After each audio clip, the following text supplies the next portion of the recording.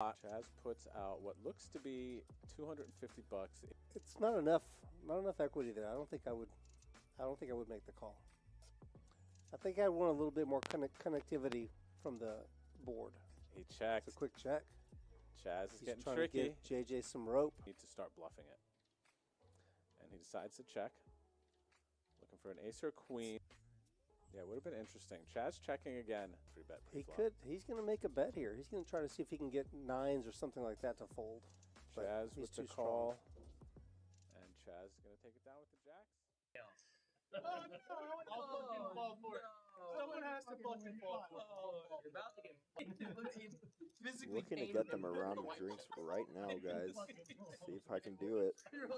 And got a raise here from Seti with a pretty good hand. King Queen offsuit. Oh my god. Oh, there it is. Yeah. Oh. I knew it. I was like, don't speak news now. All in. We get an all-in from fours from Seti. I mean, from Chaz, and Seti's gonna snap call. And I think Seti, I don't know if Chaz added on afterward, but instantly getting another shove pre-flop. And Seti, We're looking for a very low flop. it's a 50-50. We're trying to connect. We need a low board. And this is a reverse of what Seti was in last time. Oh, and it's a 4 on the flop. Seti drawing pretty much dead. Needs runner straight here. And it's not going to happen. Chaz boats up, and I think they probably run it once. Oh, well, I'm dead. So she's cool with you. He's gonna be covered. Oh, is Chaz slow rolling? Oh my goodness, Chaz slow rolls the shit out of Seti. And you know, you can see that they're really good friends there. And we also have a ton of awesome content on that. And Preston is going to wake up with aces in one of the blinds here. I think he's going to just limp it for the extra 10. Oh my god, he's going for a raise. That is surprising. And the sizing is weird. I like it and I don't at the same time. Mm-hmm. Would you prefer bigger or smaller? I think because everyone's going to call the way that the action went, and it's a $20 straddle, I'm really surprised at how small this is, but... Yeah, it might be because he doesn't feel like he needs as much protection with aces. Like, you can see even, what is that, 4 ways, he's still got 60%. Whereas with a hand like kings, his percent would be a lot lower. Definitely, if anybody had an ace, but like this board. But what I was gonna say was that there's no flop that he's gonna love. Right. And the problem is that this is one of the worst flops. And Alex with open-ended and a pair, as well as backdoor flush, is just in this spot. When Alex calls with 2 left behind, you're not feeling super good here. No, you're definitely not. I mean, and Alex is going to flat a lot of strong hands. I think he would probably just call with even sets. And Alex is just going to make basically the nuts here. And I think Preston's going to check this. Yeah. Yeah. No, I'd be hard-pressed to see him bet here. And the question is, do you think Alex is going to bet this in position? I see a check. I see a bet. He does go for a small bet. I do like both plays. Yeah, Preston having the ace of spades, I think, is a bad card for him because you're going to want Alex to have spades in this spot, you know? Alex has been shown to bluff, but this spot is not an easy spot to bluff. Preston does call. Yeah, you're basically only beating spade draws, I think, and maybe hard draws that floated the flop. Yeah, and an ace would be... Oh, that's a terrible card for Preston. That is a really bad card for Preston. The way that the action ran out, he's still going to have spades that he's going to be bluffing here, and we've seen that Alex is able to bluff in this spot, and Preston is getting a decent price. Yeah, this is rough for Preston. Yeah, do you think he gets away from this? No, he does. No. He does just call. And, oof. Looks like Preston's going to be done for the night. Yeah, that's a rough one to end on. I'm just here for the commentary. Thank you for the compliment. Thank you, Eric. Appreciate that. I hope Wow, you're going to get squeezed off and lose probably $200, $250. Chaz I was gonna say I didn't know what he was gonna go with, but I could see him shoving here too. This flop, which is going to be, Oh wow. give him a 9. Pretty good. Pretty good. I mean, against a blind range. I mean, obviously he's not blind anymore. I think he looked at his hand before calling. Yeah, and he definitely pressed on this one. You already said that. Well, you can't just do it again. I was wondering if he would press on. He did press on. Just for those who didn't know what the joke originally was gonna mean, and this 6 is actually a little scary for pressed on, because Chaz does have some 10s, and there's a lot of hands. If he is calling you on this flop, he's not gonna float as much of a hand like Ace Deuce, and it looks like Preston actually might have like 500 more.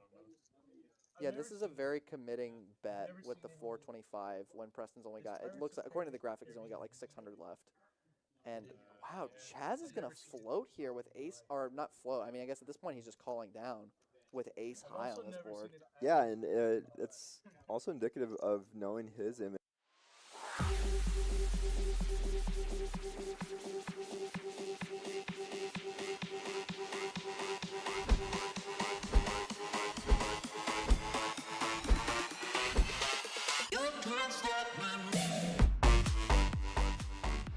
Ant-Man might win a $4,000 side pod with 8 You're high. right. If it's ace of 5 pairs the board. Oh my gosh. And Ant-Man's going to win the side pot with 8 high.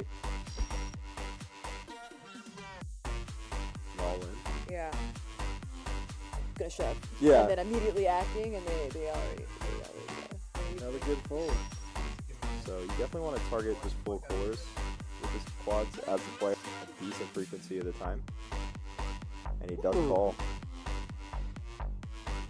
Could have just shown the quads. And then he 8. When that ace hits the river, Oh, that's not good.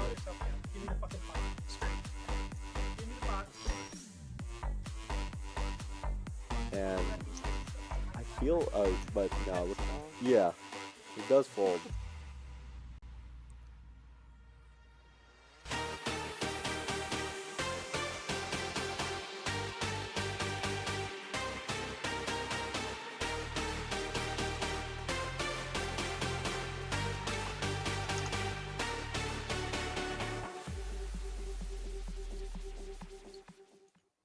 Hey, what's up, everybody? Welcome to Rounders Tonight from Rounders Card Club in San Antonio, Texas. I am Rude. And tonight we're bringing a little sampling of the action we've got in our card room, the little 125 with a $5 big blind ante. And joining me tonight as we look on is my friend Rob Gardner. What's up, Rob? How we doing? How are you? Let's see. Looks like we've walked into something here, Rob. Hey, this is good timing. It looks like. I don't want to do this. Let's get back to the table. Yeah. Well, it looks like I saw a 7 deuce. Somebody had 7 deuce. A pot was awarded. I'm not sure exactly what happened, but I don't mind telling you we're going to have a lot of action. That's just going to be a little sampling of what's going on coming up tonight. We do have the 7 deuce game. We have a nit game. We've got straddles. We got just tons of action tonight. It's going to be fun, Rob. And we got some fresh meat too, I hear. We've got some new players at the table that are new to the stream, so it'll create some fresh, unique dynamics. There'll be some lack of history between some of the players, which should lead to some more fireworks as well. Yeah, a little something fresh for some of the regulars. We do have seat 1. We've got RKsugarfree. Sugarfree's been with us several times, and then it says, okay, let's see. Josh is in seat 2. We have a $10 straddle. Seat 3 is a new player playing under the name of Rectum. 7 folds.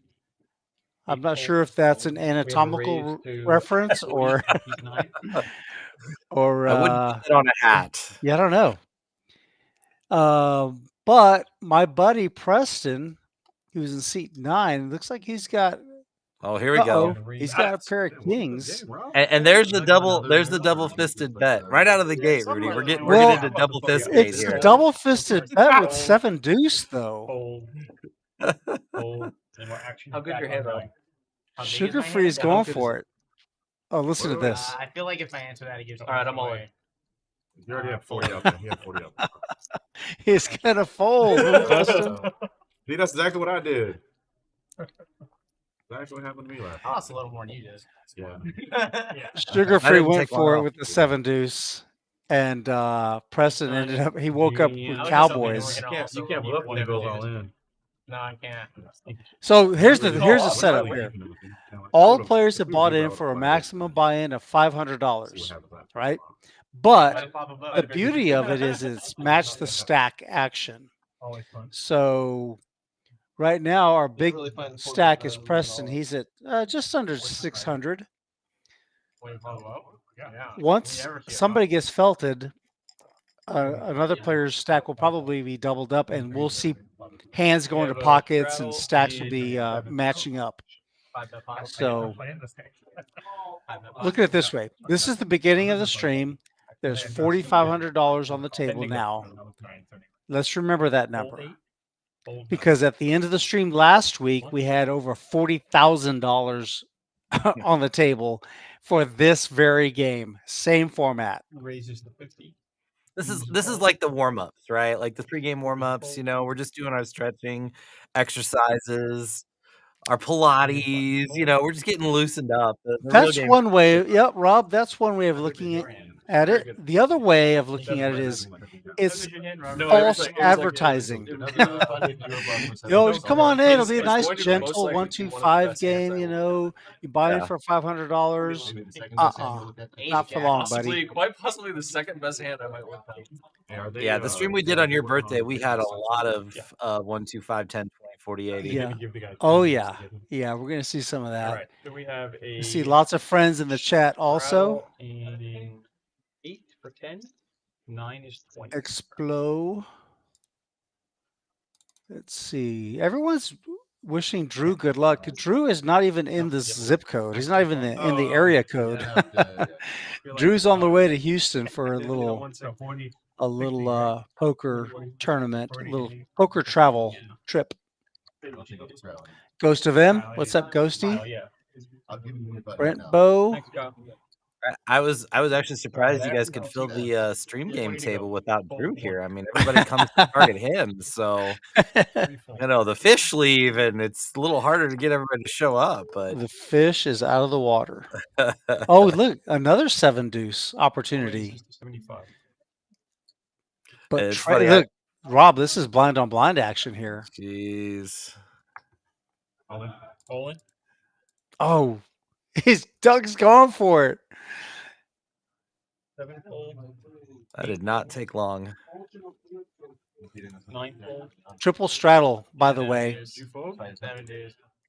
He got 7 deuce. Everybody, he called it. Somebody said it. I played a live tournament a couple weeks ago, and my buddy messaged me. He's like, "So what was it like to be live again?" I was like, "I forgot how many deuces there are in a live poker deck." It just felt like I was getting deuces like every hand, Just the live poker decks have just the live deuces, huh? deck.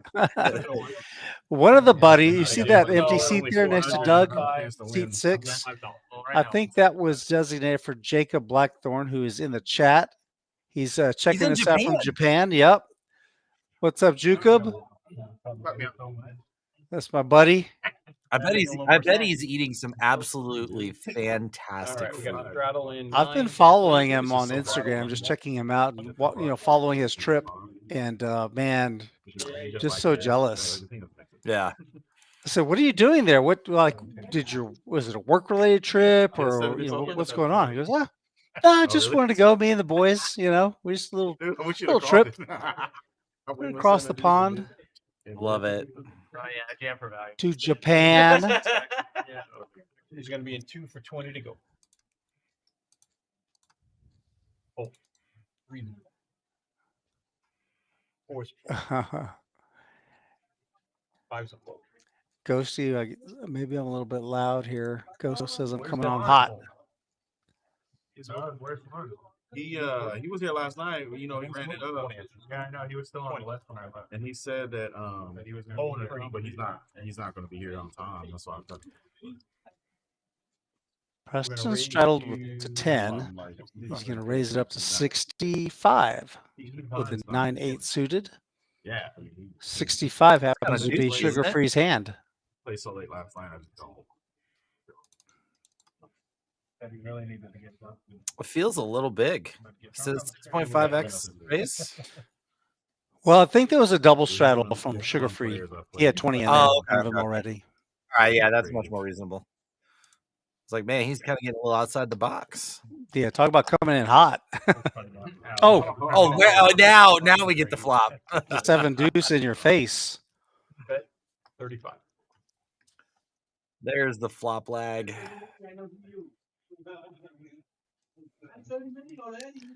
It's actually not a terrible flop for Sugar-Free's hand. No. It's kind of unfair. Access to 9. You got to remember, these guys did not pick their hands, right? They were both straddlers. Right.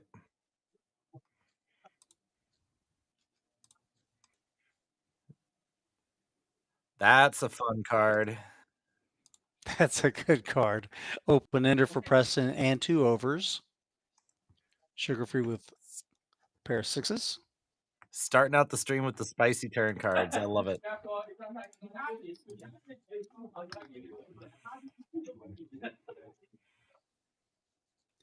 The SPR gets shallow quick at these stack depths. Kind of makes it hard to get too aggressive with your raises, but 213 in the pot. Preston brings it with a 125 for the turn bet. 125. Trouble here for RK is what is he doing on river if he just calls? Yeah, there aren't very many good cards on the river for Sugar-Free. There's 338. Looks like he's got about 360 behind. I expect him to. He puts 95%. Well, I didn't. That's off the string. I thought he was probably going to shove or fold, but he just makes the call. Maybe he wants to make sure Preston puts the rest in. Pretty innocuous river. Yeah, Preston does put the rest in. And Sugar-Free is not going to fold here. Yeah, he's too high in his range. Well, I don't think you have. I guess he could, but I don't have a 7. So he doesn't have much behind. I think that's a good read. Like, he's not folding this and calling with an ace. So if he's not calling with this, then he's basically only calling with the nuts or the effective nuts. So I think he has to make this call if he's doing any bluff catching at all. And it's really hard to put Preston on a 7 too. It's almost like 4-1, right? Yeah. Yeah. I think they both played their hands perfectly. It just the hand kind of played itself. Yeah, I agree with you. And now we get to match the stack. Yep, that's right. Now Rob's got $1,000 in his stack. Lorianne is in the chat, and What's up, Miss all is Lorianne? right. All is right in the poker world. Let's see here. Fig is going to get a count. Give Rob what he's owed. And there goes Josh. Left hand in the pocket. Oh, no, he's checking his phone. I thought That was a pump fake. out. Yeah, that was a bluff. I'm checking out the table, waiting for people to. That was a little Devin Vassell juke. Nice. You getting ready for your Texas trip, huh? You're Oh man, researching the Spurs. Well, I dabble in daily fantasy sports from time to time. I actually do well in it for like football, and then NBA comes, and I always try to play it for like 2 months, and I give up every single year. Just not good enough, but I learn a lot about the NBA in that 2 months. I get a love-hate relationship with people. Are people in San Antonio as adept to how much Popovich just plays with rotations and randomly starts different people and subs people out and then just doesn't play them the rest of the game? Well, because Because the fantasy world loses their mind over that, but I don't know if the casual fan picks up on that or if that's just a fantasy sports thing. You know, we've been pretty spoiled here in San Antonio. We've had some really good, a very long run of championship teams. Yeah. And, you know, it hasn't been that way for a while, the past few seasons. However, I don't mind telling you, there's a not a small amount of energy, like positive energy surrounding this year's team. This with Wemby, A little bit of Wemby fever floating around those parts. Oh my goodness! Yeah, people are really they're back, they're engaged. They're watching the Spurs. They're interested. He's so fun to watch. He does. He's like he really is a unicorn. Yeah, yeah. He's basically Giannis, but he's good. Man, you're just bringing it here, aren't you, Rob? Shout out to all my Wisconsin peeps in the stream who now are shutting the stream off. 35. 5 folded.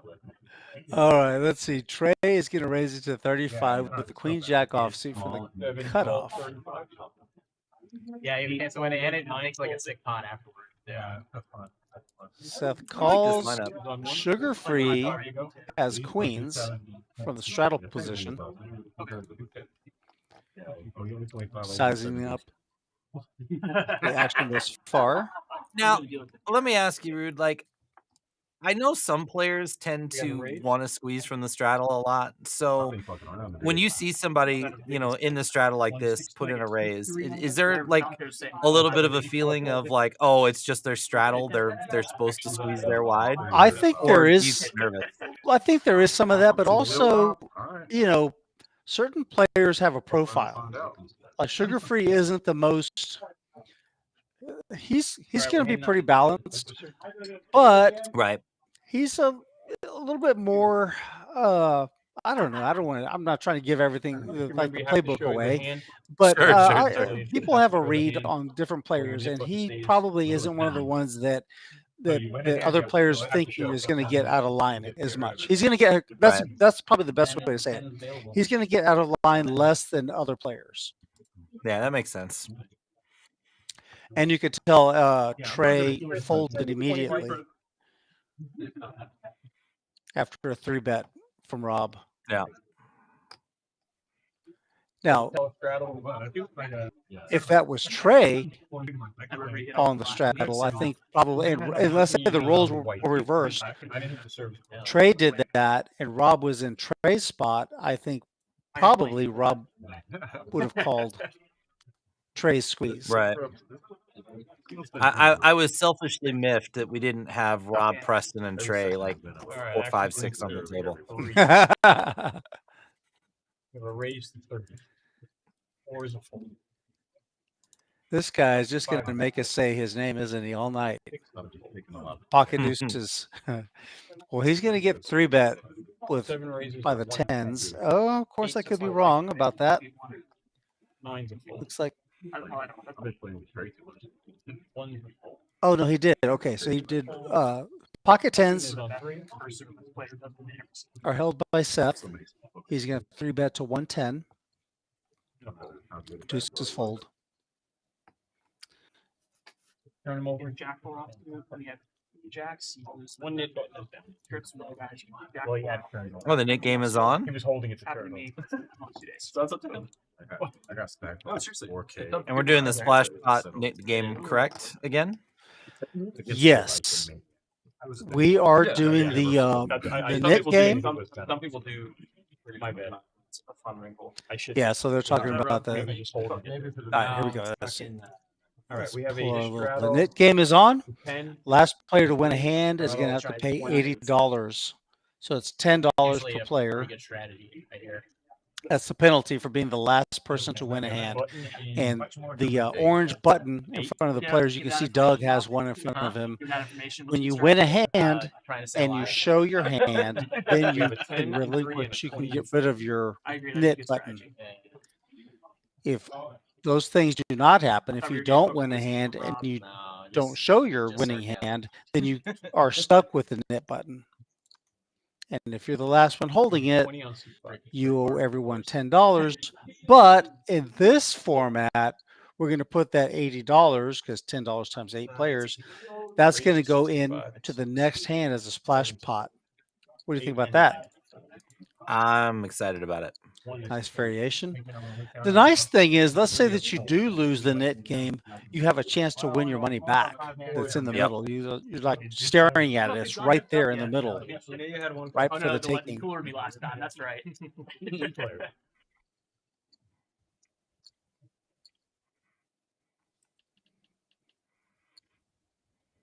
Check. 55. 55.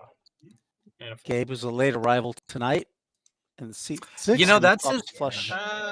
That's his groove. The last stream I did with Gabe on it, he came in like halfway through the stream and got like aces and kings like in the first 3 hands, and I learned like my lesson the first one. over doubled his money. It was just like, man, that's so sick. Like just No come way, in, sit down, and boom. Yeah, Yeah, he called ahead. So I do appreciate that. But yeah, you just smacked with the deck. We have a $10 straddle in 4.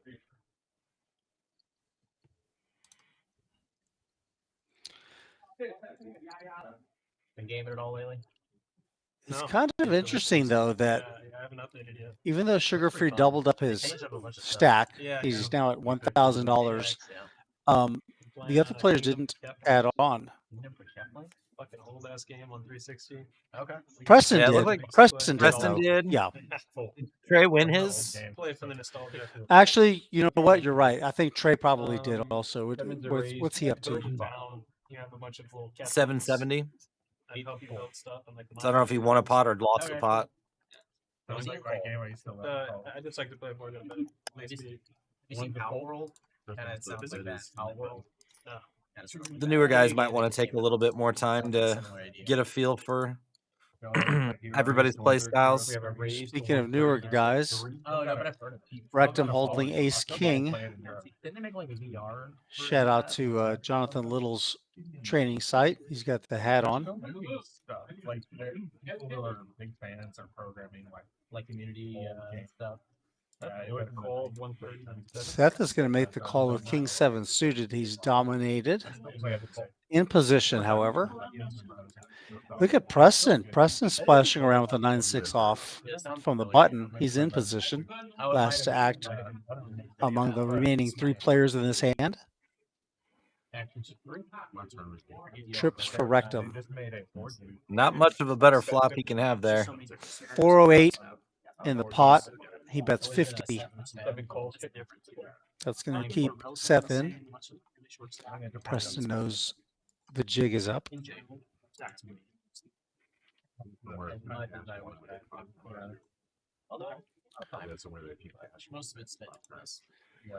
By the way, that's a really small bet. If you guys think about the size of the pot, 50 into 400. Yeah. Yeah, it doesn't really accomplish too much. I mean, I guess it does keep hands in exactly like Seth's hand, but you're losing a lot of money when they have weaker aces. That's a great one. That's one of my favorites. I guess he is pretty shallow, though, so I guess he can pick it up across all 3 degrees. Yeah, it actually it works out pretty well. Because if he'd made it bigger, this particular hand, Seth would not have called. She was like, yeah, everyone's saying like Seth turns a 7. Now he's got the middle pair of are 7s. like some of the best. They're so good. True bluff catcher. And a call. Yep. Quick call. And you can see how far behind he actually was. That's actually like my least favorite arc. It's also the longest. That's what I mean. Like I loaded it up. So with that hand being called, Rectum is now going to be up to $1,000. Listen to his advice. Boring. It's boring to play properly. It is. That's true. Perfect. Thank you. It is. It's a lot of. He said boring to play properly. I think he played that just exactly right. I mean, 3-bet pot. He has Ace King. I don't. Not very out of line. Him and Bart Hansen. Bart Hansen is very stupid. That's a tough one. Captivated. Who's the other one? Any other 4? Seth now has 464 in front of them, so it looks like he probably added on as well. Need some like jokes sprinkled in, you know, and some comedic relief. Definitely. 5 is straddling $10. I don't really care for John a little bit. Yeah, everybody up except for seat 5 and 6. He seems fine. His content. A lot of it recently has been. I've never met the guy, so. Got it. Both Bart and him. I'll just send him back. That's cool. I need. His recent videos have been just like a lot of repeating stuff. Oh, that's the freaking John's little hat. I like that. It's kind of cool. They're talking about the Yeah, Jonathan Little. Magical colorway. You're set. And for Rectum said, well, I just like the hat. Oh, that's funny. No, I totally get it. Yeah. Yeah. You're too young to have it. Yeah. My stepdad gave me his. Sorry, so then the first time, yeah, so the cartridge is like that, the big cheap, and it would like get dusty, like, oh, it's not working. I know, like magically we just all knew. Mine raises to 125. There we go. Oh no. Preston's spicing it up a little. Very active here early on. Maybe taking advantage of the fact that RK and Trey are kind of spread out around the table. Gets to isolate a little bit wider. And actually, wait, is he in the 8 seat or the 9 seat? 9. So I wouldn't be surprised. He might do a lot of isolating today just to keep RK out of pots. Yeah. Well, my first one was yeah. I got Pokemon Red. I can see Yeah, that. the 9 seat, 1 seater next to each other. So but, yeah. he's isolated Seth here. Oh, Seth is going to 4-bet with a suited ace. He's got suited wheel cards. Spicy. But let's think about this.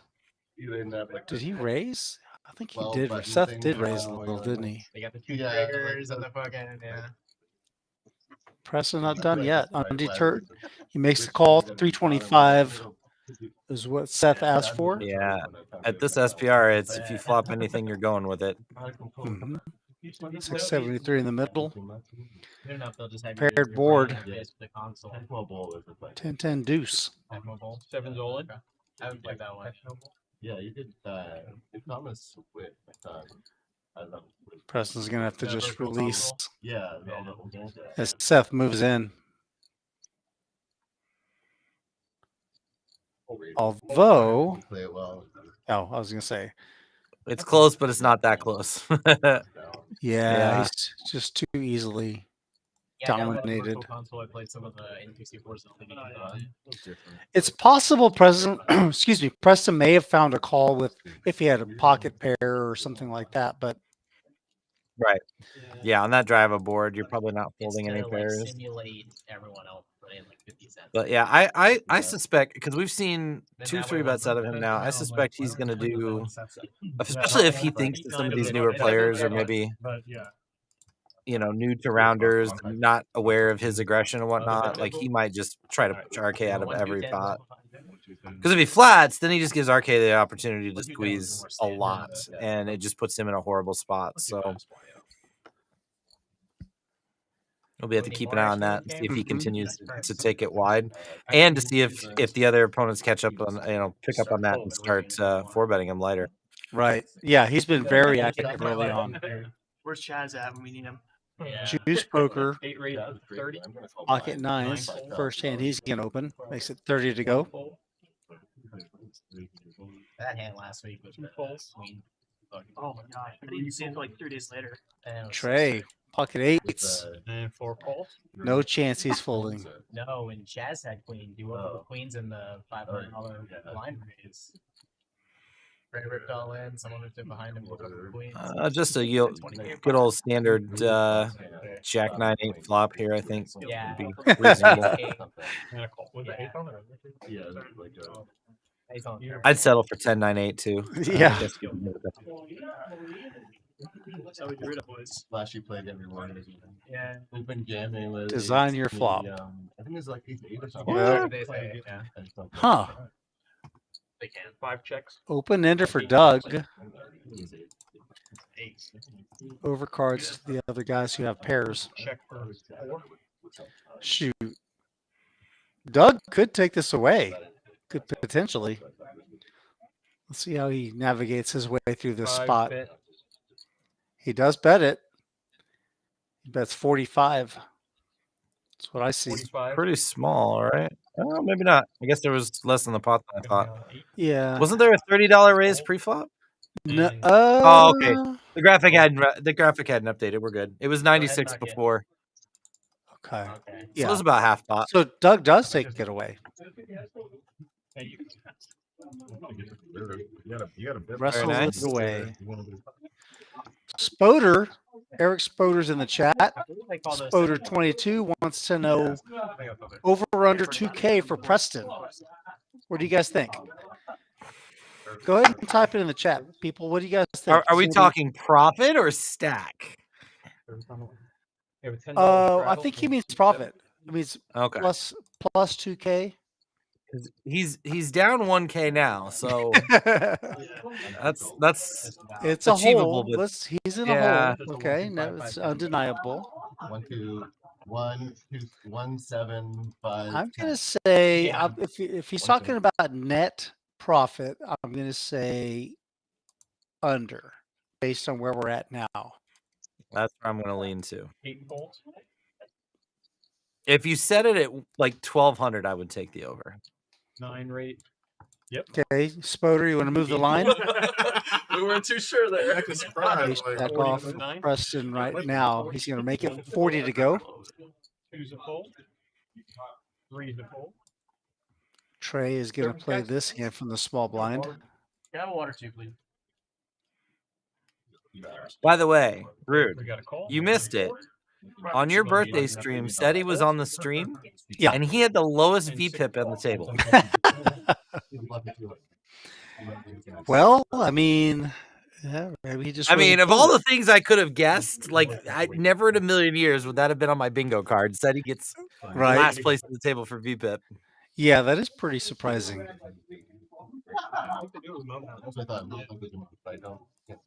They mix it up, but the guy who's Rob Gardner, I don't think Seth, Ace King. Oh, is the action on Gabe? No. Dang, Seth just jams for 1.2K. Oh, look at Preston with Ace Jack offsuit. Do you see this kind of shove a lot? No. This is like no. Like, that's why is, Preston hasn't folded yet.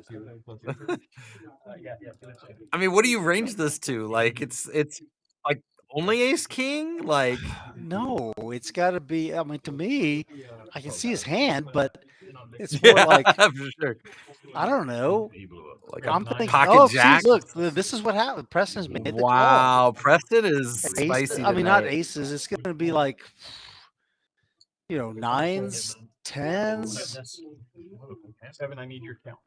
Preston has an ace and a jack. So maybe he thinks he has 3 overs, but he's in bad shape. 1,200. I try not to walk into my all-in spots happy about having 3 overs. Yeah. Look at the chat, Rob. New live line, yeah. The line has dropping moved quickly. significantly. 160, 11. I don't. Once is fine. Do you have 7? No, you don't have 7 deuces. Oh my gosh. That's the beauty of 7 deuce game, and you can play it like you have 7 deuce. Just need to turn like. And they're running it once. No, they're running it once. One shot. Oh, doesn't get any better than that. God, what a flop. Yeah. Woof. That'll do it. That'll do her there. Ace, king, spade.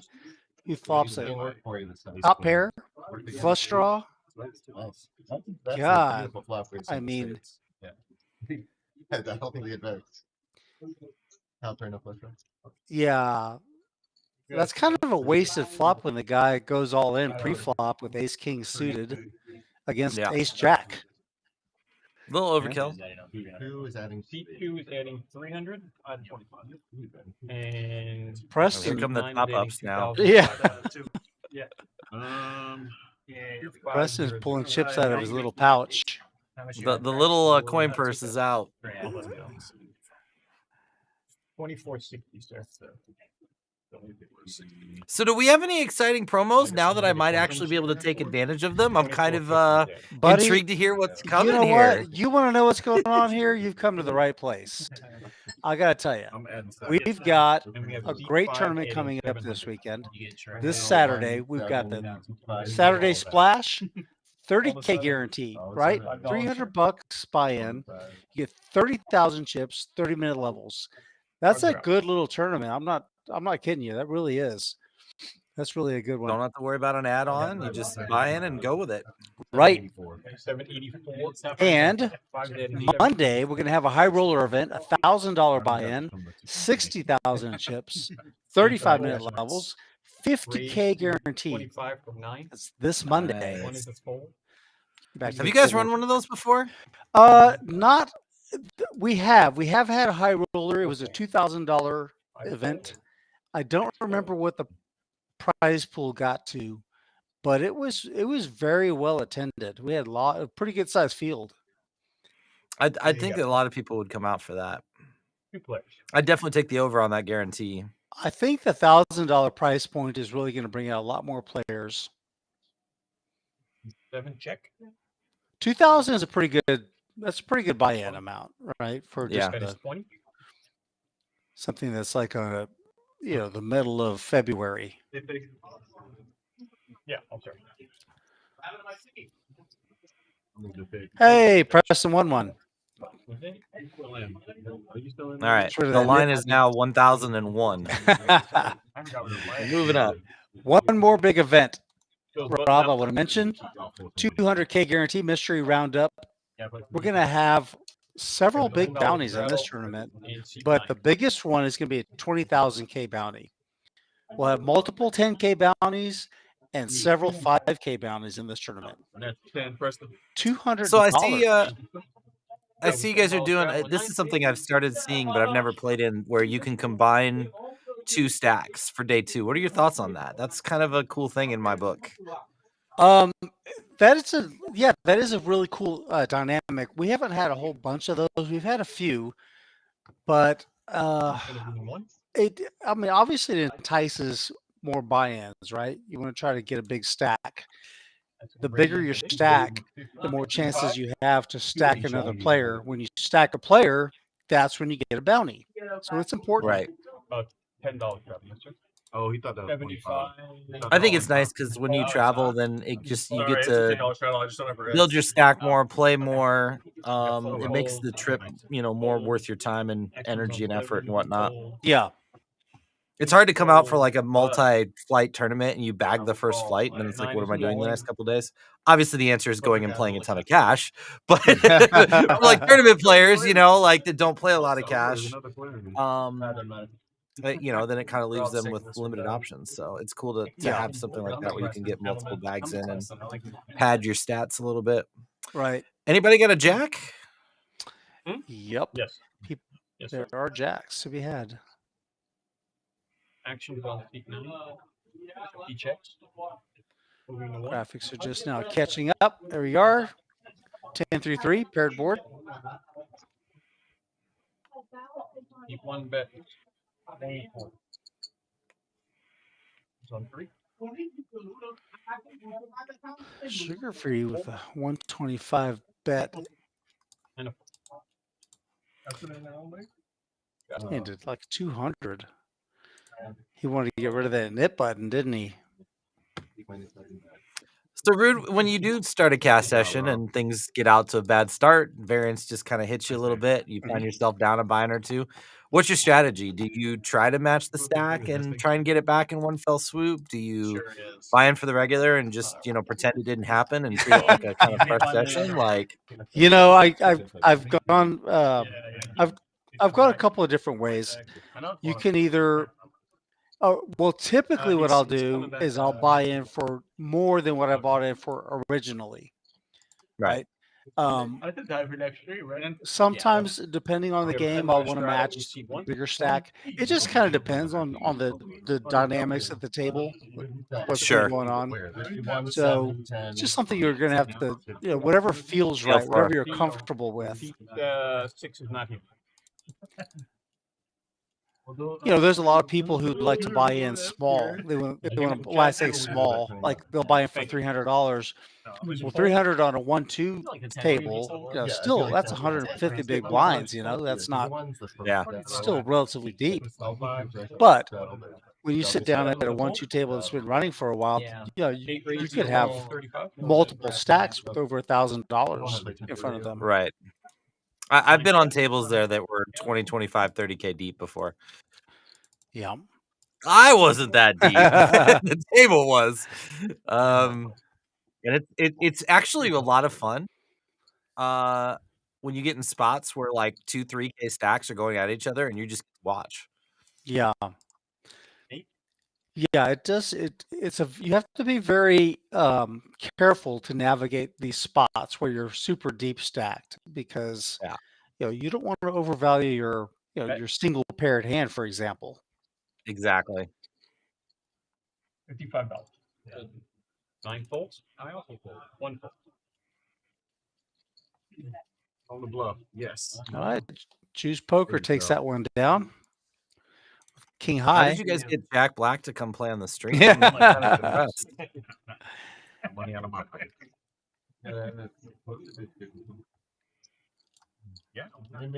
Oh, we told him he could be on Seth's left.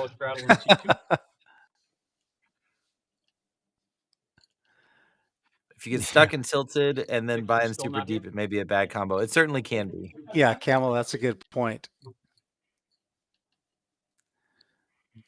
I know Kamala's strategy is the opposite of that. I've been on the table with her before, and she likes to. She's got a very unique strategy. I think she likes to work a smaller stack and then double up and build it up and go from there. Minimize the downside. Math behind that, like, because you just have so much upside, right? Yes, and you're limiting your risk. So I think that's actually a really strong play. Don't get mad at me, Camel, because I gave away your secret. I gave away your playbook. When I get there, Camel, you can tell me where you play. Yeah, I could be. That's fair. I could be completely wrong. It's my read. Lorianne. Yeah, I know. I was thinking the same thing. We've really been emphasizing the M instead of 4 bets 25 and a call.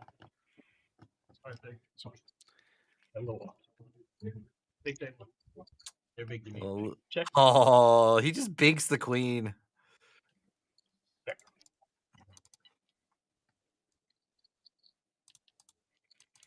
Yep.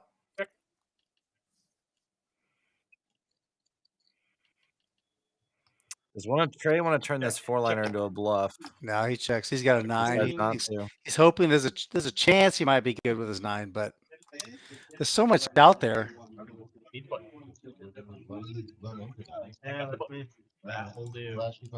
All right, splash pop. Oh, is that the end of the Nick game there? That was the end. So it looks like Trey was the loser of the Nick game. So you see that the $80 that's in front of Trey, that is in the pot. Yep. Oh my goodness, these guys are okay. Here's the thing that I don't necessarily agree with. Boys, you guys go nuts, go at it.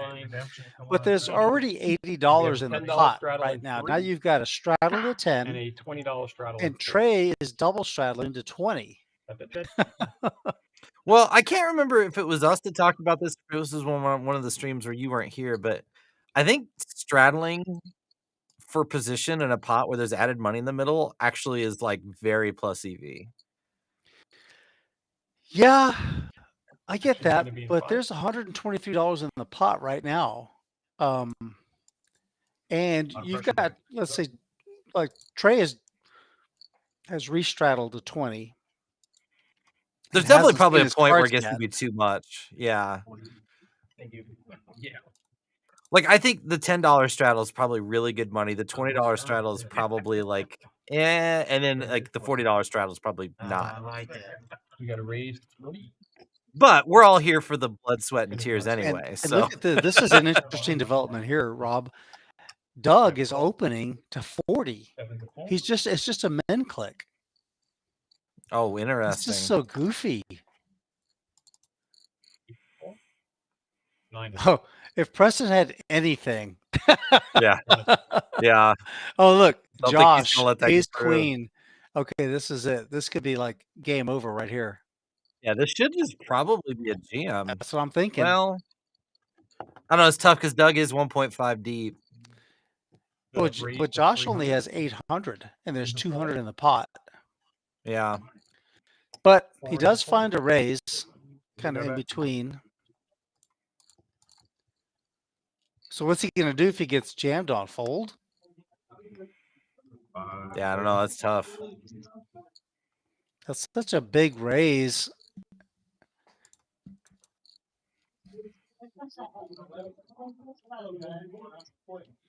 This is interesting.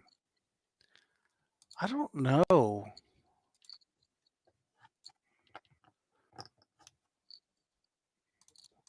What was it? 140 or no, I guess 190, well 200, right? 200 was in there before Josh opened to 300. How many callers were there? Because it was the straddles hadn't called yet. They were still left to act, right? Correct. So but it would have Doug men clicked it to 40 and Gabe called. So there's one caller. So there's like 120 in there, I think. And then he raised to 3. So No, because we'll see there's 500 in the pot right now.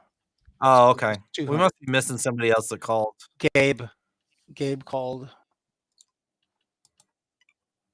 Remember the $80 dead money to start the splash? Oh, that's what I'm forgetting. Yeah. I'm forgetting about the splash part of it. Only if you want. So Josh takes it down. Math is hard. Yeah, that's a nice pickup. Josh. Very nice. Add to his stack there. Josh is now up $230 with that little pickup. Did was the line 2K or negative 2K? I can't remember. For Preston? The line was plus 2K, but it rapidly changed to -1. I'll say this. He has run up 4K stacks on here numerous times, even in just the limited time I've been a part of the stream. So well within the range of outcomes that he gets this back quick. And we're going to start a new knit game. That's why the buttons are in front of everybody. That happens that he tap a stack and just like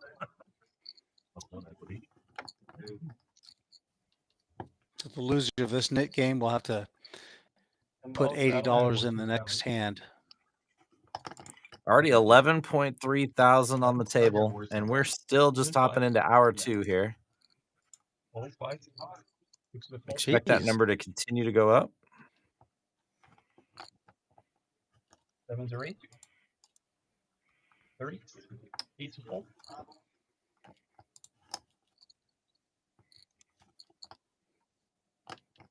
Oh. 9's a call. Preston's on the button, makes a call with a 9-8 offsuit. Calling the $30. Uh-oh. Josh is going to have something to say about that. It seems so far every time Preston's trying to get in there, somebody does something. They're going to 3-bet him or 4-bet him. Keeps getting That sounds like Chaz's laugh. I feel teased. He might be. I hear the Chaz laugh, and there's an yeah. That table is is on the wait list. Corner. I'm sorry, 1 Well, gotcha. Playing, yeah, there's a bigger game. Yep. Yeah.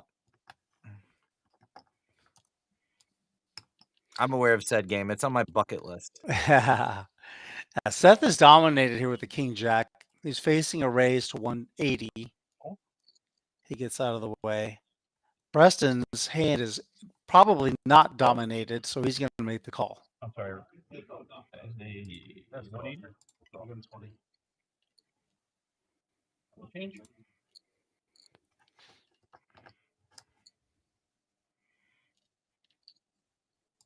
Okay. Ace King versus 9-8. King on the flop. Top pair, top kicker for Josh.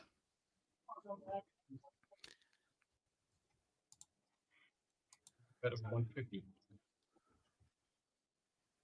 Small bet. 150 into 400. I like it. This is going to keep some 7x in. It's going to keep Queen X in. Yeah. This exact hand, it's going to get. He's going to get nothing from Preston. He just completely whiffed. Josh picks up another one. Now he did he show his hand? Because he still has a nip button in front of him. Okay, we'll see it later. All the cards, yeah, I was like, Oh, No, he did no. not. forgot about the ATM. Are we gonna do it? See, now in order to get rid of that nip button, you have to show your cards. $10 Yeah, that seems like a little bit of a error, Yep. oversight.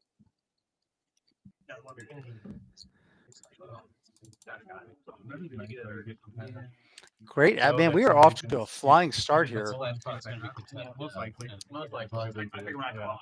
We're intentionally Like, all right, well, Yeah, warm-ups are over.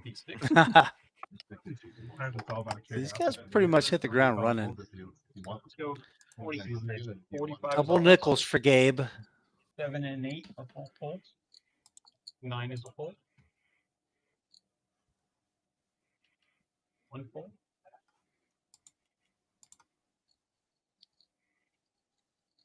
And 3 folds.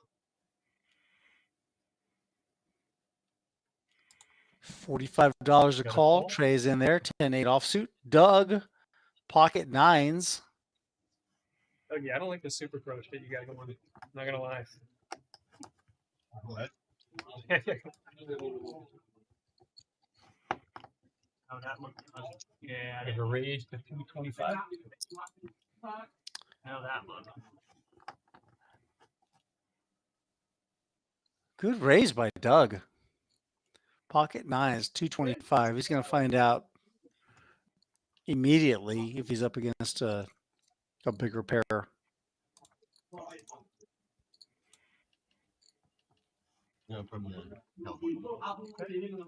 Is this deep enough to stop Gabe from step mining? How long have you been here?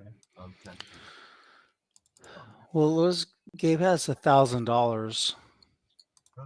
Good idea. So it'd be about 25% of his stack.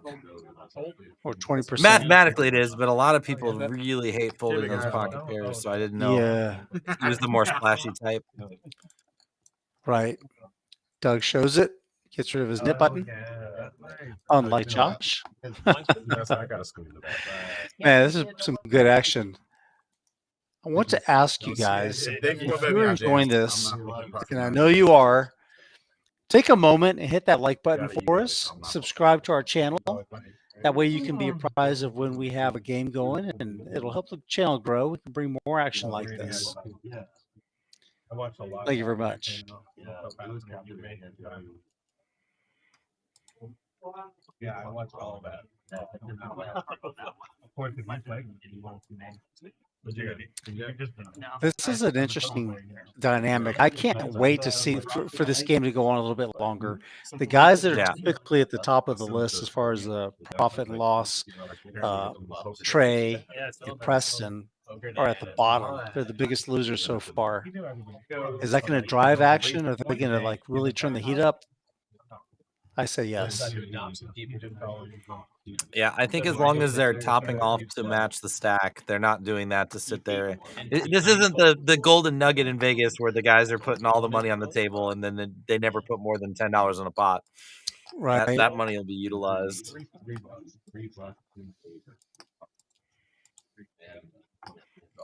Yeah, there's no last longer scenario here. They're trying to get chips. They're trying to acquire chips from other players. So let's take note of this open from Seth here with the 10-8 suited. Made it 60 to go. Trey is set mining with fours. Middle pair for Seth. Top pair for Gabe 7 chips. with backdoor clubs. Yeah, Seth's got backdoor straight draw out possibilities too. Oh, uh-oh. What a turn card. Gabe feels good about that. He's going to go ahead and bet top pair. A good kicker. King Jack. Seth raises here. It looks really strong, doesn't it? Yeah, but the nuts would be Queen 9, right? Probably not going to be. It's possible, I guess. Maybe a Queen 9 suited of some sort. Gabe is unblocking a Queen 9. But 10 Jack is a possibility, even though Gabe has. Oh my gosh. Okay, wow. This is a great river card for Gabe. And he checks to Seth. And Seth, look, he's just eyeing his stack. There's 900 in the pot. Gabe has 700. There's no other size. There's going to be fireworks. Oh, what? He checked behind? He checked behind. Oh, man. What a good check back. Oh, my gosh. Jeez. It looks like, yeah. Doug is needling Gabe. All right, we got a new deal coming in. A lot of time. Thank you, gentlemen. Oh, man. That is a crazy check back. Gabe missed the bet there, I think. What do you think is the incentive to checking that? Like, I guess he's hoping he's going to kind of bluff off because he could just stick it in at that point. I think you're right. That's what I'm thinking. If he would have just taken his time a little bit. Yeah. It seemed like he checked so quickly.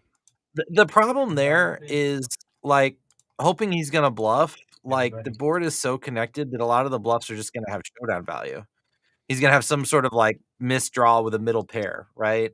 So unless he's going to turn those kind of hands, like he's going to turn a pair of 8s into a bluff, it's just going to go check there a lot, I think. Yeah.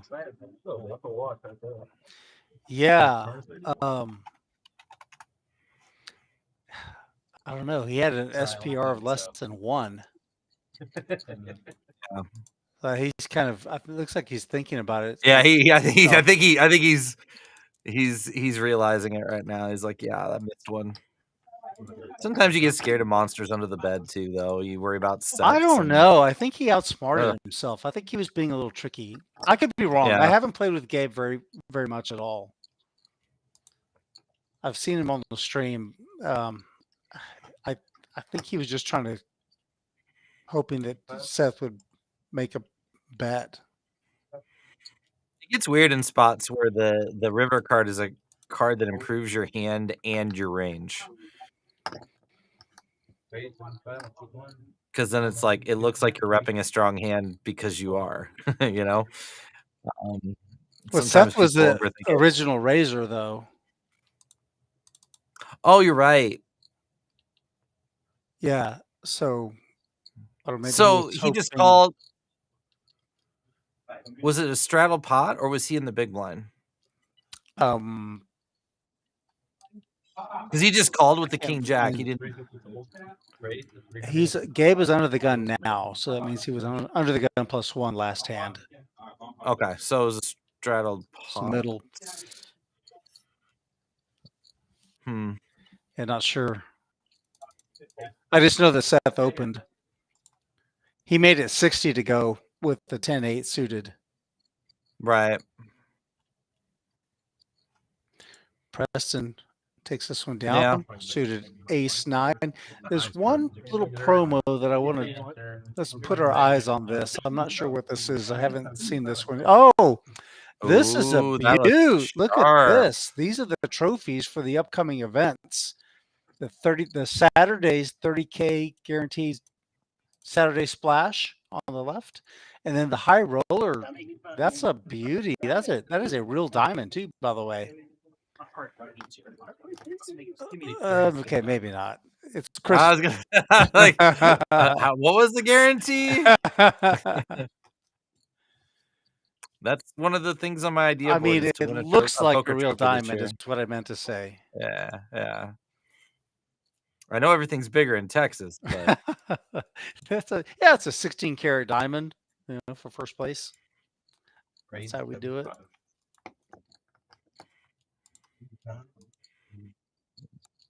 my wife will have me firing 25 bullets into that thing just to win it. Oh yeah, you'll be on the next one. Double the prize pool by myself. Juice Poker is going to open with Ace Jack suited and going to get immediately 3-bet by Preston. Yeah, here we go. Like I just think he's gonna have a 3-bet or fold strategy here most of the night. I remember which one they were. And I think that's the way to go, actually, with all the dynamics. Yeah, Preston's in position on this hand, but then it looks like we're 4-handed, and he does flop top pair, but he's got the same hand as Seth. Juice Poker has a gut shot to Broadway. Oh yeah, like then you're like, I get there. Checks around. Oh my God! I was gonna say, what about a 3? I can't believe it. Gabe gets there on the turn, a set of 3s. Oh my gosh! Hoping for the check raise here for sure. I don't think we're gonna see him slow play this. Heck no.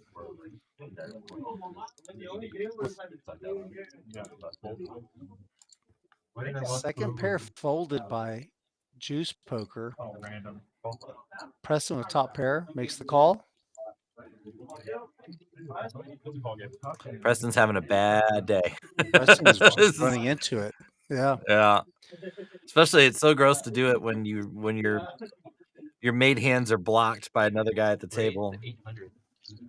Yeah, here comes the raise. Look at Seth's reaction. It's like, what are you doing? Playing BJ3? Oh, yeah. Yeah, I'm getting near the end. Character's almost lax. 800 is the asking price from Gabe. Seth with top pair. And this would be a great spot to bluff squeeze, but not many players have a bluff squeeze in their arsenal in this type of location. So it's hard to believe he's on. Yeah, it's just hard to put him on any kind of like. Wow, Preston's just gonna find out the hard way that. Look at Gabe. He's not even. He's like he thinks he ran into it. He thinks he stepped in it. Can't believe his bad luck. I guess he feels bad about turning. He's got to call the just in case the 9. Worried about a straight, like. But he's dead. I mean, Preston's dead. Do you want to run it 50 times? Preston, I hope you brought your big bag, your big pouch. He's gonna be borrowing Steady's or Jazz's pouch here soon. Oh man, Kamala with a good question. Why did Preston check the flop? Oh yeah. I had Queen Jack and I was trapping and 4 ways, like I don't know. I would say like 4 ways. That's not the strongest hand, so maybe you pot control, but then you got it in anyway. So. Well, he was last to act on the flop, though. I think when it checks to him, and he's got top pair. Good kicker. I can't think of a reason to check it though. Yeah. Adding 15. I mean.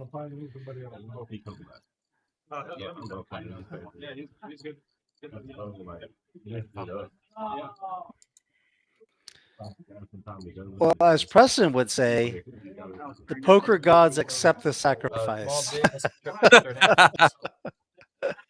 It happens to the best of us. The 3 on the turn. It's just a dagger. I had a rough cash session a week ago, and I tweeted out about the $400 fast food meal I was eating on the way home. Did you enjoy it? I had to.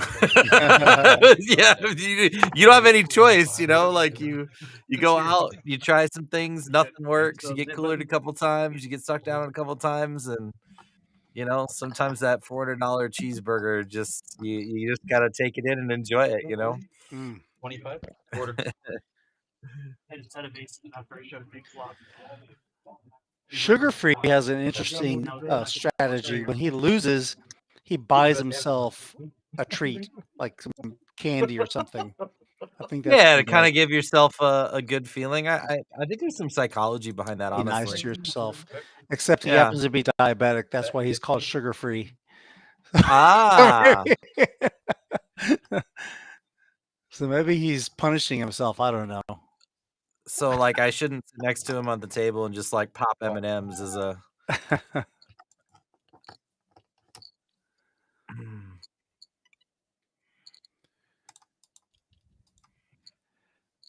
Always cool when the nicknames have a nice little story behind them. Yeah.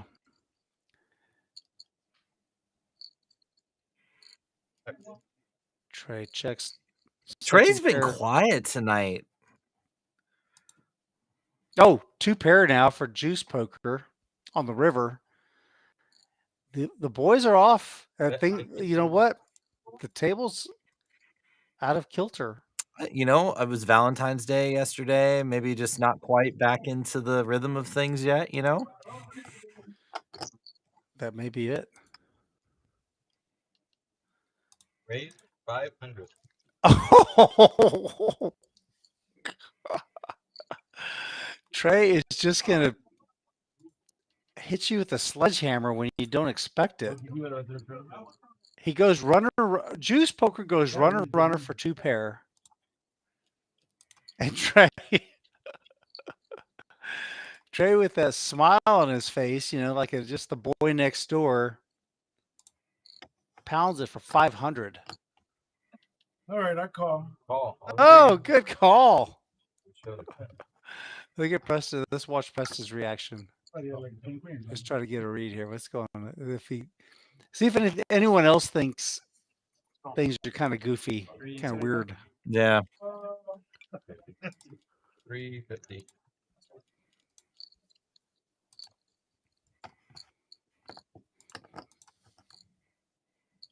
Yeah, Camel, I think I believe that's accurate, what I said. Yeah. I think he is diabetic. And a rip count, pretty difficult to do that. Take it.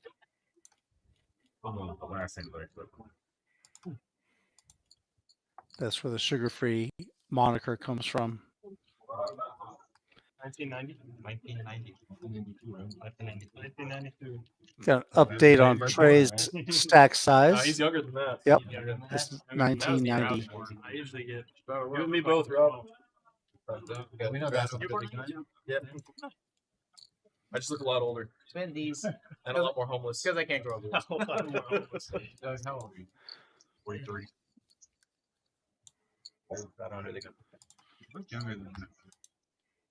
Suited ace jack for Josh. He'll open. 45 to go. 82. Yeah. Barely get to Trey makes the call. So yeah, man,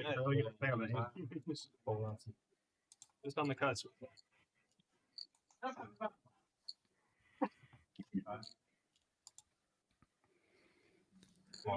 Seth gonna squeeze or just flat here? Looks like he's just gonna flat. Rob, you have a nip on still? Preston have anything he can squeeze with? Preston's got deuces, but he's gonna set mine. Yeah, that's fair. Probably one of the few places. Can't do it. I want to, but I can't. How many left? We've been there, Rob. We've been there. 4 players. 4 to the flop.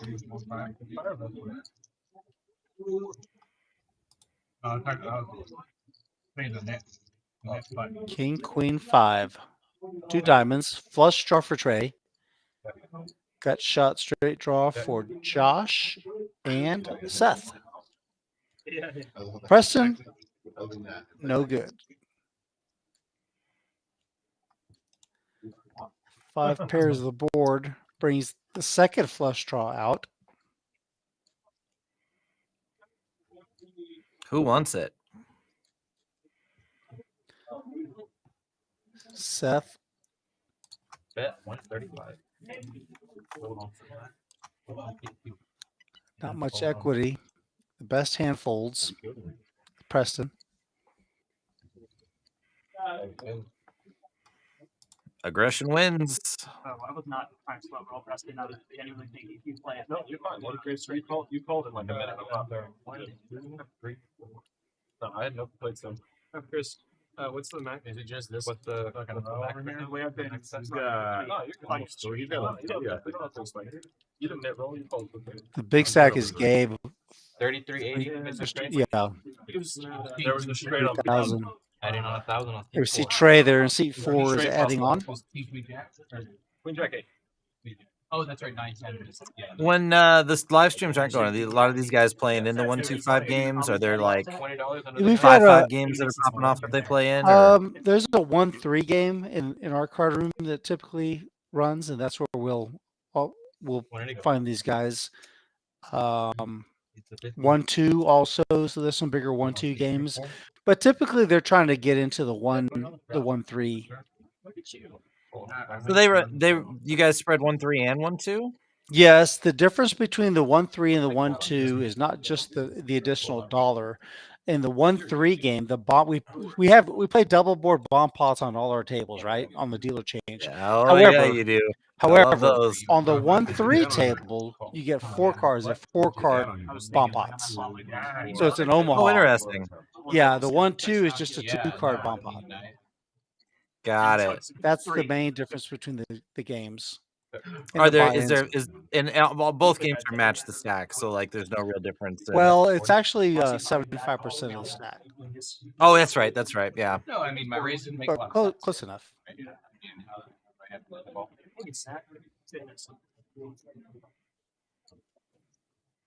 There were some draws out there too as well. I was hoping I wasn't up against playing. Top pair for Josh, still good. This is not going to be enough to get Josh to go away. Aha! There. The wall. Look That's damn, bro. You can active player around. I'm never going to stream that game. That's the game I want to see. I'm still waiting for Rooster to make his live stream debut. Yeah.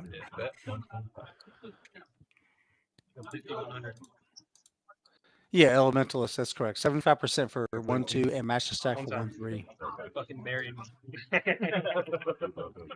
But the buy-in amounts are different too for new games. I was down at peak more than I've ever been down in the game of Vegas. He's gonna break it with you. I can't wait. So you keep teasing us here in San Antonio. You say you're coming, and I don't know.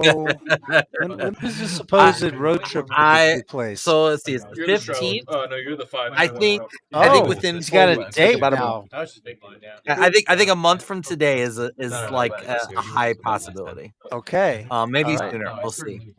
So there you go. I gotta take the scenic route because you know how it is in poker. You've got so many friends like kind of spread out across the country that I have a lot of like if I drive through and I don't stop and say hi, I'm gonna offend people type stuff. Not that I'm like famous or well known or anything, but just good buddies that would be like, oh bro, you're gonna drive right by my house and not stop in for lunch or whatever. So each got it for 20 last night. It's okay. Yeah, stop by, say hello, play maybe a little poker session. Yeah. Those have been I hate driving to Vegas, mainly because I hate driving back. But the times I've done it that I've enjoyed the most is where like I'll just stop somewhere every night on the way there and play in a different room, and just check out the local poker and kind of see what it's like. It's always fun to do that.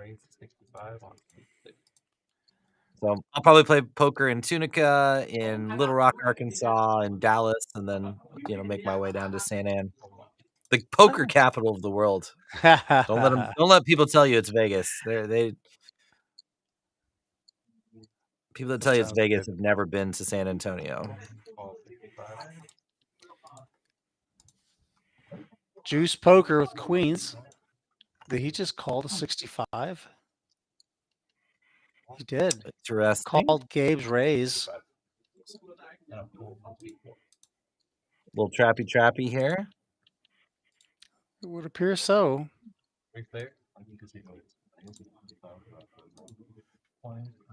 I've seen that before. That would screw with me. King 10-10. Paired board. Top pair for Gabe.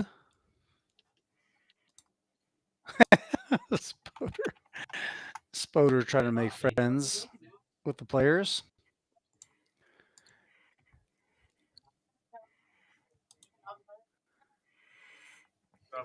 Gabe with a good size. I like the bet sizing. 80 into about 220. Hey, Kenny, let's go, buddy. That'll keep juice in. Damn, every time I see Kenny, he's got only one stack. See, Rob was showing on the screen, so it's a little win-win worked out. Yeah. 7 on the turn looks like a safe turn card. If Juice Poker thinks he was good on the flop, 7 did nothing to change his mind about his standing. Oh, man, this is going to be interesting. The third 10 on the board. Pot size bet from Gabe. Polarizing appropriately here.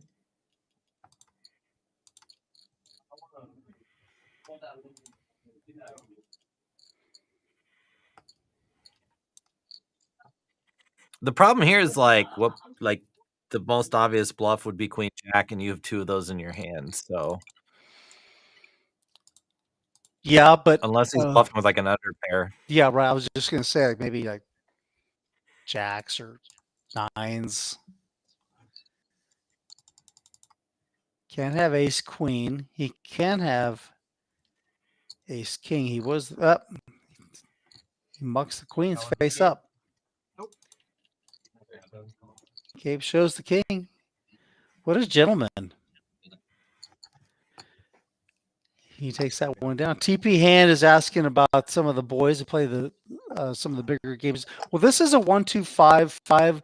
I'm not saying that the guys that you're mentioning, the Chaz, Rory, Uchan, Steady DQ, they do play this game, but not very often.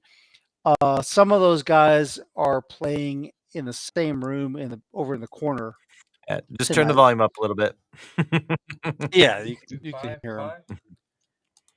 They're right over over Trey's shoulder. They're playing 10-25 tonight. Is that all? That's it.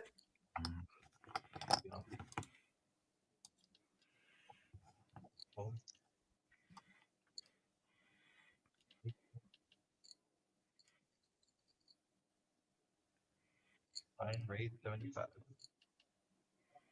Hold on. Hold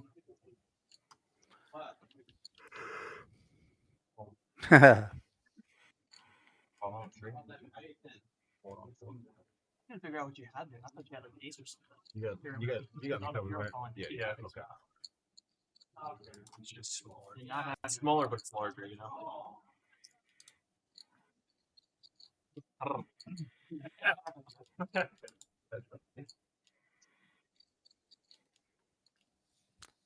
Doug cannot defend. Some hearts and 2 pair. Mm-hmm. See if we get some fireworks here on the turn. Goes check. Rectum will not be checking this time. Preston's just been running into it so much tonight. he's got a little worried about the river. What, like this? Can the 6-7 be there?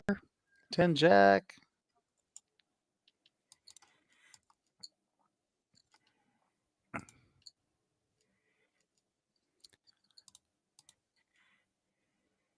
Four gives Rectum a pair.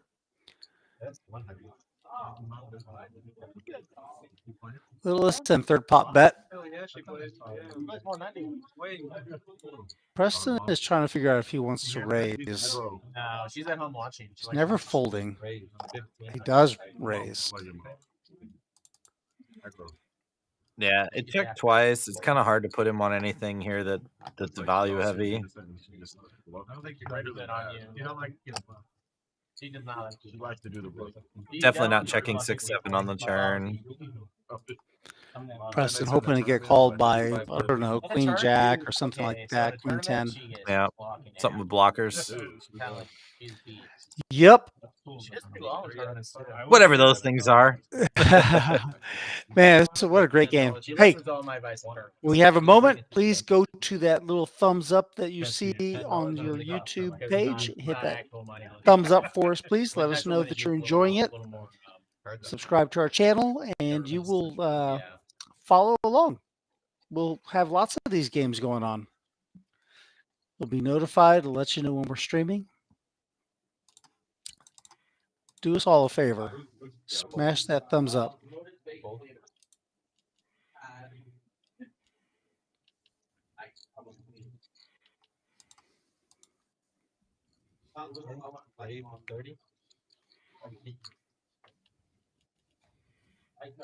Uh-oh. Opportunity for Sugar-Free to get out of line here. On the button. Last 2-7 didn't go so hot. Maybe we can make up for it here.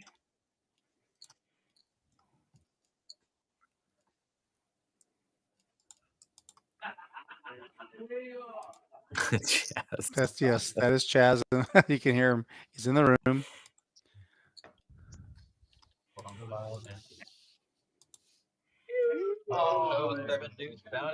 Pay that man, and he gets rid of the nip button.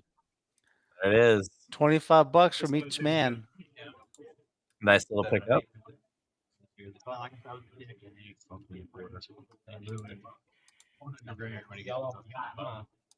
Everybody forgot.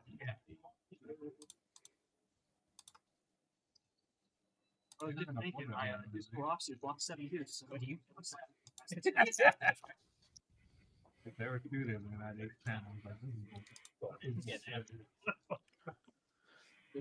Battle 10 under the gun.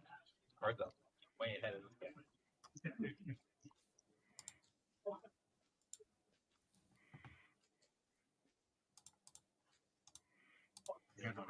I'll take it. Still got a few guys with the nip buttons in front of them. 35 to go from Preston. Josh, the suited 9-7, is going to call from the button. And then we get around to the nip button boys. Rectum and Trey. Trey has jacks. He can do a little squeeze play here. For sure. Great spot for a squeeze. Yeah. And with his image, like, could totally look like he's just getting out of line.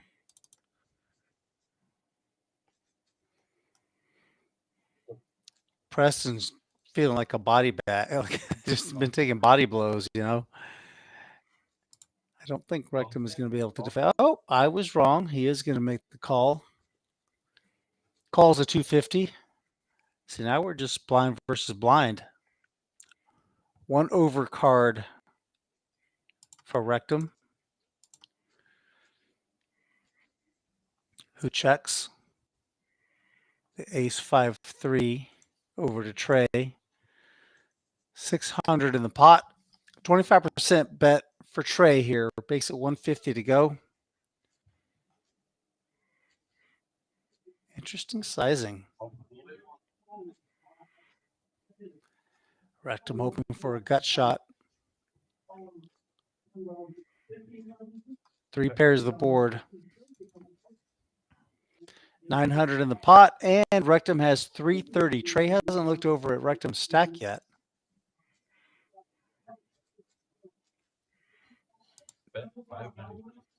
Yeah, gonna follow through here on turn. That's gonna do it. Trey takes it down. He's going to show the jacks and gets rid of his nip button. That means that I believe Rectum was the last one holding the nip button.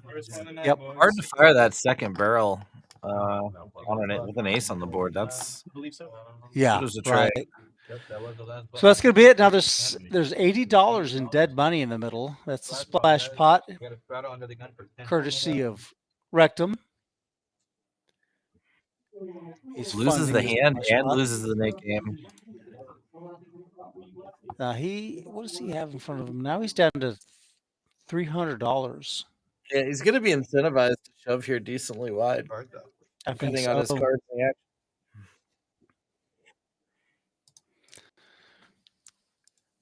I anticipate a pretty good pot here coming up. Again, that dead money does things. Yeah.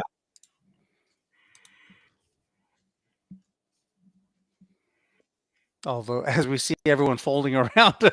Of course.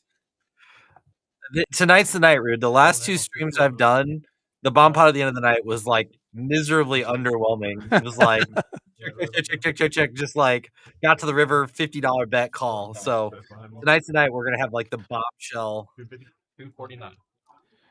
Rectum is here trying to reclaim his $80. Oh, he's gonna run into it against Gabe. Seth still has cards. $250 if you want to play your 8-9 offsuit. He does not. Up to you. I don't care. Go 2 times, double the sweat. Okay, sure. All right, guys. Double the sweat. I didn't know you I feel like you double the sweat if you do it once.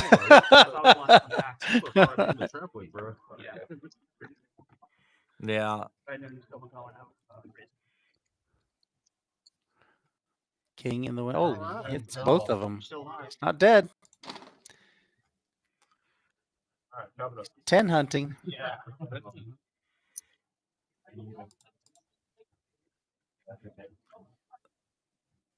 10 or a jack now.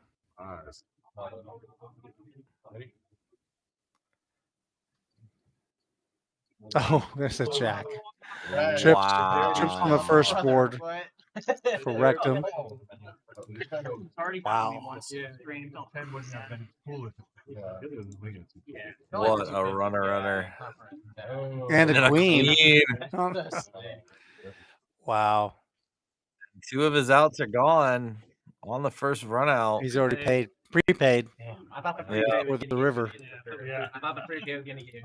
Yeah. There's one of the online sites, the cash games allow you to run it 3 times. And I saw a hand, I wasn't in it, but it was aces, queens, and 9s all in. And they ran it 3 times, and aces held all 3 times. I'm like, the world's going to end. That's it. The end of the universe. He had 2 sets, and the third run out was just clean. I was like, that's unbelievable. Based on the flop, you know, I mentioned earlier that Monday we're going to have this trophy event, the High Roller, $50,000 guarantee for $1,000 buy-in. That's going to be a really good tournament. If you guys are in the area, please put that on your calendar. Check it out. We're going to be starting at 3 o'clock. And also, we're going to be running satellites this weekend as well, Saturday and Sunday. That's nice. We'll have satellites to get into this $1,000 buy-in. And this is what you get to play for. The trophy on the right.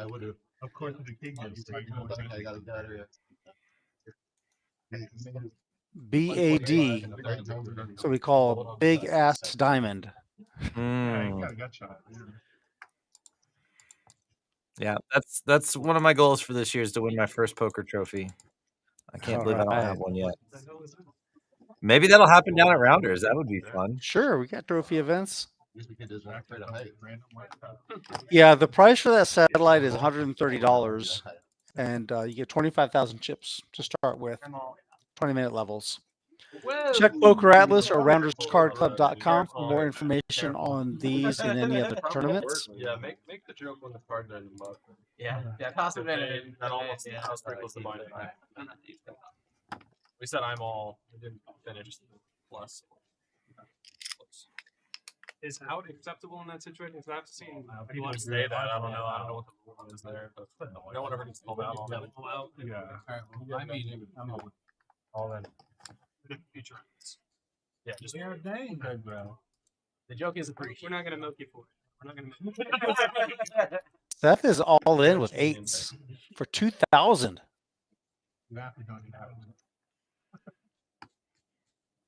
This is just nuts. So $30 raise, and he jammed. Yeah, this is 2,000.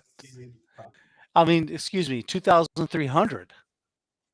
What's weird about this is the last time we did this with Ace King, right? And everybody got to see the Ace King. So is everybody just assuming this is Ace King again? He just really wanted to get rid of the nip button, I guess.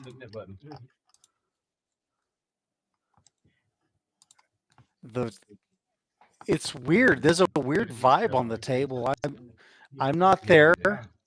I'm in my office, but I'm watching this and just checking out the guys' reactions at the table. Seth is doing some things that is really kind of throwing them off, it seems like. You know, wouldn't you say? This is kind of weird, isn't it? I was about to say it's a little early for the Halloween. We're not quite there yet. 2024 is still in February, but yeah, it does have a different vibe to it.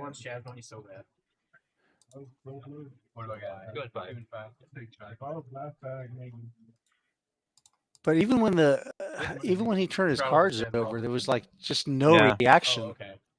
I see. It's not You could just sense like the processors and these people's the players' brains are just going to work, you know? Yeah. You just hear I could hear the worrying, the humming of the processors.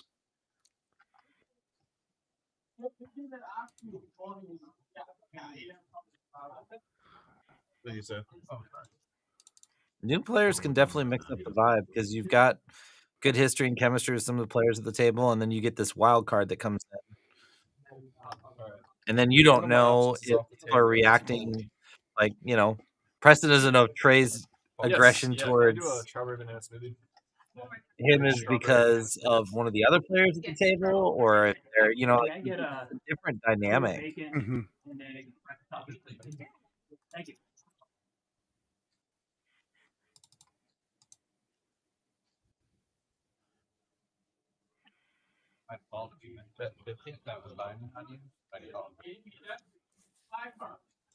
You were very much. Top pair for Sugar Free. Checks over to Doug, who's got middle pair. Oh, okay, no, that's not right. So Sugar Free did bet. He bet the flop, and Doug called. Flush draw gets there on the turn. Neither player has a club in their hand.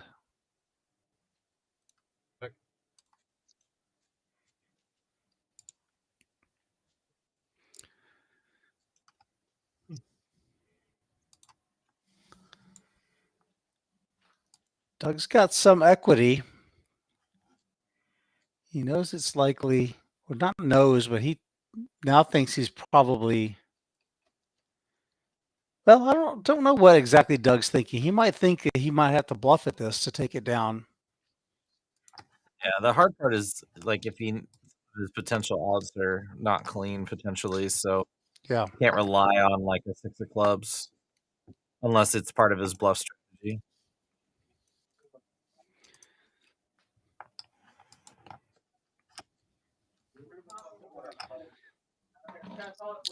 You think Rob is going to bet for value here? There's 200 in the pot. I think he has to. And this is a card that could look like a good bluff card. So I think if you're going to bluff this card, you want to have some value bets too. So yeah, 155.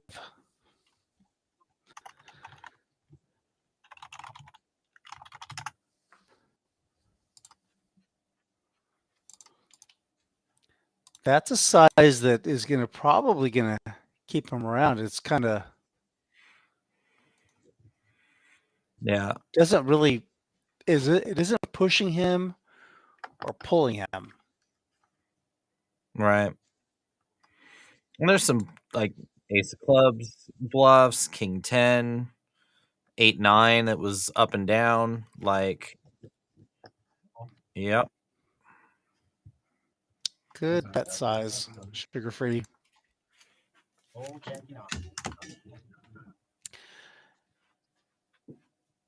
So Rob takes that one down, and he gets rid of his nip button. Well done. Usually half hour up there, but I don't know. Every half hour or hour? 1 hour. Hour.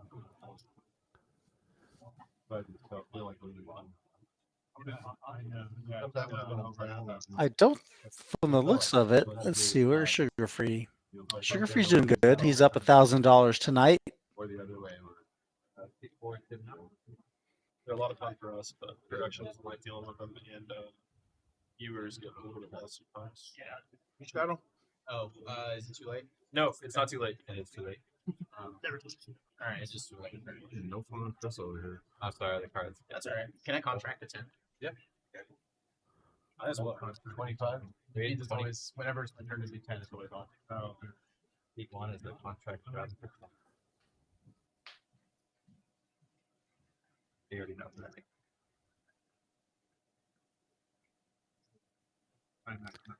Doug suited wheel cards.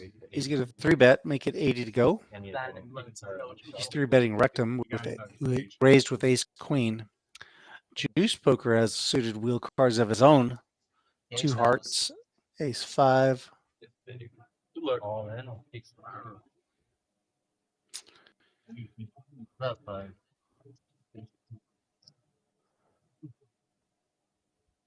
Doug takes a deep sigh. He gets 4-bet, and he's holding ace 3 suited. Yeah, that's pretty small.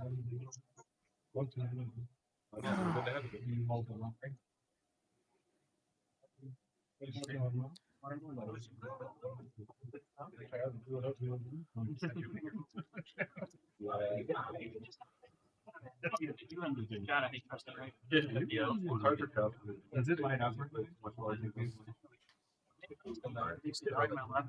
I'm basically from stack now, so I get hands.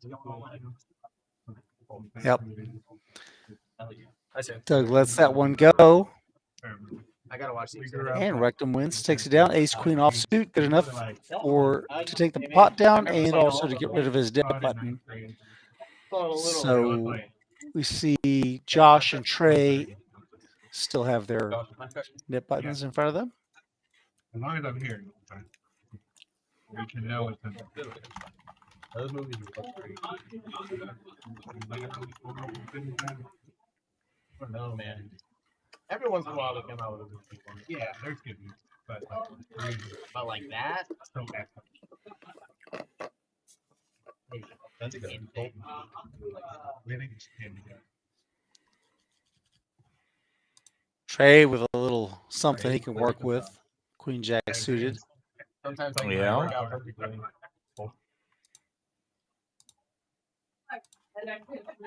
Okay, so this is kind of cool. I heard on the Super Bowl. They so the Super Bowl stadium is at like 333, the address. Josh has 10 in. There's 30 more for him to call to see a flop with the 6-4 suited. The address for the stadium is like 3333, whatever. And then 333 or they're pretty cool. This is the trick with these kind of hands.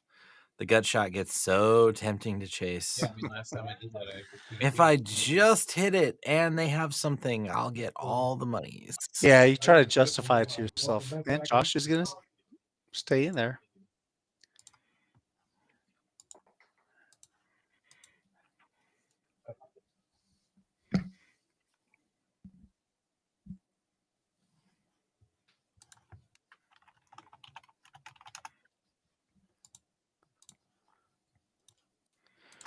Two flush draws now. 300.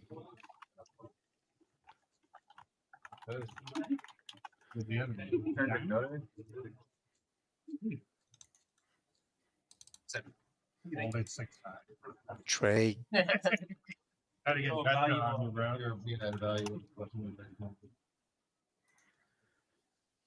Take it down, Trey. Take it down, young Trey.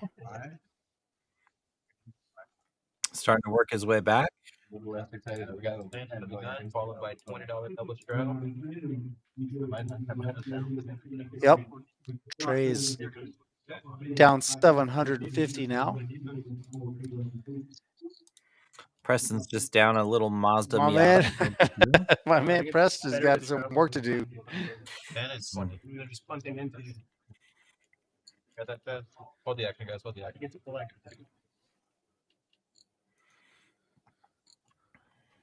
Pretend you're the IRS for a minute.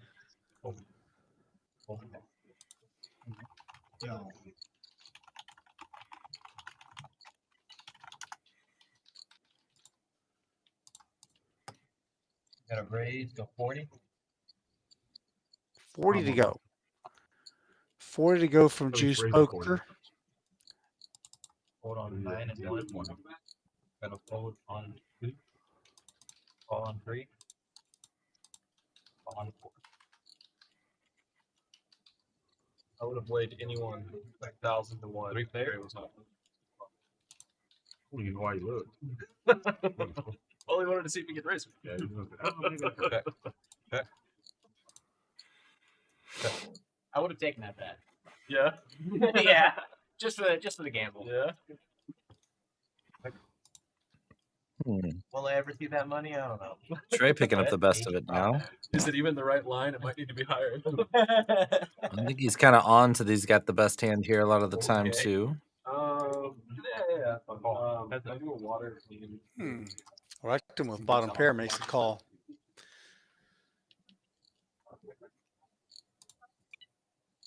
Thank you. Rectum just not a believer.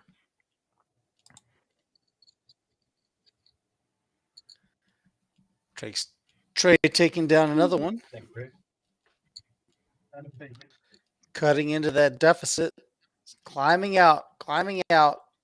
Mm-hmm.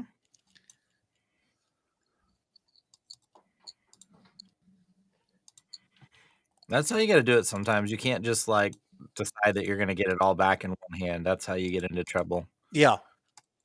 Just get in a rhythm and a little bit of right. time here and there. Rob, that's a really important thing. I mean, sometimes you feel like you've got the edge over the people at the table. I'm not saying that anybody thinks that here on this table, but sometimes you're in a situation and you think, I've got the edge on the players at this table. I'm just going to outplay them. Well, you can't always just will your way to it, you know? You've got to kind of work with what you've got. Yeah, the problem with that is it's like you were talking about earlier about justifying play. You just start to see things the way you want to see them instead of the way they are. Right, and you can't count on the other player, your opponent, to see the situation the way you see it, right? Yeah. You've got that key card in your hand. You've got the Jack of Spades, which is a very key card. So you make a play, but that doesn't mean that they are aware of that. Doesn't mean that they're thinking along the lines that you are. Yeah, 100%. Yeah. And here's Trey trying to get his third or fourth pot in a row. Who's keeping track? I misclicked. Big He's 3. He misclicked. Where's the kill button? That was kind of a large raise. Oh, no, that's it. Thank you very much. I don't know how I was stuff like that. Back to the old school limit days with the kill pots. We got $10. He would have called 2. Yeah, I could have. That is true.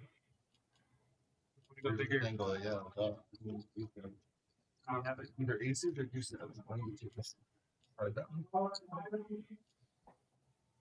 I can remember one time playing a cash game in Iowa, and everybody's like, "You got to play they had a Hold'em Omaha round of Omaha," and everybody's like, "You got to play the game. It's the best game ever." And I'm like, "Okay, well, I play some Omaha, so I sit in the game."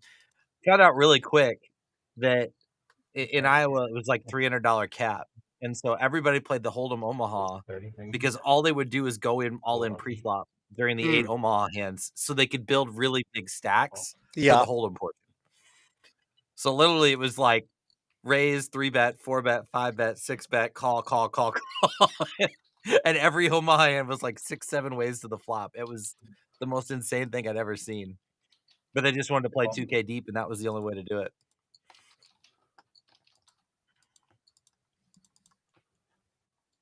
They didn't want to do it in the Hold'em games because it felt punty. But when you got 4 cards, more chances. Yeah, twice as many ways to win.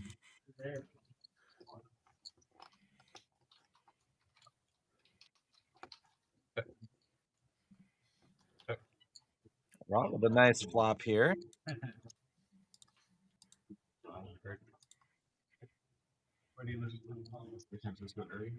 Preston with the gutter ball.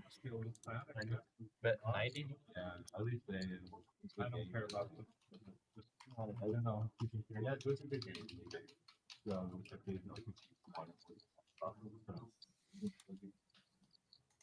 If they played like I heard. I mean, I told you before, and look. After I saw how close it was, I was like, overtime game in like 30 years ago. And in the last second. Yeah. Well, it went over. Well, that's probably going to keep Preston around another street. Yep, Preston's got a gut shot. Straight draw now. Yeah.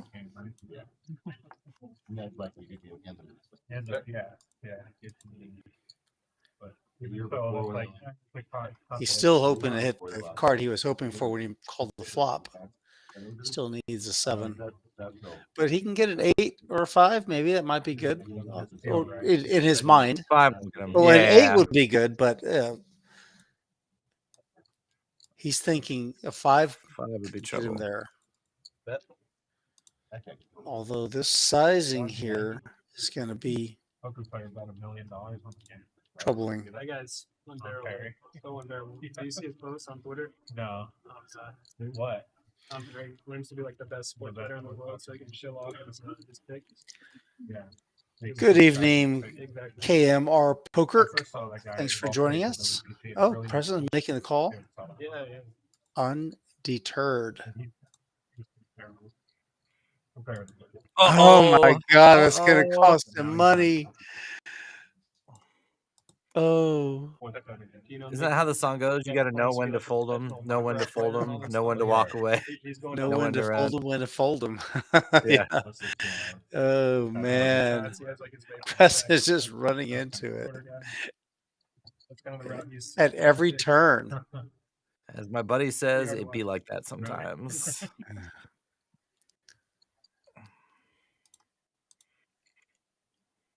Rob's got a bet here. Yeah, I feel like it's going to be kind of in the blocker bet range, though. He does have to be a little worried about a 7. No, it's a meaty one. Not raising. Oh, wow.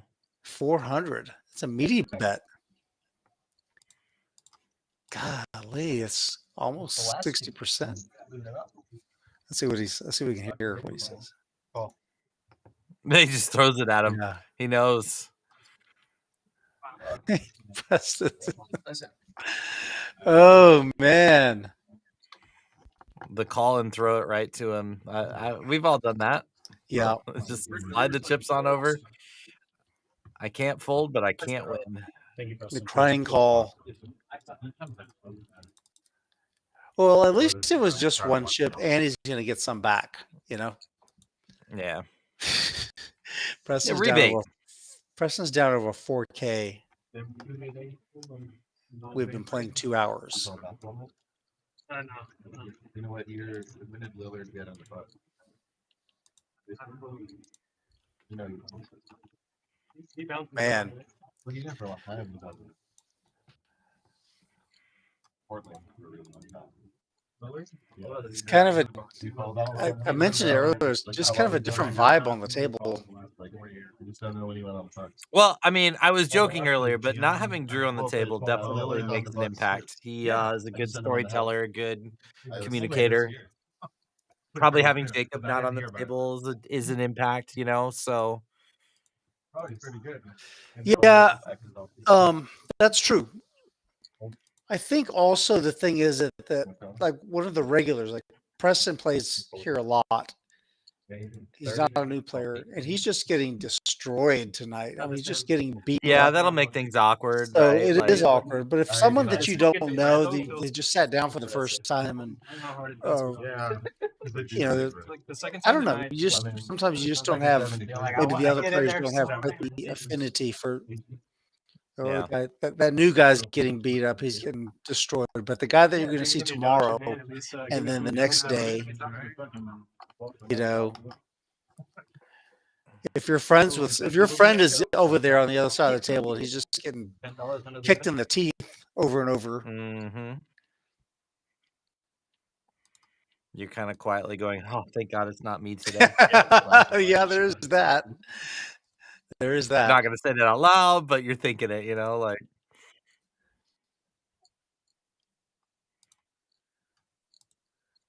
And that's the hard part too. Is sometimes you can do everything right, and it just doesn't matter when the cards have it in for you.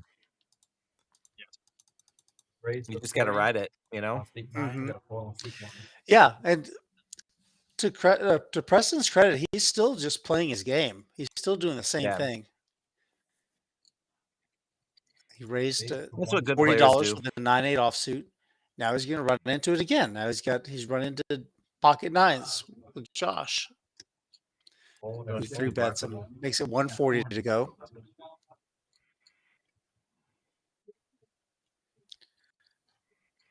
Doug with a suited 9, queen 9, that is. The other thing about this table is nobody has really gotten out of line, other than the 2 weird shoves for 5,000 big blinds. Like everybody's kind of sticking to ranges. Like nobody's really getting to, outside the box. So the game's kind of just playing pretty straight up. Preston makes this call, by the way, with King 7-7 against Josh.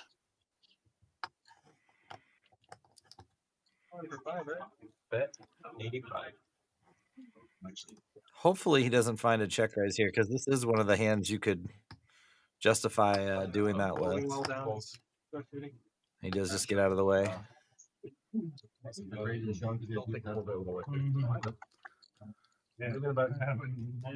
Preston sees what Josh had. He turns over the 9-9 because he wants to get rid of the nip button. And when he sees that hand, he's got to be thinking to himself, how am I against nines there? I have 8-9. Like the things are just not adding up. $10 under the gun, 20 double straddle.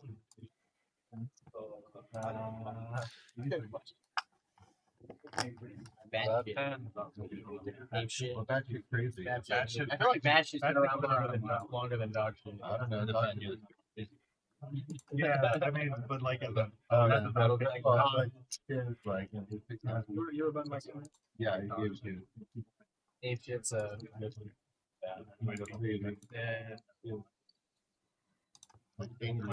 like how they all mean different things. It's funny. Raise at 75. Rectum. Raising it up. Ace-10 offsuit. Doug has played almost no hands. Yeah, he's been quiet tonight too. I don't know what the V-pips are here. I wonder if Chad, our director, can pull those up in the next in between the next hand. All I know is Steady is still in last. Who's in last? All right, guys. Steady. Oh, Steady's in last. Yeah, he's not going up. Nothing's changed from the last stream. You grew up with brothers. There are the stack sizes. You see Gabe is up $2,000, as is Sugar-Free. While we have a dealer change, I want to jump back in and talk about some of the tournaments we've got coming up. Like I mentioned, the Saturday tournament, we've got that Saturday swim, $300 buy-in, and you get 30,000 chips. $30,000 guarantee, right? Oof. We're going to start that at 3 o'clock. And Then we have Monday. We've got the high roller event for $1,000 buy-in. Also a 3 p.m. start. We've got satellites for this event running Saturday and Sunday. Check book rat list for those. And then these are the trophies that we're going to be giving away to the champion of those 2 tournaments we just mentioned. Also, at the end of the month, we're going to have the $200,000 mystery bounty or $200,000 guarantee mystery roundup, which is going to have some very large bounties. $20,000 bounty. We'll have multiple 10K bounties, several 5K bounties. In fact, I think we're going to keep one 10K bounty and reserve it for the final table. So someone on the final table is going to pick up one of those big ones. I think that really makes the final table a lot more exciting. Yeah. Yeah, because, there's still... Yeah, it does. You know, Rob, I know that you've played a lot of tournaments. You mentioned earlier that you're kind of switching over to kind of more cash-centric in your sessions.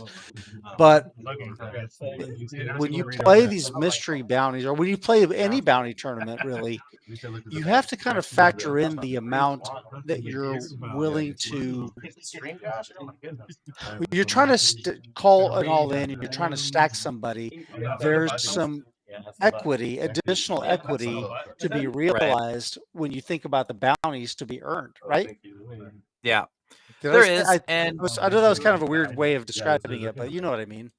Yeah, no, there is, and a lot of people mess it up. Like, it's another way that you kind of get a little bit of edge because the value of those bounties goes down dramatically as the tournament goes on because now the pay jumps start getting more and more big, and you'll see people just call off for their entire tournament life or most of their tournament life for a $200 bounty when the difference between 5th and 4th place money is like $1,500, you know, like, so it really is something that kind of adds another dynamic. But I will say it's hilarious. I'm glad you guys are doing it the way you do, because it's always funny when, like, 10 minutes into the bounty time, somebody wins like the top bounty and the entire crowd goes, ooh, you know, everybody's like already like the tournament upset. just ended.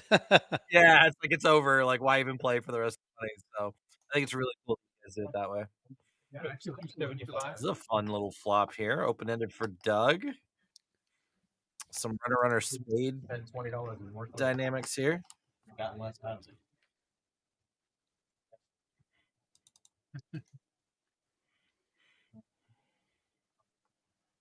I'll be there the whole time. That's what I'm planning on. Yeah. Oh, yeah. I don't have the.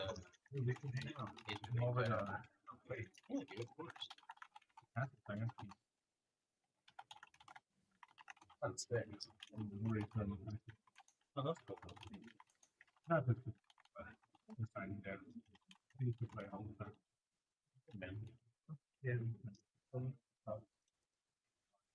Also, you gotta, I want to make a house. Taking some time to think about this. Mm-hmm. I feel like with the backdoor spades, like, I keep waiting for them. Yeah, I mean, I heard everyone saying bigger bag. hard to get away from this. You gotta give Gabe credit though for this bet size with 7s on this board. Yeah, this is like as wet can be. The guy said, or whoever in charge. I think this is the advantage of just being uncapped versus a capped range here. He has all the sets. He has ace king in full, suited and unsuited, and it's just harder for Doug to have really, really strong hands. He can solve some, obviously. Rob, let's talk about something here. Here's the live situation here. Doug took a long time with this call. He finally does just call rather than raising. What is Gabe thinking? What does Gabe make of that? I think Gabe is just strength. I think Gabe is just playing his range here. Like, what I mean is Doug though. Doug took a long time making the call. Oh, right. Oh yeah, a really long time. Yeah, it's definitely makes it look like he's uncomfortable. Yeah, but He's doing a quick auditing of his chips. The only difference between the two. Just wanted to. And shows it. Make it. Well, they had to get rid of the nip button. But yeah. Well, so that's a great play. Bluffing with the best hand. Yeah, I think that's exactly what that was. Doug's had enough of this foolishness. Like, the other thing is, like, he's gonna raise a lot of his two pairs there. Maybe not like Queen Jack specifically, but like Queen 10, Jack 10 are all gonna raise. So like when he just calls, he's gonna have a lot of draws, a lot of like one pair of hands, and he gave uncapped there to all the nutted hands. He just gonna apply so much pressure over all three streets. Wow, I figured it. Well, I did not. But you know, call balls press. Dude, Still, Lumage isn't good enough to play in this game. These are crushers here. Yeah, speaking interesting comment that there, Rob. I happened to see on Twitter where you had some interesting words for the poker brat. Yeah, you know, I think we want to make the game inclusive to everybody. So I get he wants to jab at Ike about wearing masks, but there's lots of immunocompromised people out there who love this game. There's people who are married or have siblings who are immunocompromised, and we don't want to start getting down this line of like, sorry, you can't wear your mask at the table, or well, you're making sense right now. You know, you're not making. I mean, you're just making sense. What you're talking about is like reasonable things. I never understand the exclusionary stuff. You know, like everybody wins if poker grows. Everybody. Well, not only that. If he's the greatest of all, why? I mean, why make him? Why say anything? I mean, look, he has the greatest. He has amazing accomplishments. Like, no joke. Take nothing away from his past, but I don't know if you've seen him on any live streams lately playing poker.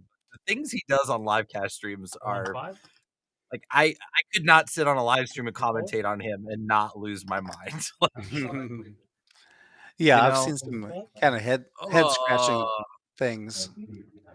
100 big blind shoves pre-flop with aces, and the greatest player of all time buying in for the table minimum when you have business guys at the table with 70 grand in front of them. So it's like, and clearly it takes a lot more skill to play deep stack than shallow. Right. Yeah. And I know he's a tournament player, so he buys in shallow to kind of like take that approach. But just maybe call yourself the third best player in the world, and then nobody will care.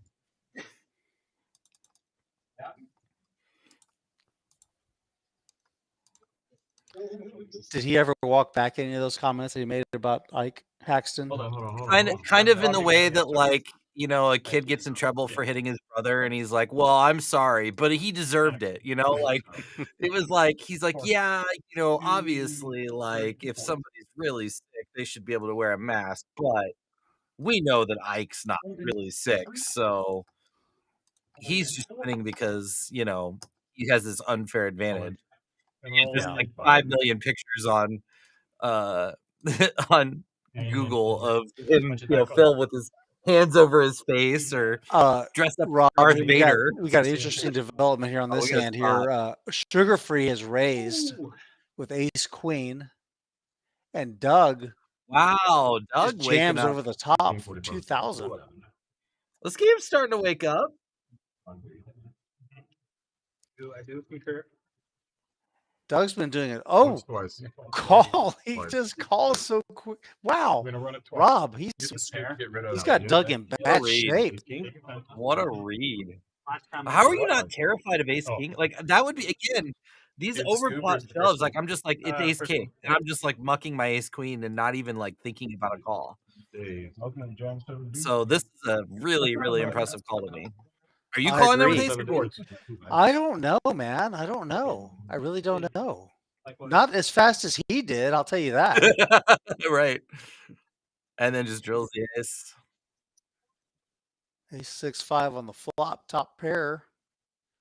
I mean, again, he's in bad shape. But they are running it twice. They've got the cards are face up. So badass. Yeah, there he wasted a king there. That's the best river card for RK. Yeah. Burns it out. Sugar-free takes that first board. He's going to take half the pot for sure. This is a $3,500 pot. Yeah. Oh, king right in the middle there.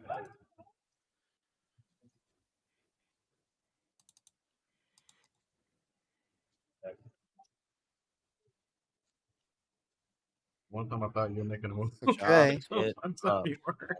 Wow.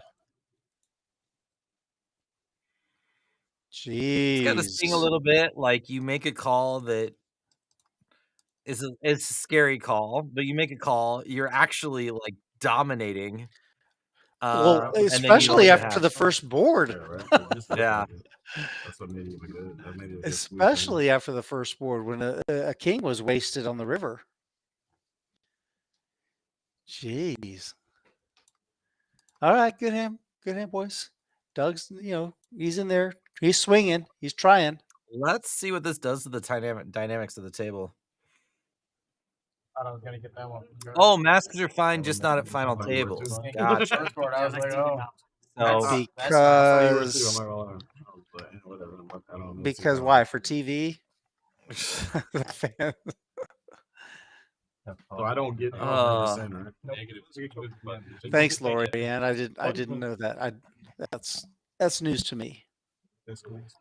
Professional poker players have fitness coaches, they have poker coaches, they have mental game coaches. When is someone going to come out with a PR company for these people?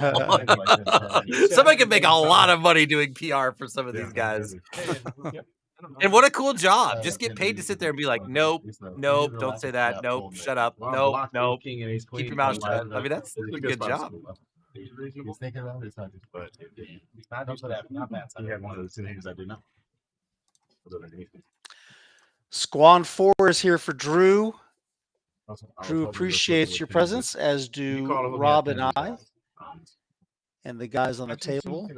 Yeah, one of the things I didn't. But Drew is not here. Drew is on his way to Houston for a little poker tournament.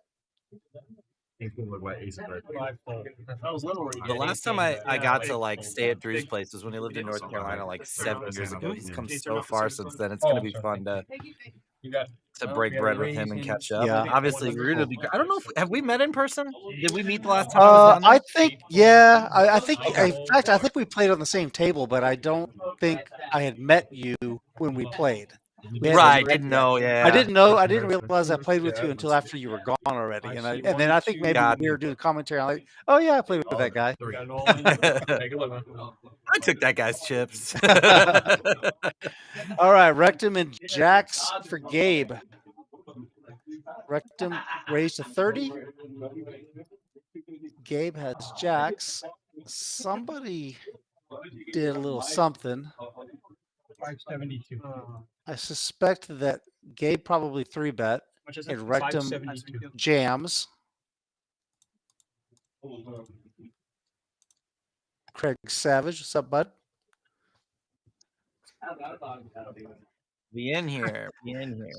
On 4, so let's go, Rob and you. I'm gone. We gone. We're doing it. We're doing the thing out here on the Rounders tonight. Live stream 125 plus $5 big blind Annie.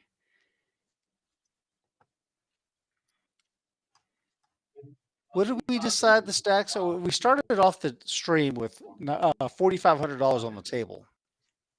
Yeah. No telling what we're up to now. Oh, okay. Gabe does make the call. So we've got Jacks versus Ace King here for all the money. Our director Chad is telling us that the card reader is going to go a little bit haywire, so pay no attention to the graphics. There are not 7 aces. Let's see who is winning. All right, we got ace, 5-8 pair of aces. Yeah, see the graphics are just a little bit wrong. All right, so Ace King takes the first board.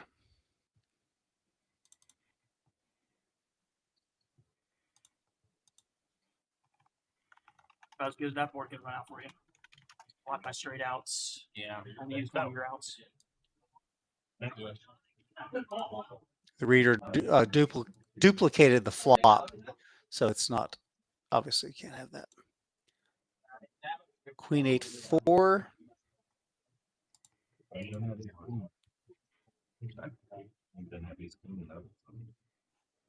Yeah, the reader's just going crazy.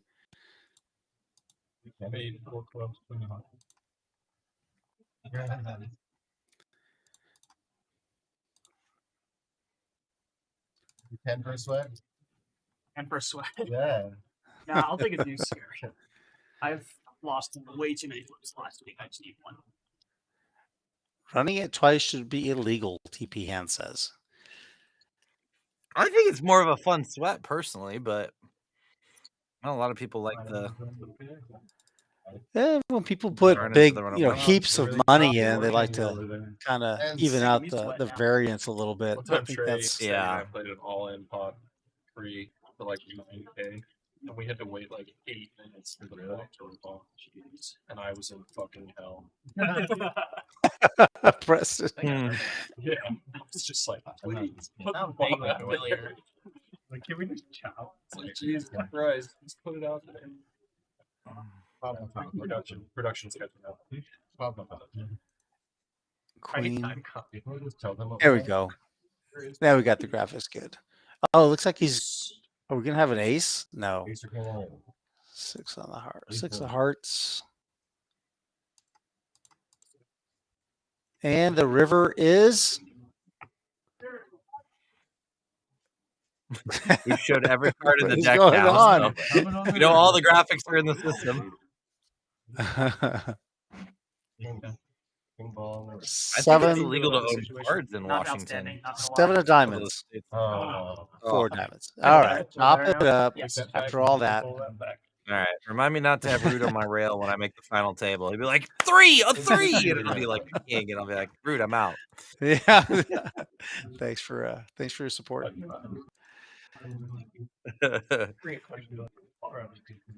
Yeah, TP Hand. I think you're right. The reader didn't like running it twice either.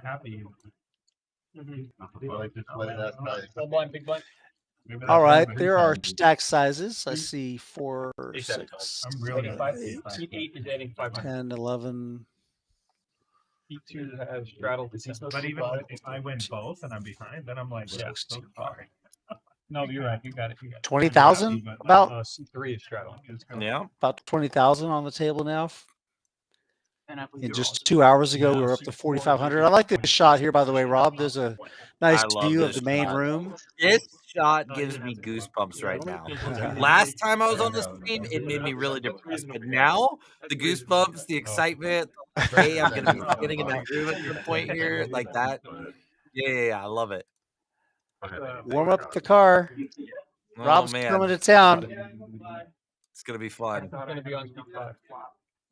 It's wild for me because Root, it was over 2 years ago, about 2 years ago that I was there. And I mean, you know how it is. Like, I've learned so much.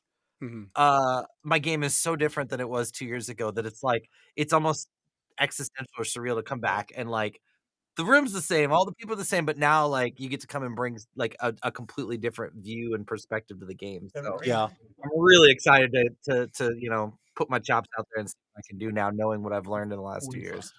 Well, you mentioned earlier that you're kind of switching from tournament focused to more cash, right?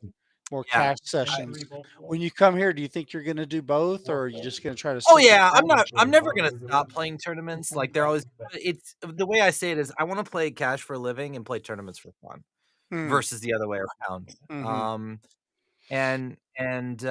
I really think that getting good at cash helps you play tournaments better. So, I'll be in some nightlies, and especially the days, if I come in and grind during the day and I have a really good day session, be like, grab a beer and hop in the nightly and just have some fun, enjoy the ambiance, enjoy the room. Yeah, it'll be a good time. So, really, really looking forward to it. And I have played very little live. I mean, I have a little bit of it around here. So I've been driving 90 minutes away. Hold on. There's something's going on here. Doug's doing something here. Rude's gonna learn not to ask me questions. No, but Doug just 3-bet. Or what did he? Oh, is he just maybe just needs change? Because Seth raised a 245. Doug put 545 out there. Okay, and I guess it's right. Okay. He was just making change. Ace 9 7, 2 hearts. Both players have spades in their hand, but Seth has top pair.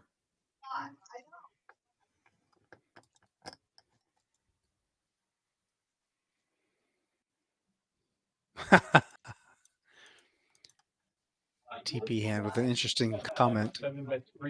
Yeah.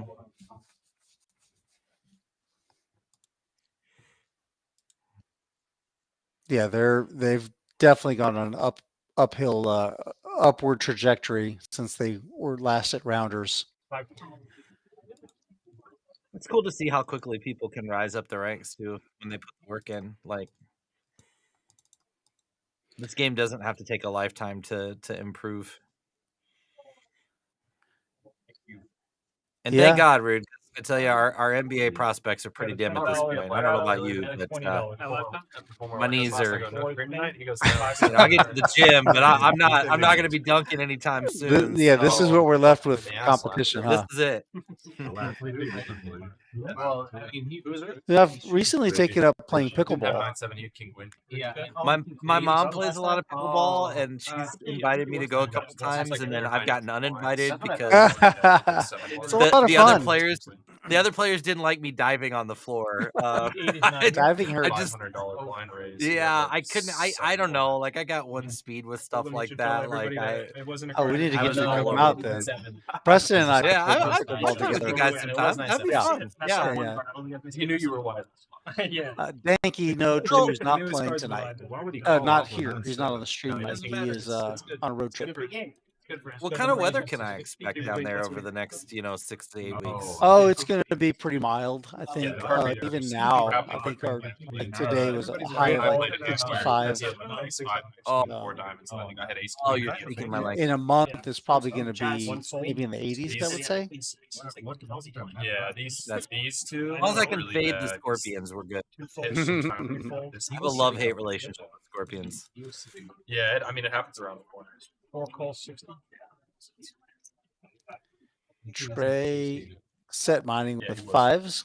You got to turn on 5 calls off the readers until the cards are all dealt out. Solid.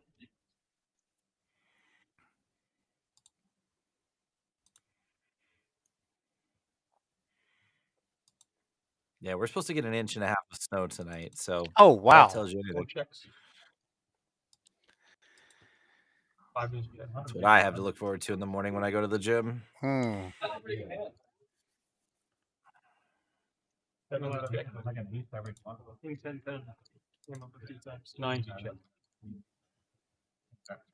Checks around. You think Trey snuffs out that nobody has an ace at this point and like wants to go into a mode? I was just thinking the same thing. I was just thinking that. Although he is in a bad position though.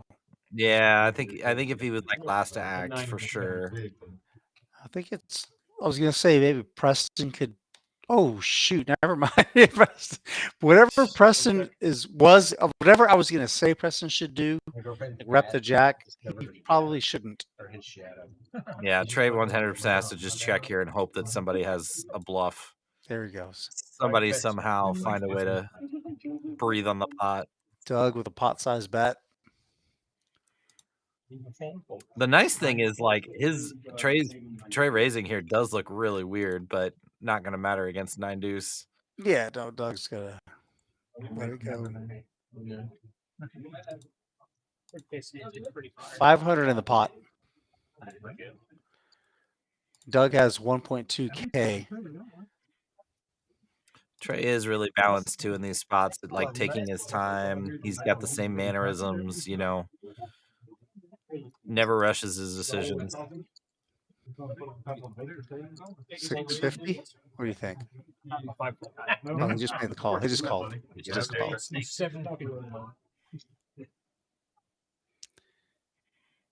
Oh no, wait. Did he raise? I think maybe he did raise. I'd be shocked if he just called because Yeah. I mean, what's he worried about when it goes check, check, check, check, check?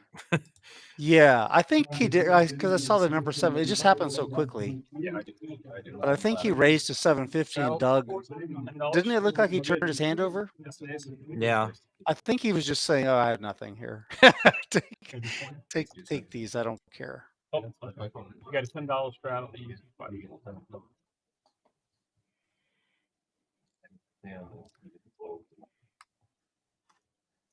All right. Trey's still working his way up. He's down only 118. I was waiting on Big to help me.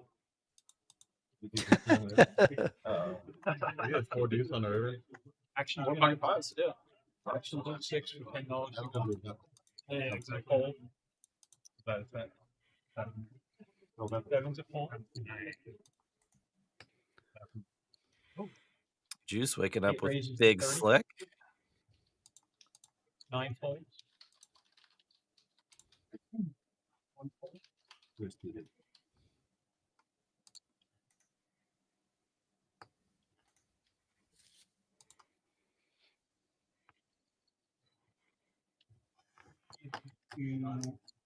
130. Josh, welcome. Suited king with an ace for Juice Poker. Suited king for Josh. I said Josh, welcome. Thanks, man. Been a while. I gotta play a hand. You gotta play the defense when you're done with that. For sure. You gotta take advantage. Let's see what comes here on the flop. We have a raise to 330. Oh, no, we're not there yet. Okay. I thought we had a raise and a call. Pretty good. Not that good. And he just gets out of the way. 3-bet and a 4-bet. And Juice Poker just hasn't played very many hands, so Josh is just going to get the message. Yeah.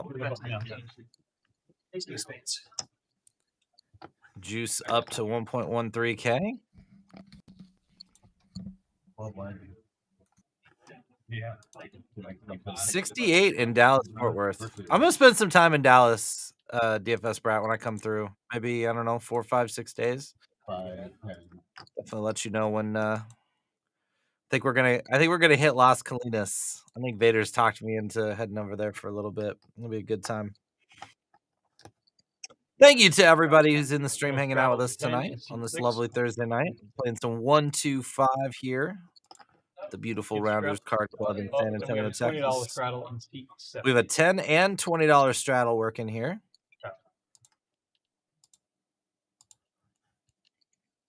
So, juicy pot incoming. Be an 8. Raise to 100 from 9. Preston getting spicy here with the ace 3 deuce. and 4 full. 5 is a full. 6 calls, 100. Gabe coming along for the ride here. Seth will probably come as well. A couple suited hands.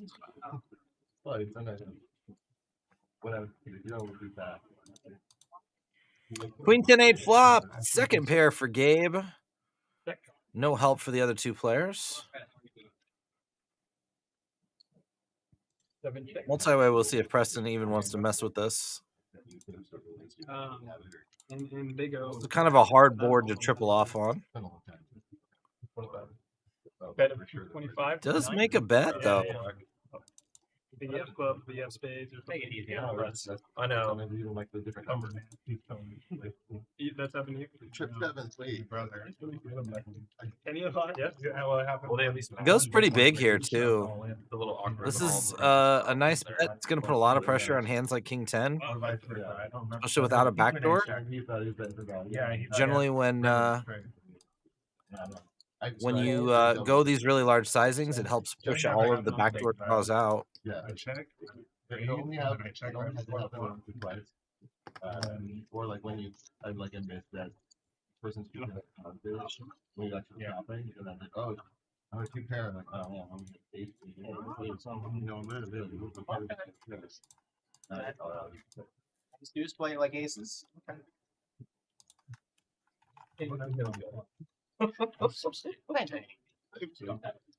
Super dynamic boards that smashes them and fucks me. Go for it. And does take it down. All right, so we have a splash pot for 80. And that ends the knit game. So we've got a splash pot coming in. It'll be $80 in the middle. That worked out. That worked out for you.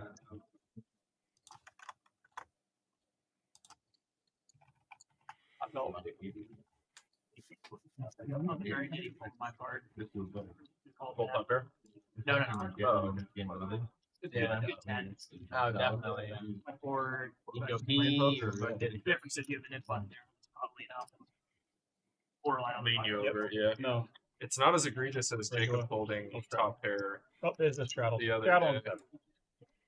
It's last week. Straddle This was incoming. like 2 or 3 weeks ago. Jacob pulled a top pair? He pulled a top pair to a jam against. Oh yeah. Who was it? Danny. Danny, thank you. Yeah. In your face. 65. Raise to 65 from Yeah. The in-your-face 65 realized He like here. tank folded it. That's and an opening with Danny's the one of 7A. the last Starting to ones open up again. And Danny rip turn was literally like he had like queen high, queen 3 on some like board where Jacob had top pair. I think Jacob had like top pair with a 9 or something. It was like 9 king 9. It was like 9 against 3. He had king 9. Yeah. He had second nut 9 and he folded. What was it full? Yeah, I was very surprised he folded. Everyone was riveted afterwards. Jacob was not having it. Jacob does not want to make big folds. So that hurt a little bit more. Well, I had a experience the other day, just went to and I faced See if Seth calls or goes for a 3-bet here. Not a not a terrible squeeze spot, but he decides to call here and see a flop. Person donks in front of me, and the person like, I'm gonna 3 to a flop here. Seth and Reckham having each other's flush draws. He wasn't dying. Ace Queen 10 doesn't really help anybody here. I wouldn't be surprised to see Preston put another large size bet out, similar to what he did last hand. 9 bets 225. I got the nuts and they call. Later on. Yep. He actually overbets the pot here.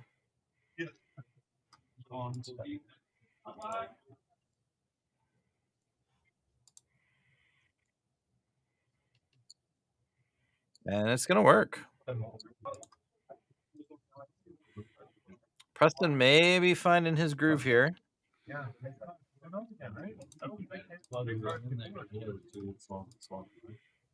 So back-to-back hands where Preston just had a Broadway heavy board, bet close to pot or over pot, and pushed everybody out. You mean he's stealing pots? No. So he's turning it around. Starting to find a little bit of a groove here. Starting to put some weight on the table. Sounds like it's time to start a new knit game. Yeah, that should be good. It is, yes. That was a splash pot. Whoever wins the bomb pot. What's the knit game, you ask? Well, here it is right there. The last player to win a hand is going to have to fund the next hand with $80 from the stack. And then, so at the end, whoever's the last one, like an odd get, basically the same as mission. Then you have to pay that person extra, whatever, like $20 per like. I am Rude, and Rob is in the. You can say Rob is Rob. In the booth. Rob is in the booth with me, but not really in the booth. I'm in San Antonio. You're in Chicago, right? We raise you to 75. About 2.5 hours south. So this will be the farthest away I do this stream from for a while here, I think. All right, let's see what's going on here. Sugar free with the 7 deuce. By the way, the 7 deuce game is on. Let's not forget about that.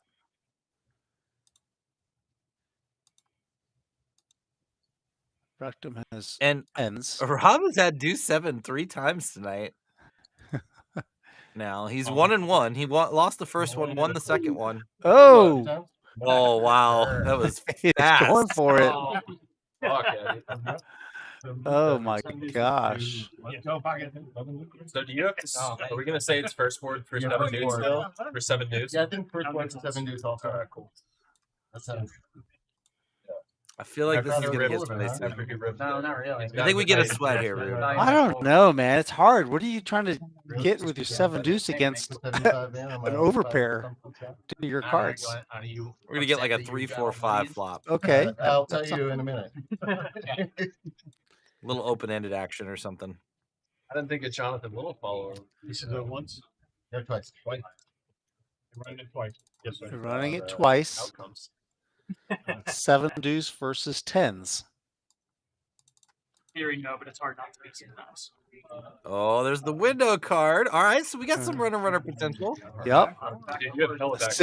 A 6 would be really important. Oh, Wow, 5 that's- pairs of board. Put it into Not that. gonna do it.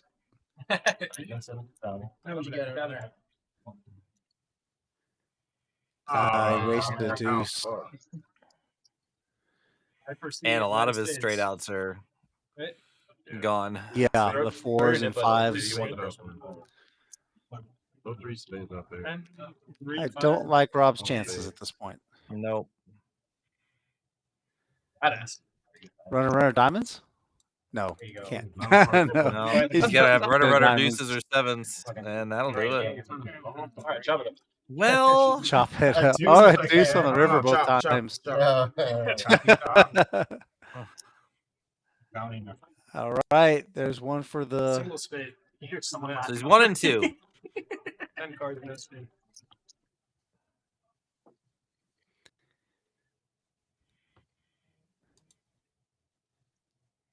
And with that, Rectum is up $5 on the night. Make sure you tip your cocktail waitress. Yeah.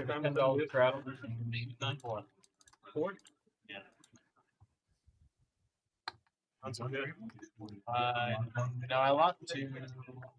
I want to get 1 through. You won 1. Yeah. I thought I got 2 through. Yeah, you got 2 through. Yeah, you got one early. For even after losing that $500 fucking woke up with it. hand there, or not a hand, but he lost 500 from his stack. He's still up over 1.3K. You tend to go and keep one. Yeah. To raise 35. Coming back for his chips. Raise it up. 35 to go. Trey, however, is going to have something to say about that. He's going to 3-bet with Ace King to 100. 5 calls, 100. 6 calls. There we go. Doug trying to make something happen. To give a little bit of recency bias there. And his equities is not going to be terrible here with Trey and Yep. Rob. I was thinking the same Sharing thing, the out. Rob. Yeah. Because they're sharing aces. Rob has been more happy this game. They haven't gotten fucking complete goals. Yeah, they were mentioning that last stream. I'm like, yeah, bro, the best thing he's got is like Jack. 3 plays. He can't play his hands. Yeah. 3 to the flop. Not gonna get in there with the fucking 9 deuce. There's a 9. There it is. Pretty good flop for Doug. Check. Jack 9-3. I've heard that's an intelligent idea. This isn't a terrible board for 7 Trey deuce? either. Like, Better. lots of barrelability here. Picks up equity on 10 queen king ace. He can rep the a paired jack on the turn. Yeah, it's not like Trey's never going to 3-bet with Ace Jack, or Yeah. even 10 Jack suited. Like 10 Jack of spades, let's say. Yep.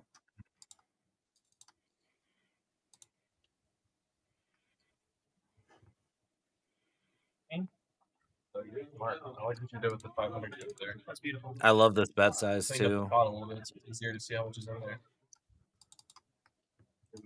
Keep the SPR small. Gives him options on Oh, turn. it's He can have ace- some small ace on and the big. turn. Yeah. Potentially already keep track of it. God, it's just going to put Doug in. I don't want Does to say. Trey ever find a check here?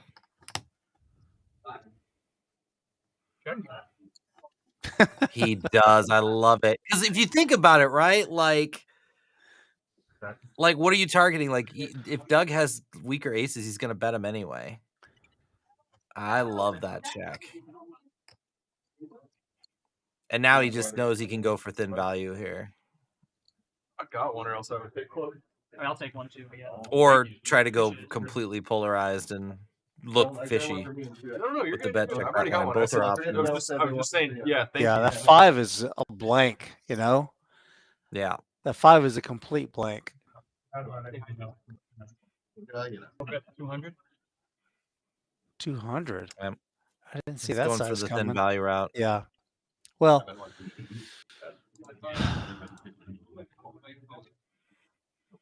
And this might work. I guess it depends on what Doug thinks his 3-betting range is. The problem with this spot for Doug is like you can't beat queens, you can't beat tens, you can't beat kings. So you got to put him on like king queen, queen 10, or like 8 7 6s.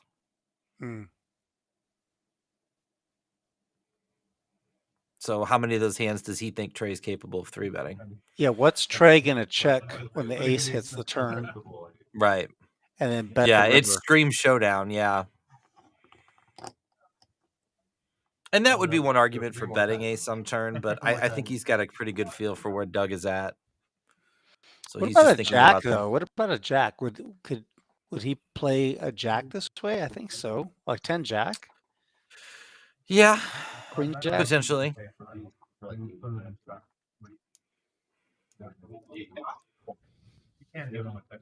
Is he contemplating a raise here? No, he's just gonna. They're not really supposed to do that.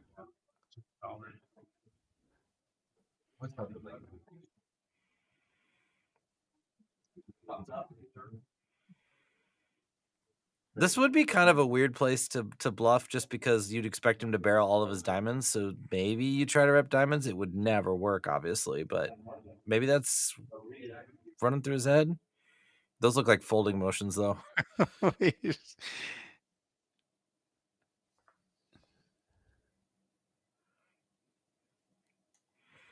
I mean, the problem against really aggressive players is it's so easy to just feel like you're getting bluffed every time.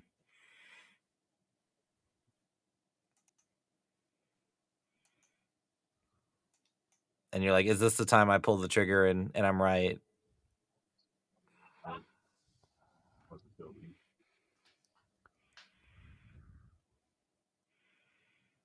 He is getting almost 4-1, but God, I thought he was going to fold, and now I'm the longer he takes, I think he's talking himself into a call, and he does.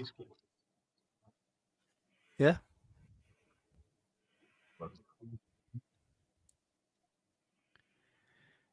That was interesting. That was well done by Trey, I'm going to say.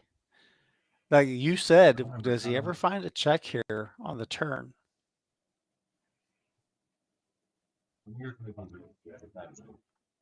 And he did. Nice little offering too. That $200 has just made it. I mean, if he had bet like say 400 or 500, I really think that Doug would have folded. Yeah, I think he either has to go like 30-40% pot or just like completely polarize and just hope that he gets stubborn with like a jack. And I think given that he checked back, I think that was a nice well played play. Trey's instincts, man, are just on point. Is he green now? Yep, he's in the green. He's up just under 400 for the night. Right. Who wants it? Oh, and how many? What do we got? A straddle? 10, 20, 40, 80 straddle. There we go. First one of the big boys tonight. They're trying to get Preston back in the game. Like a prank I like to do. By the way, have you noticed that Seth has not played very many hands in the last hour or so? Well, he hasn't had ace, king, or eight, so his shoving range has been cut down a little bit.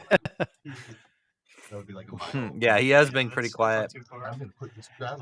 And let's see what Doug does here after making the hero call and being wrong, waking up with ace queen suited in a big pot like this. 220. You could argue for him to just shove here. Yeah, he could. Sure could.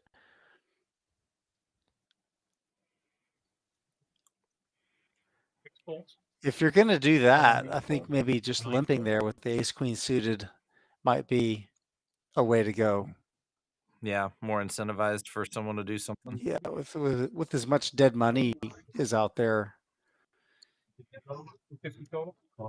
I feel like somebody's going to try to make it like this guy right here, Rectum, 250 to go. Oh, he called. Oh, excuse me, he called Doug. Okay.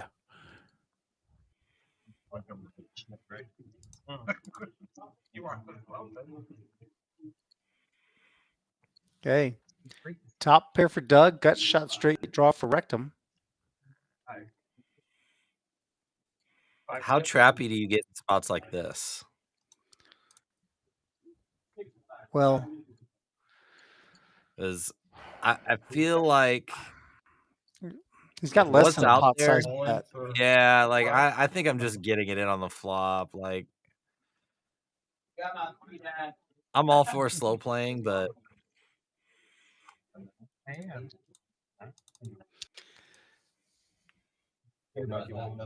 yeah, his chance, I guess, was his only hope was for Rectum to make a play at the pot on the turn. Yeah.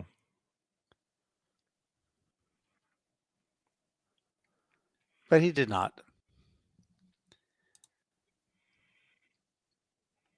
You have a $10 straddle. Doug down to about 1,000 right now.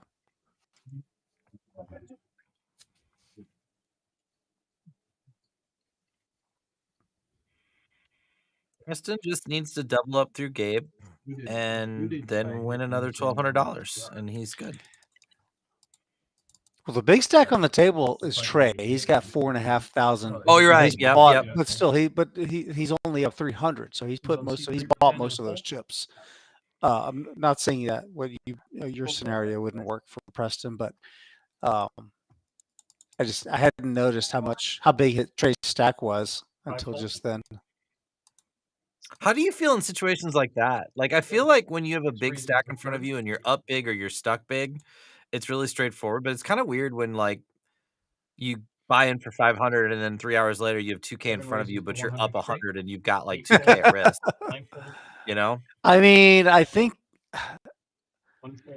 it's kind of, it's not a, let's see, how can I say this? You've accomplished something, you're not stuck anymore, but it's not like euphoria. You know, you didn't win very much. But there's some satisfaction in grinding your way out of the hole. For sure. Right. It's just that awkward feeling of like when you're stuck, you're stuck. So like having 2K in front of you, you're just gonna get stuck more. It's whatever. But like when you have 2,000 at risk and you're only up $5, I don't know. It feels like it's a weird dynamic. There are the VPIP numbers, Rob. We were talking about Preston. Oh, there we go. As I expected, up at the top, 42%. And Josh at 19%. Josh being very selective. Juice Poker really hasn't been playing very many hands at all. Not surprised he's down there.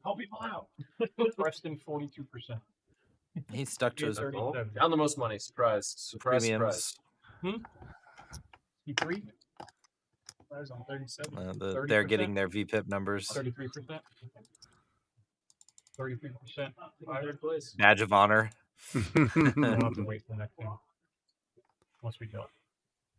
Keep 6:20 to go. Gabe from the hijack. 8-6 suited. 65. Player raises to 65. 7 fold. 8 fold. Oh, Preston. From the small blind. 25. 3-bet to 225. Continues to keep Rob at bay.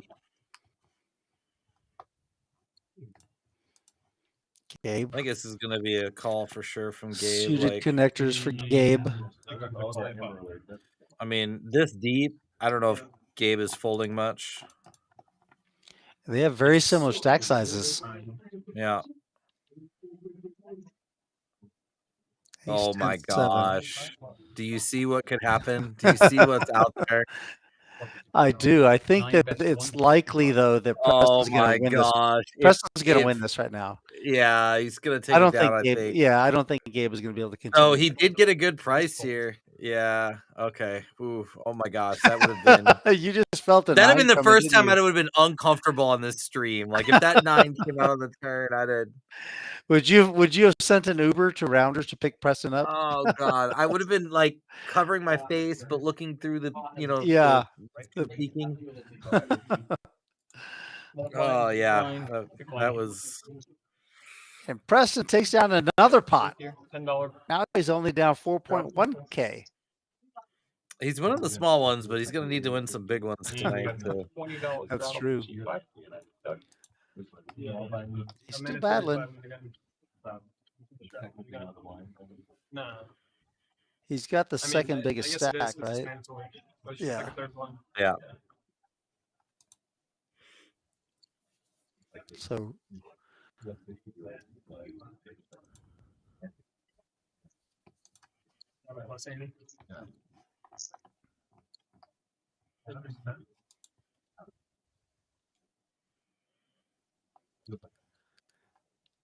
Gabe with an opportunity to get some of his chips back that he just lost on that last hand. Can you bring me 20 whites? 85. Double straddle. 85. 7 folds. 8 folds. Double straddle in play.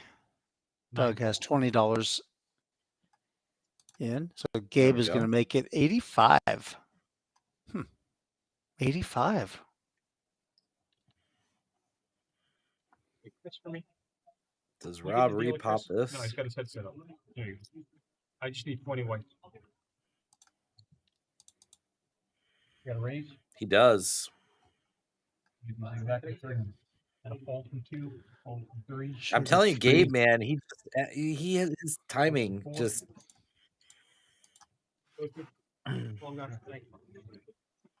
Five's a fold. Doug with garbage gets out of the way.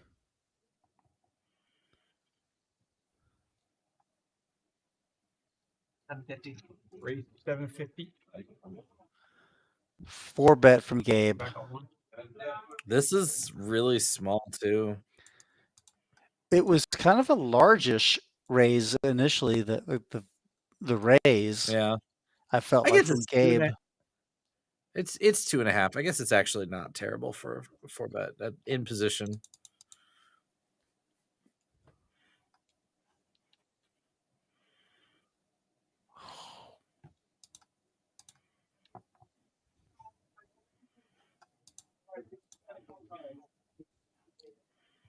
Do we see? Do you see a lot of 4-bet bluffs in these games? Like I feel like I can't remember seeing too many.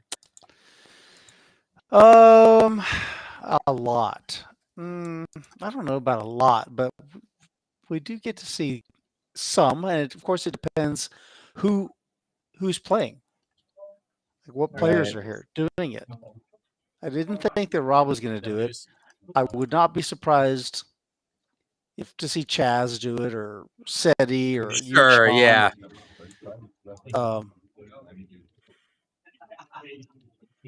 Rob does get away with it. I feel like that kind of looks pretty strong no matter what. Yeah. Yeah, I think typically it is. And especially like somebody looking from the outside in say, well, it's a 1-2-5 game. Of course, they're not going to be that sophisticated and it's going to be what it is. But no, you do get some sneaky creative plays sometimes. Yeah. Probably most people or most card rooms will say, well, it's a 1-2-5, but this is not your normal 1-2-5 game. Well, I'm going to say this really is not your normal 1-2-5 game. This right, card it's room. not cliche. Yeah. 40 is a raise. 6. I mean, we think about it. We started with $500 max buy-ins a couple hours ago. Look at the stack sizes now. I'm sorry, read. That's a raise. Yeah. Yeah, I'm playing, 400, this out. Here's a spicy one right here, Rob. Preston from the cutoff raising. He's 3-betting. No. Wait, yeah, he did 3-bet. He 3-bets with king 7 offsuit, trying to isolate against Gabe, but he gets jammed on by Rectum. Yeah, I think he's just sticking with the game plan. He does not want Robin pops. Unfortunately, he stepped in it. Yeah. I think Preston's just going to eject. I thought we had probably had the okay. Something we had said.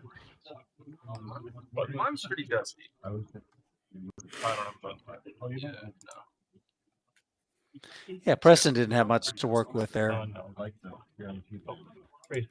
But you know what's interesting though, Rob, is I'm noticing Rectum's his style of play.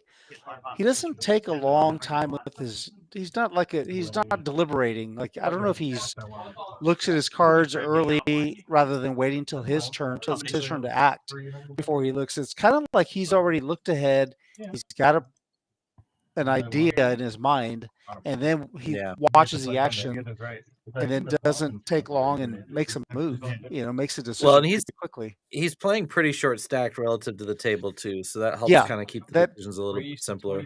Yeah, that's true.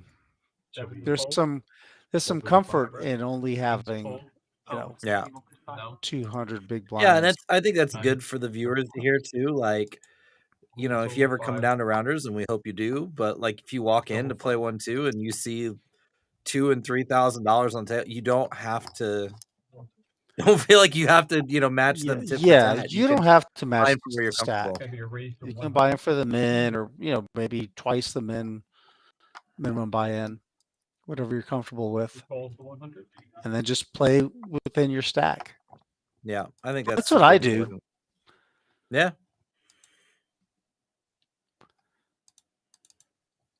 On a 1-2 table, my default, I guess, is like $400 or $500 to buy in. Yeah, I think that's reasonable. The times I've been down there, I've done the same thing.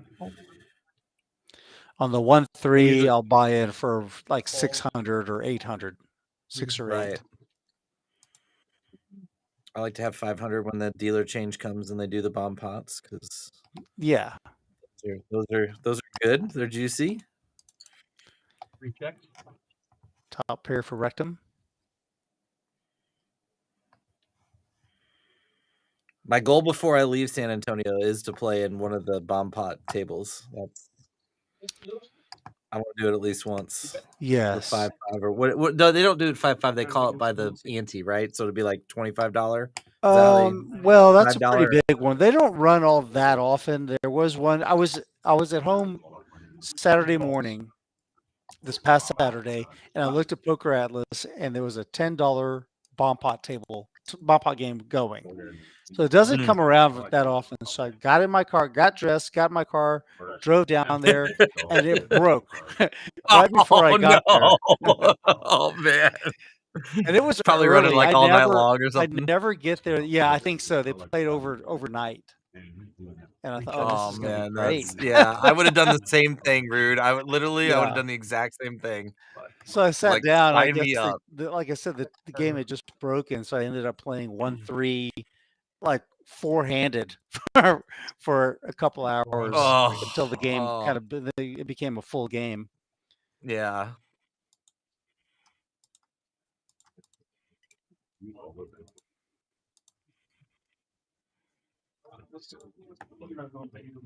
Josh. Oh, look at this. Haven't seen him get too out of line. Look at Rectum.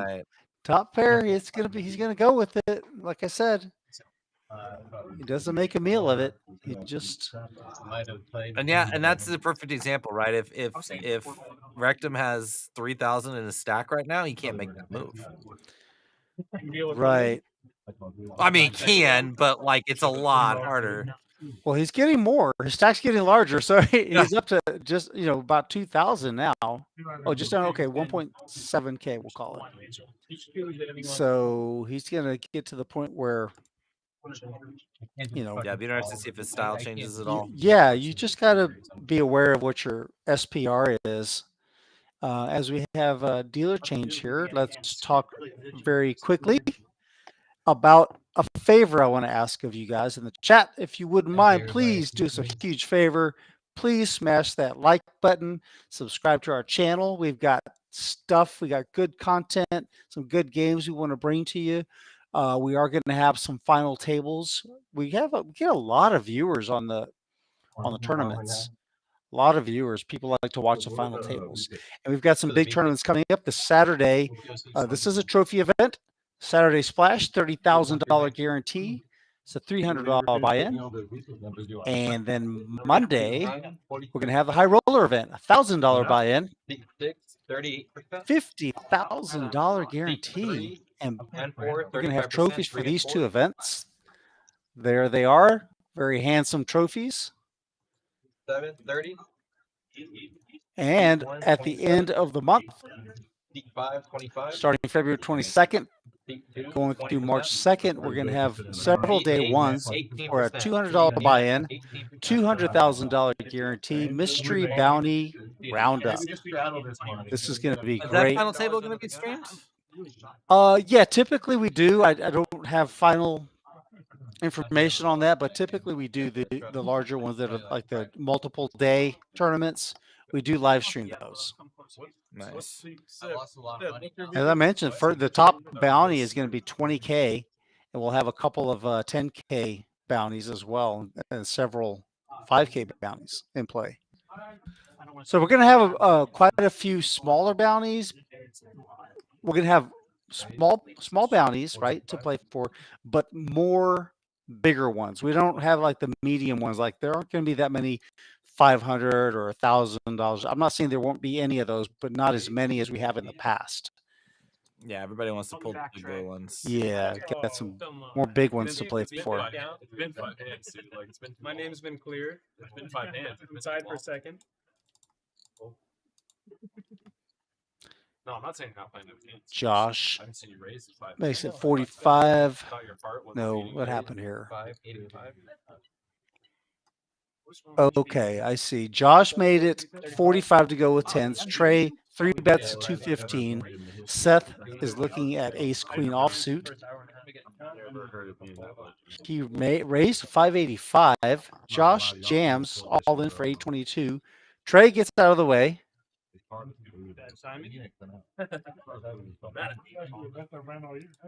And where does that leave us? With Seth? Yes, it is. Yeah. Can't fold. Seth made it 585. Josh made it 783.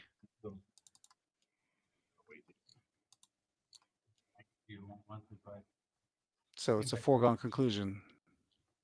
Mm-hmm. He called.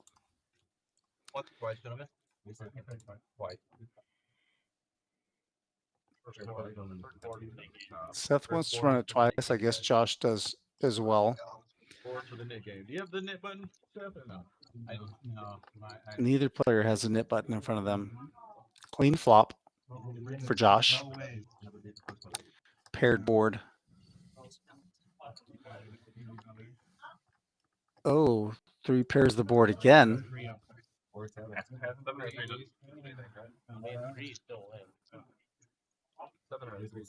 All right. That's first board is going to go to Josh. 10s and 7s.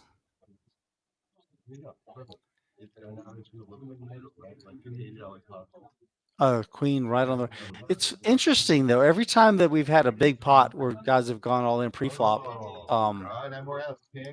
they've chopped them. They've always gone twice. Mm-hmm. Oh, straight. Josh is not going to chop this one. There. Josh is going to take all the chips in the middle with a miracle 8 on the river. Pay that man his money. You know, Rob, last week or a week and a half ago, we had a 2-day tournament. I'll say a multiple day tournament, and it was $100,000 guarantee. We ended up getting $140,000 in the purse, and we final tabled. We live streamed the final table, and Josh in seat 2 and his dad both made the final table. Oh, that's sick. Yeah, they sat right next to each other. Seat 5 and 6. Was it friendly or was it like bragging rights. Oh, I'm sure they were bragging rights. The problem is that neither of them stuck around very long. They were both some of the first guys. Well, not. I think maybe Dad did outlast Josh. I think I can't remember exactly. I think Josh, I think, went out in 8th or 9th, and then Ray, the dad, went out in about 3rd or 4th. It's a neat little wrinkle. Yeah, that's fun.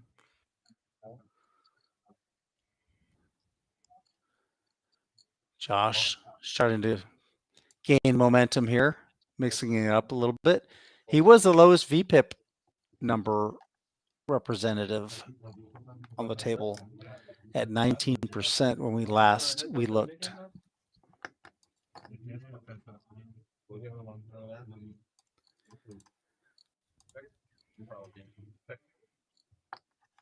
Trey checks back. He's so good at checking back in these spots. Like just the awareness to know like where his opponent's at and to when to allow him to catch up and when to push the gas, you know? It's really, really sharp.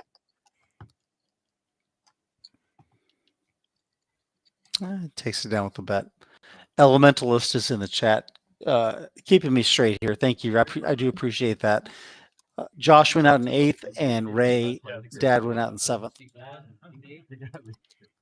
Maybe Ray drove to the card house, and he didn't want to have Josh waiting for him very long, so he went out. Speaking of dads and sons in poker, how do you rate Lucky You in all of the various poker movies out there?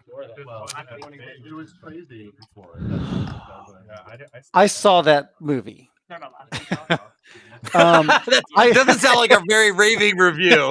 Yeah, I saw that. Yeah, that's the one with was it Eric Bana in that? Yep, Eric Bana and Robert Duvall and Drew Barrymore. Yeah, and then a whole bunch of cameos. Yeah. I remember now. I think I liked it, but I was hoping for more. I think is the way I can best describe it. I think that's fair. I really enjoyed the cameos, even though they were like stiff as all get out. I mean, it was like so obvious they didn't have any acting abilities. But I know, but they could have been more interesting if they would have just, ad-libbed it. I feel like, rather than just be scripted. They're not very good scripted cameoists. But if they would have just been poker players around a poker tournament and then just put a camera following them, it would have been more natural. Yeah, it's funny. Barry Greenstein went to school here at the University of Illinois in Champaign, which is where I'm from and I live. And twice now at the WSOP, I've been at a table talking about Champaign, Illinois, and behind me I hear Barry go, "That's where I went to school." And I'm like, "I know, we had this conversation last year, buddy." Like, he's just so excited. Obviously, I'm gonna remember him. He's not gonna remember me. But Right. Barry Greenstein's one of those guys. No, he won't really play. Just a super class act. Always has time for the fans. Great poker stories. Always in a good mood. Always just really hospitable. Just one of the A+ guys of the industry. Oh, nice. Yeah, no, we're super close though. He might as well be my brother. That's cool. Yeah, I like him. He's a good guy. Maybe he can give private lessons. Yeah, maybe. Oh, but he has.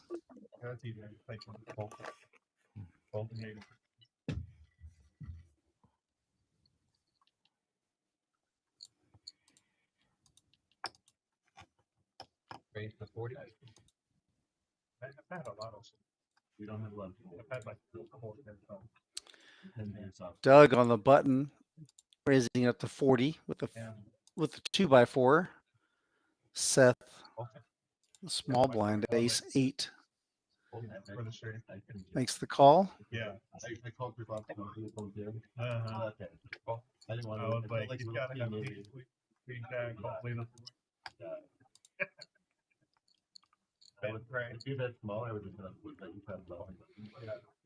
Rob, sugar-free. He's in there. The CB hand.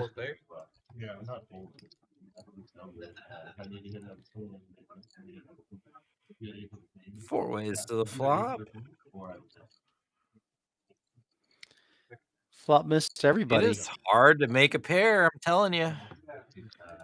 There's 4 players in.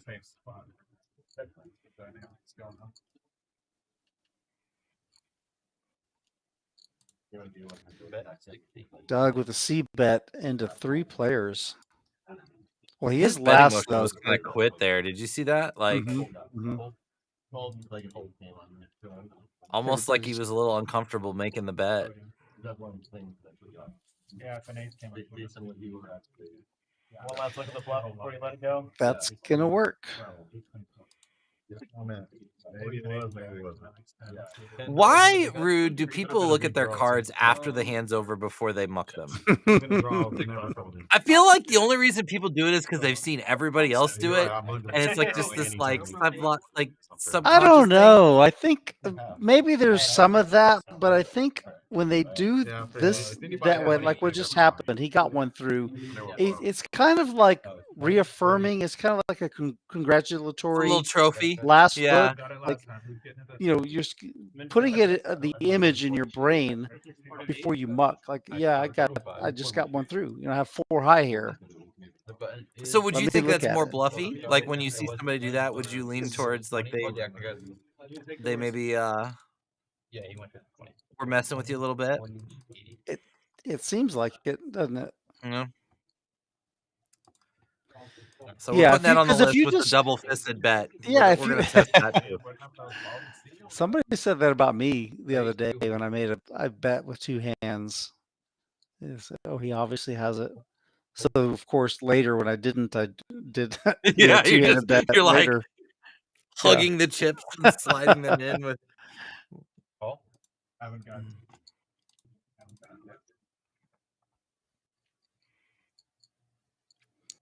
So this is interesting from Seth after being quiet.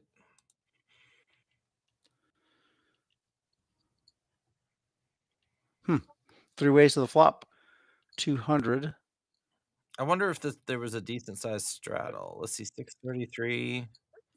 So $10 and $20 straddle, maybe. Yeah, it looks like it. So double straddle. Still Top a really pair big for Trey. raise. Oh yeah, it's a really big raise. I think Trey probably raised to and then he 3-bet him with the ace-7 off. I think he raised to 80 and then got 3-bet to 200. How's he going to get through this though? The king on the turn. Yeah, I don't think this is going to scare Trey off. Not for one. He's going to need 2. It's 350. 350 to go.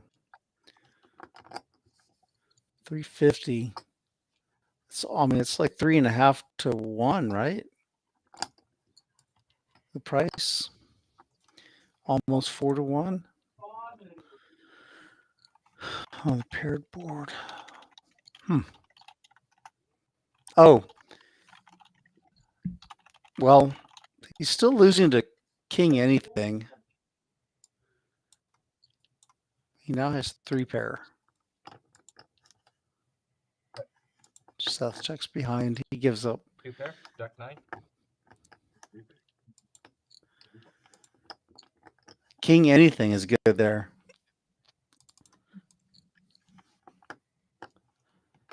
Trey takes down another one. Little $1,300 pot. Yeah. And with that, Trey moves even more into the green. He's up 840. Trey's making it happen. Preston's just stuck right where he's been for 3 hours. Yeah, I mean it's hard to build, 700 big blind pots. Like it's going to have to be an absolutely absurd cooler. Or he's going to have to make someone's going to have to make a really big mistake. Yeah. But if that's the case, like he should be, if that's his goal, like if he's really trying to get out by the end of the night, he should be straddling like every time he can. You know, trying to.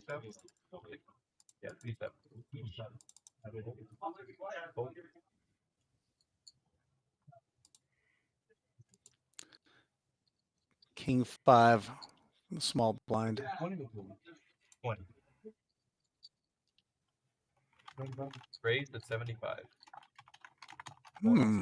Spicy. Spicy from Juice.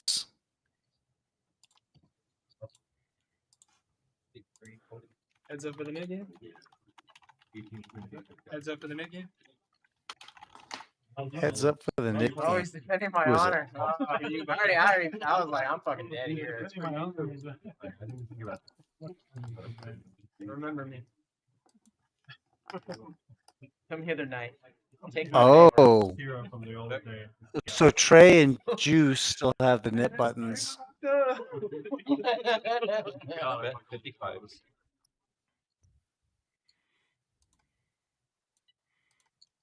Yeah, this is gonna be Somebody jokes me off. super pure now because nobody wants to lose here. Yeah.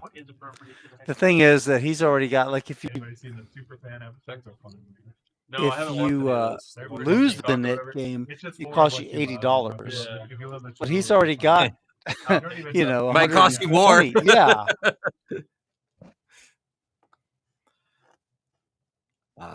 Does Trey make a play at this? I think he's going to. Definitely makes a play. Oh, makes it look value-y. I don't know. I don't know that this is enough with everything that's on the line. I like that bet in a vacuum, but I think yeah, I think that was too small given the dynamics. Right. Yeah, I tried so hard. You tried, bro. Every time. That was a good try. Second time I pulled it. You hit Trey and Rob with the same deal.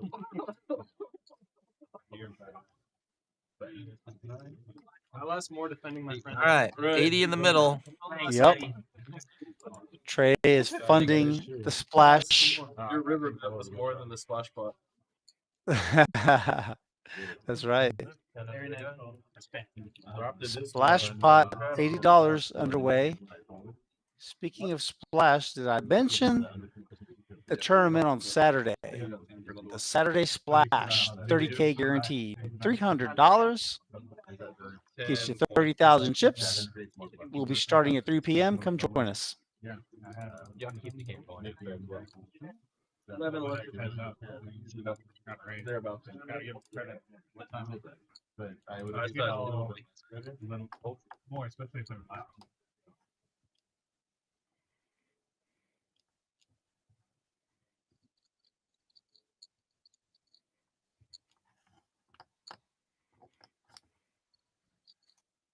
Yeah, 40.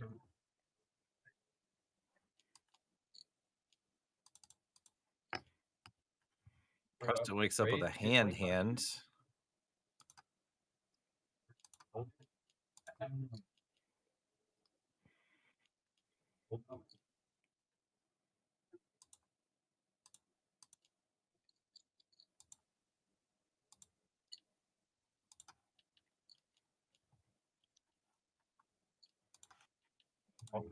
that was reassuring. 225. 220. 225.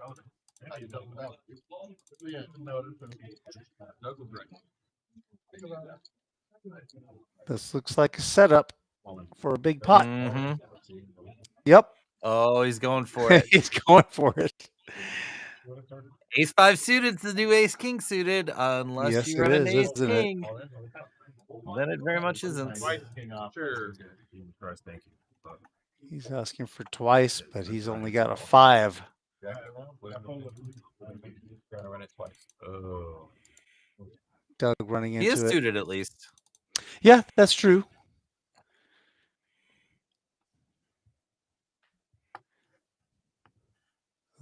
Shows the equity show 2-1.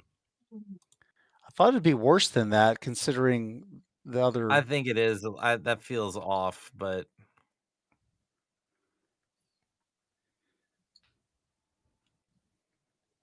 Maybe that's factoring in chops or something.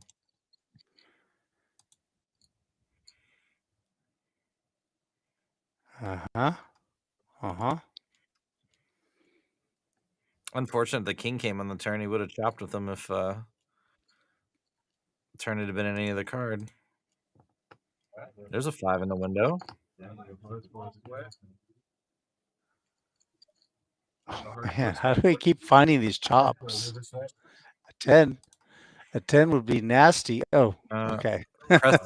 Preston's bad night continues. Like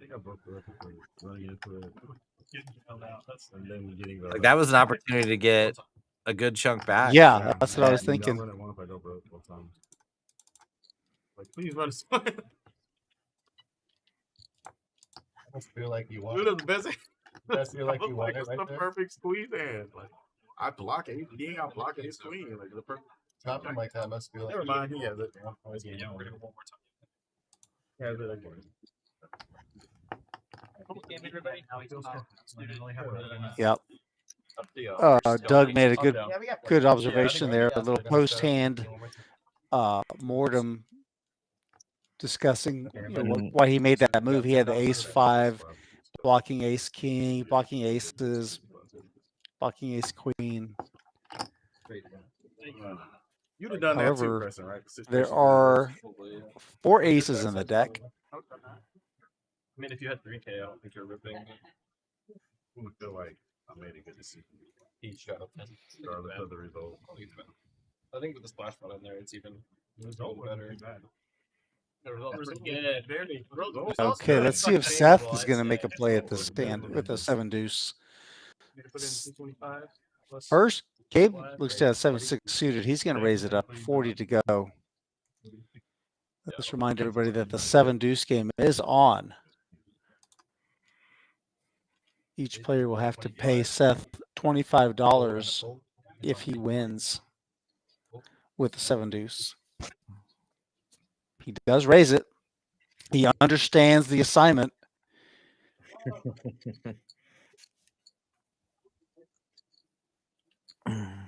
Josh thinking about had some evil intentions. Fold. Up back to Gabe.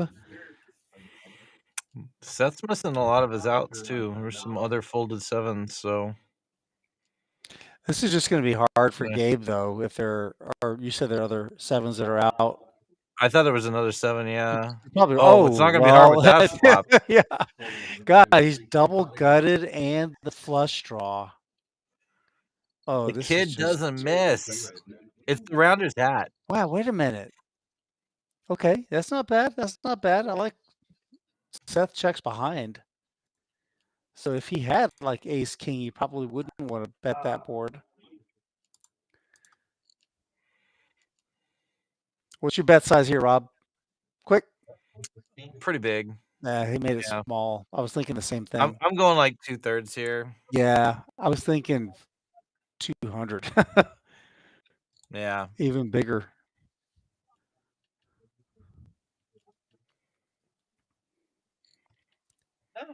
Basically 115. Oh man, he's just gonna get. And this is why the bigger sizing is better, because you incentivize this. Now maybe he did it with the intention of calling. Like no, really? I'm actually surprised to see that fold. Are you? What was the raise? Looked like 275. Like no, 2.5x. There's 3 blacks out there. 350. I thought it was like 375. Yeah, I'll play through. I mean, he's got flush draw, plus he's up and down. Like, I know. It's a lot of outs. Yeah. It's just the number, the price, the cost was just too steep. I think if he goes bigger there, I don't know if Seth's gonna find that trigger. Yeah, that's why I was thinking I'd really want to put more money in there, make it almost a pot size bet, because I want to, I really want to. I like the hand, I want. Yeah. I'll take it down right now. I'll tell you what, man. If I did ace high, maybe even king high, I probably would mighty dose. You know, I gotta say, I mean, Seth has actually been playing with some pretty good feel tonight. You know, raising at the right time, and he's found some spots. A couple of times there were some weird sizes. Like, that's putting it All right, I'll take a walk. diplomatically. Like a 400 big blind raise. Raise to 100. I mean, the greatest player in the world would never shove 400 big blinds pre-flop, would he? If he can do it, anybody can. Yeah, now we know. Put that in your Here we arsenal. go. Trey with a spicy 3-bet. This is the Trey I enjoy seeing. We haven't seen as much of tonight because he just hasn't had the right situations, but this is when Trey's at his best. He just navigates these spots so well. And he hits bottom pair. And again, doesn't rush to a C-bet. Like always, every single time. Takes about the same amount of time to make his decisions. Mm-hmm. Bet 175. And look at that. That's such a good feeling. Yeah. Go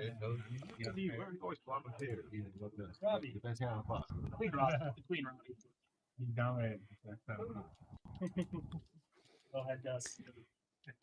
Trey up 620 now on the night.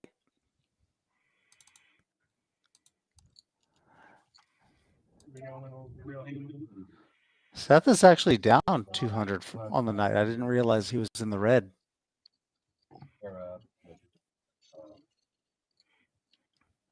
$10 on the gun. You're raising my raise. I played that. Some nights you just get big pot or big hand over big hand and big large clashes and collisions, and I feel like we did that early in the stream, and it's kind of coasting through the last couple of hours while still entertaining, just not quite as volatile as it was early on. Yeah. We just haven't gotten too many of those wild card. That Jack 4 suited 3-bet there is probably the most wild card play we've had so far tonight, and usually we have several of those. True. A lot of diamonds in play here. 8, 5, 3. Sevens are still in the lead. I've had a lot of good bluff candidates, but I haven't actually had it.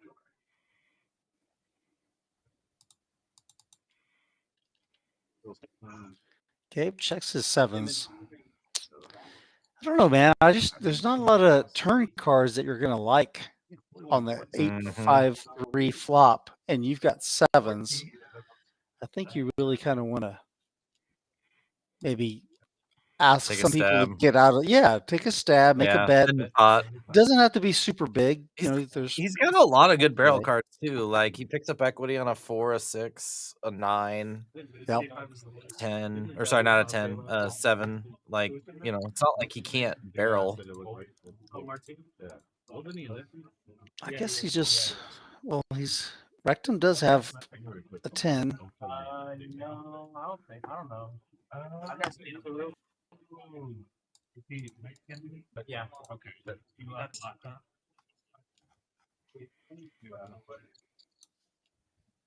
there we go.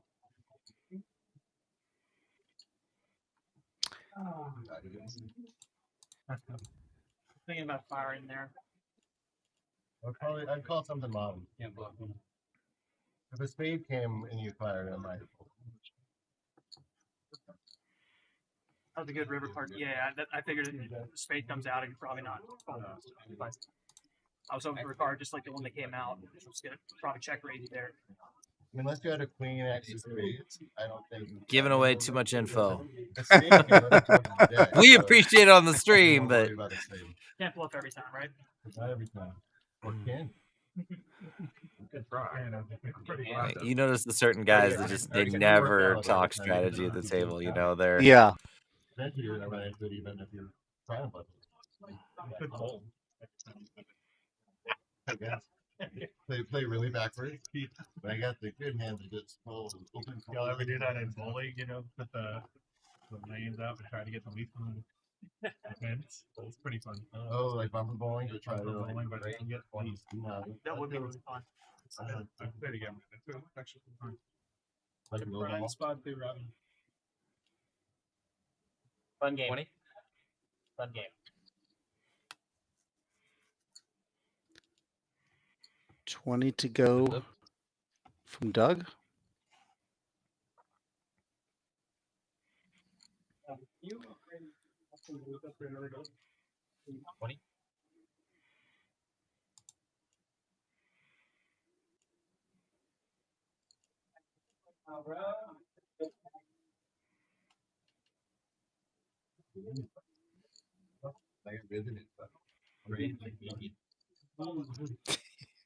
Why are you right? It's a protection for his top pair that is vulnerable. Doug does have a backdoor flush draw and backdoor straight draws, so how much did he raise to? 60? Yeah, I don't like Doug's folding this, do you? No, he's got 2 overs and some backdoor Backdoors possibilities. galore. Even a backdoor straight flush draw, really. So I don't know what the whole hand thing is. I think. Well, I think he's thinking the same thing that we just illustrated. The exact same thoughts are going through his head at that time. But the thing is, he's also been getting his teeth kicked in. Yeah, all night. Gotta be careful again. Like, that's kind of. He's playing with emotions. He's feeling it. Yeah, so he's feeling it. He's just kind of been beat up. Rabbit card.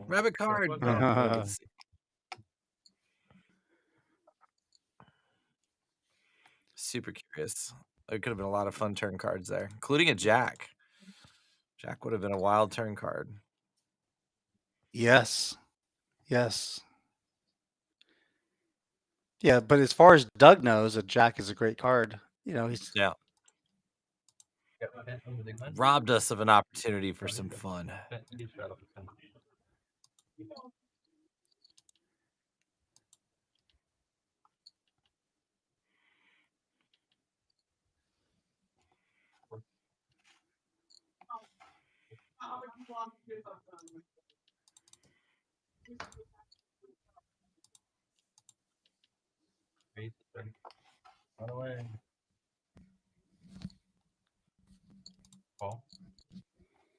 Oh, let's see what Doug does. He's like, do I really want to do this? All right, he's gonna get back on the horse. He's making a play at it. God, this smells so. I don't know. I just like. What does Preston have? 10-7? Oh.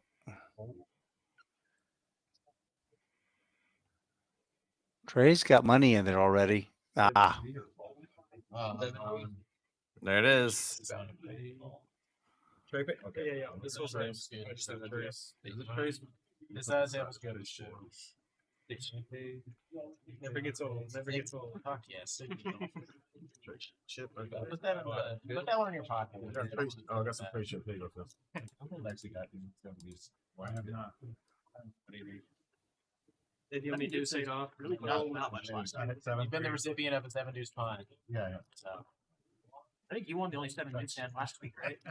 Last week? Yeah, there were very many last week. I don't even remember. To be honest, that's the last fucking thing I'm thinking about from last week. Everything else is everything else. Just you fucking jar. Yeah. 20 double $300. If I'd have just played 7 minutes and folded the rest of my hand, I probably would be Unironically, I am net only played 2. Sure. Raise 50. Hold on. 150 raise. There you go. Wow, I'm glad you mentioned stuff. I completely forgot. Gabe. 150 to go. The King 8 offsuit. EQ fucked me once on window. Spicy. Mm-hmm. He kept his nip button like all the way through a round, and he gotten rid of it like second hand. And again, a lot of the king's gone here. Heads up, but I had already lost. Oh, like an EQ thing that we could do. Great save.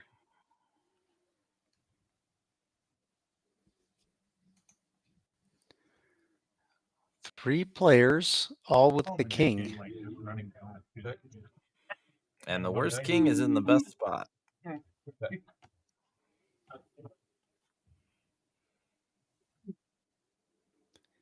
Hmm.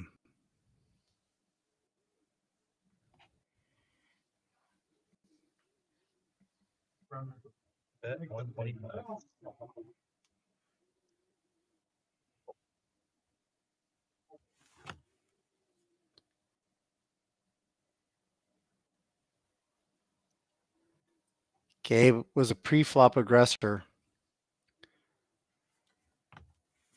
Facing a bet. Yeah, what are we gonna rep here if he raises?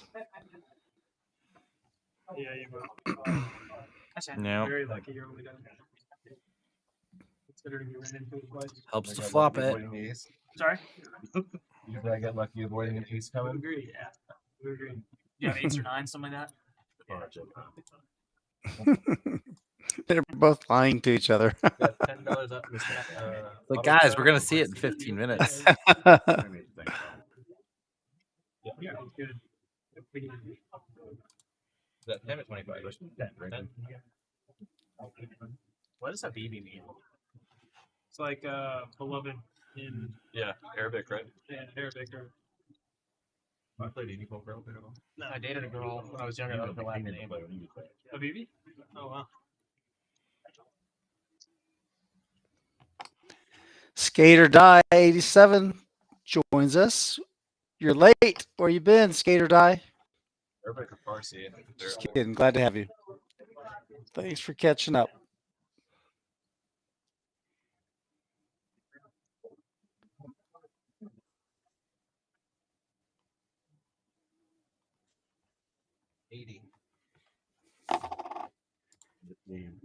$80 for Preston. I don't think it's the first time I've Josh, suited wheel cars, got some ideas here. Wants to see if he can. Yeah. He's gonna have position on Preston. Top pair though for Preston. Jack 10-5. Bottom pair for Josh.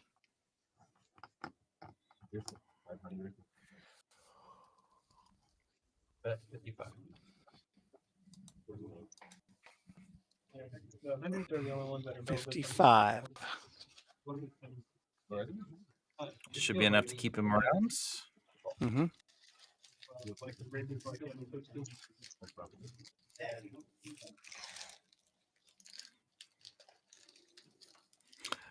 I haven't seen a lot of check raising in these games either. Yeah, I agree. And that would lead me to doing a lot more C betting and a lot more smaller C betting with like weaker holdings. Like if I know I don't have to face a lot of raises, you just get to start like barreling your second pairs for multiple streets.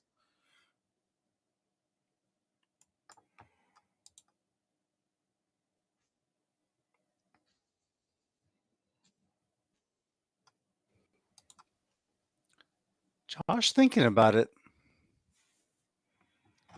Not going to work. Whatever you got in mind. Preston's open-ended. Yeah, like again, like what bluffs are you hoping they have here? Like a lot of the straight draws got there with either a straight or a pair. So it's hard for him to have anything that he beats. Right? It's a very large raise. Well,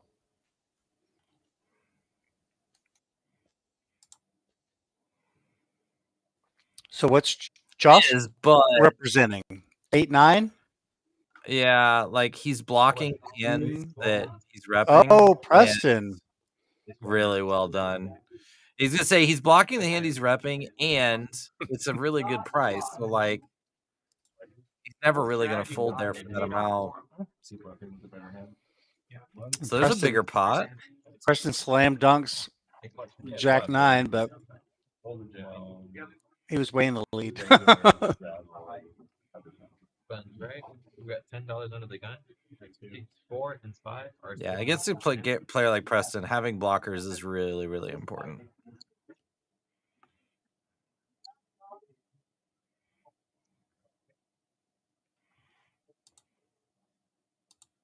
Yeah, 9 with an 8. Might have got it. Yeah. Kind of liked having a 9 in that spot. Yeah. Definitely helped. Figure you weren't flatting. Yeah, he's not worried about ace king. Yeah. Yep, exactly. A lot of 2 pairs you can have. You'll get a 10. Yeah, queen 10 was probably the most likely. Yep. 30.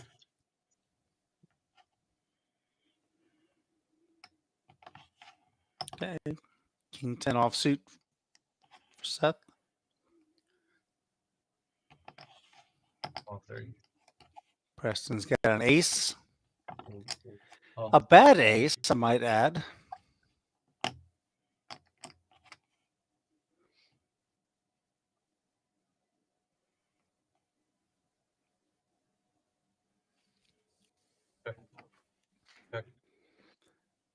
Gutter for Preston.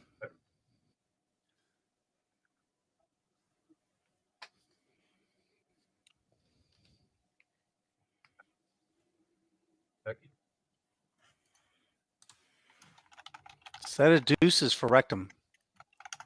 I think that's the third turn set we've had today. Bet 70. Fold on 9. Preston gets out of the way.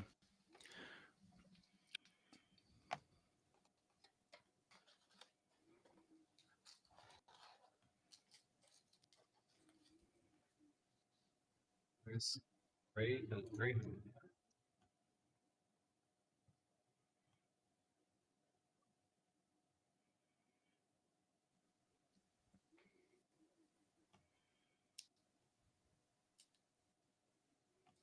A little over 3x on the raise. And see, like, again, this game, we just don't see a lot of people like check raising their hearts here, check raising their 8-6, like their underbelly gutter balls and whatnot. So like these raises just look so strong.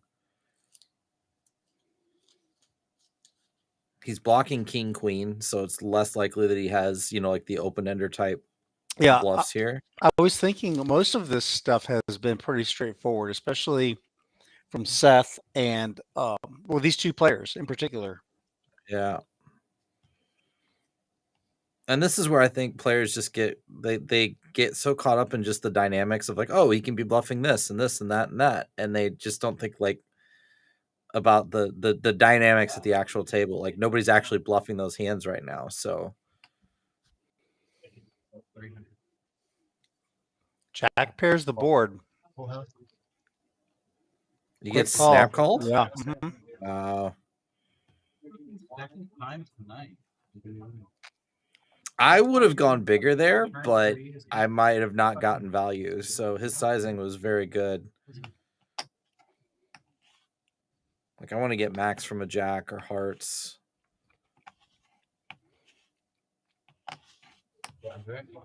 Yeah, he got paid by 10. Yeah. Yeah, he nailed it. And all of a sudden, he's second in profit on the night. You're on the 5 turn sets. Just one. For my whole set. Trey, contract straddle. Yeah. $10. 20. There we go. Suggestively selling the straddles. You'll love to see it.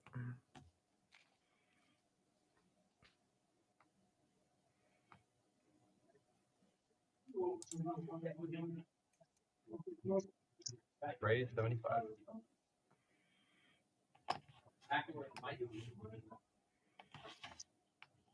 Three bet or four bet? Just the call. Does Preston get spicy here? This feels like a hand he could dip into the creative waters with. Yep. He just calls too. Thing.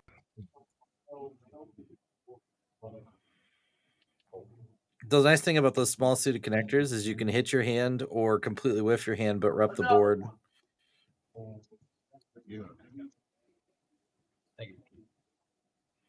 Yeah, that's a good point by Lorianne. Like how fast he got called. Maybe he could just still have gone bigger and gotten a 10 to call. Sure. Yeah, looking back, it would appear so. But when you're in it and you're acting first, you don't know. Yeah. You got to pick. And this could be a fun board. She's right. Oh, look at this. Is Preston here? Top pair. And for there's Doug. a nut flush draw for Seth. Oh. This could be the hand that gets him back in, depending on the dynamics here. He could get check raised by Seth and go with it, and we could see a huge race. Oh, man. And Doug has top pair, top kicker here too. So like, this is interesting because if Doug calls, like Seth is kind of incentivized to shove here. I think he is. Oh man, and he's been doing that. He's been. I was gonna say, if you're gonna shove ace king and eights pre, like jamming kind of in situations where like there's when they make the Seth T-shirt, it's for moments like this. Gabe has nothing. Gabe has nothing.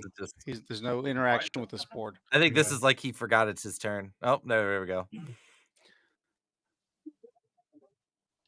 I have a feeling you're right, Rob. I have a feeling that this guy Seth is going to make a play at it right now. There it is. Yep. Sure enough. Of course, Preston has the nuts. There's no way Doug's calling here, right? I mean, Doug's it is only not calling. 1.3 to him. Preston's gonna say once. This is a massive spot. Like this is not gonna completely get Preston in the green, but it's gonna get him pretty close. I'm gonna turn the table volume up. Yep. Yeah, we'll let this roll. I really think Preston's gonna say one time. I don't even think they played except that way. They overpairs from small. That's great. 1942. 1942. One Yeah. has 7. Oh, we did once earlier. We did once this time.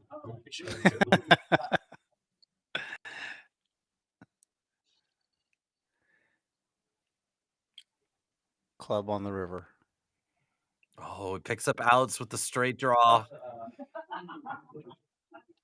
Oh no! Yep. That's about what He had the nuts. Doesn't matter. You won the fucking hand. Wow. My God, that's so good.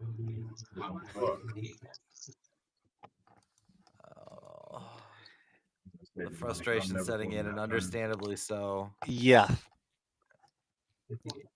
On the river. I mean, you flop the nuts. There's just nothing you can do. But I mean, you wait for that spot all night. That's exactly right. Only to just get wrecked like that. Yeah. Oh man, he flopped the nuts. I mean, it doesn't. You don't get to win every time you flop the nuts, but. And such a setup. Top pair, top kicker, nut flush draw, and the nut straight.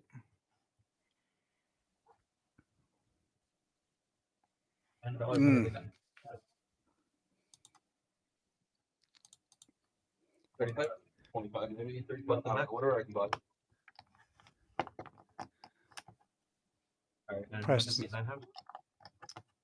Preston's going deep. That's about right. He's digging into the bottom of the bag now. He wants to know how much he can buy in for. So I'm looking at 4.6K. Yeah, and he's down 5.4 now. It's hard because there's not that many hands remaining. I mean, obviously they might play after the stream's over. So I guess, Yeah. Let's say, like, if the game broke in 20 minutes, it would be kind of silly to. I don't know. I mean, it only takes one hand. He almost got a big chunk of it back there. It was a setup. Yeah. You could somehow run into another setup and it could go the other way. For instance, let's just say that somehow something happens and he and Trey get into it. He's even. 1,000, 2,000, 21. Oh, but he didn't. He raised.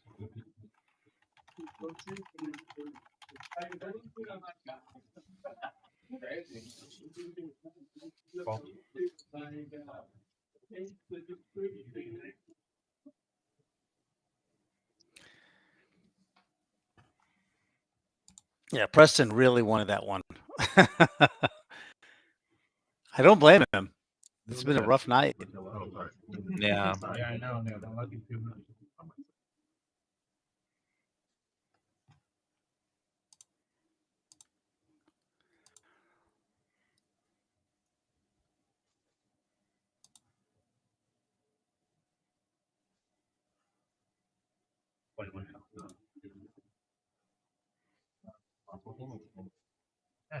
That was the thing.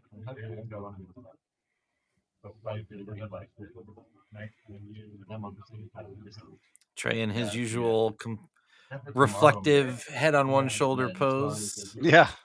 Just figuring, I always side with. I feel like there's a little bit of an intimidation factor to that too. Like, just seeing how seriously he looks like he's thinking about things. He moves his chips very slowly. Like, whoa, what was that? 400? Almost a pot-sized bet with the deuces? Yeah. Jeez. He put Trey on bullshit. It's just what he had.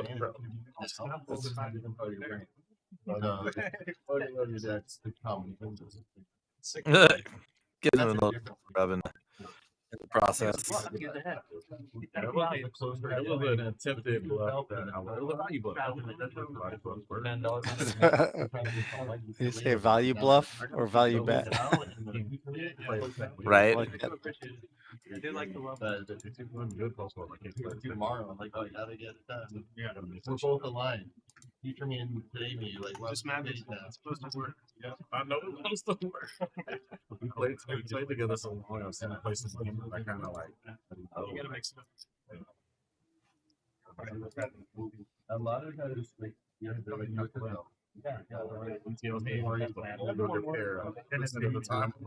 Free, buddy. I'm stuck. There ain't no fucking way I'm holding a pair right now to anybody. That's risky. I thought Rob was gonna squeeze it. I've got a full out about it.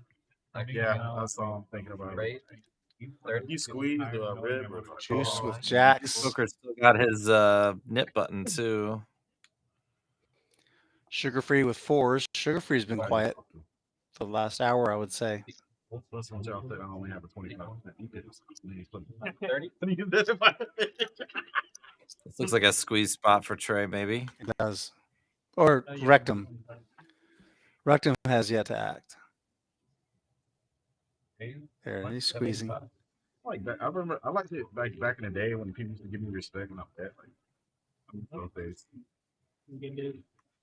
Now I gotta like. Okay. We got 3-bet from Rectum. Ace 3 suited. Trey's gonna call Queen Jack suited. And Juice. What is Juice gonna do now?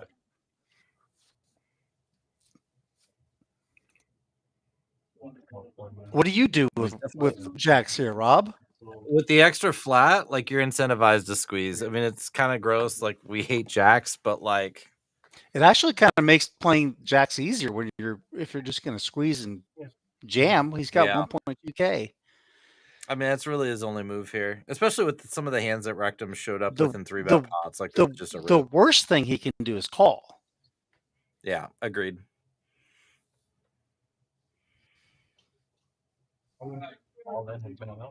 There you go. He He finds found a jam. it. Good I work. like it. I don't know how many purples are there.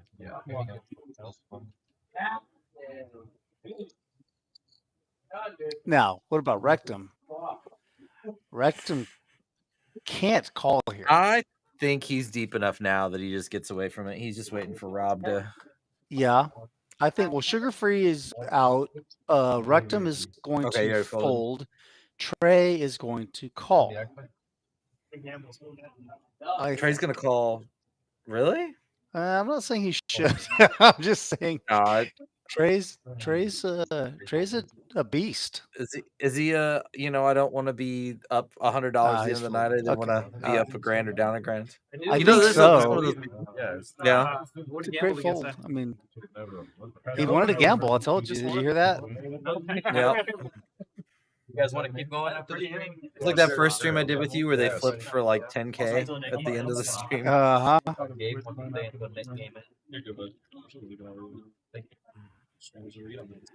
Poker Star 101 says Jackson flat. I don't know, man. I think that's just going to be a really tough situation to be in there, out of position, or not even position. The thing is, like, you just even if you get called by Ace King, like getting the other person to fold just improves your equity so much. Right. Right. Yeah, because you got to fight. If he flats, then he's going to bring Trey in, or Trey's already in. Yeah. You're already facing two people. Yeah, I don't think that's the easiest path. And we've seen people call with worse than Jacks here. So I think in a vacuum, yeah, like it's hard to believe that people would call with worse, but in these games, they will call with worse. All right, so Seth is going to raise to 25 with sixes. Preston is going to 3-bet to 100 with ace deuce.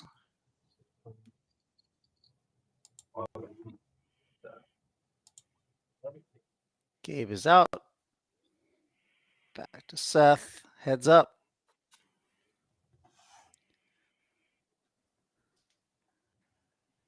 Jack 7-10.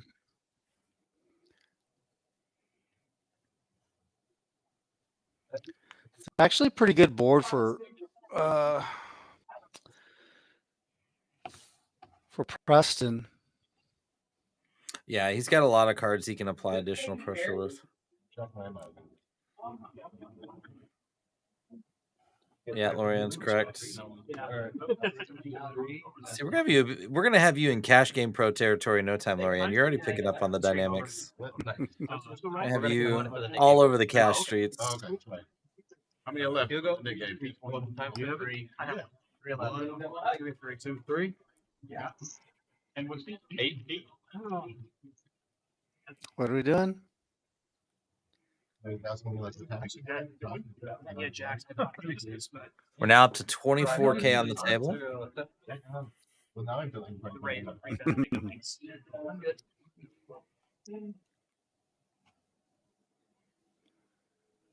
Okay, Juice, your first act, you've got a suited king. What do you do? Yep. That's fine. Preston, you've got a suited queen. What do you do? And you're stuck 5,000. I'm raising that king 8 suited in a tournament. I'm not raising it in a cash game. But even under the gun, Rob? Yeah, in a tournament. Yeah, that's the bottom of my opening range. Okay. There's Jack's again in Gabe's hand.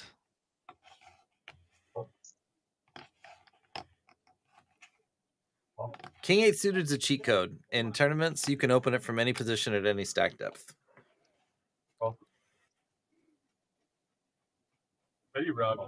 Cash games, don't do it.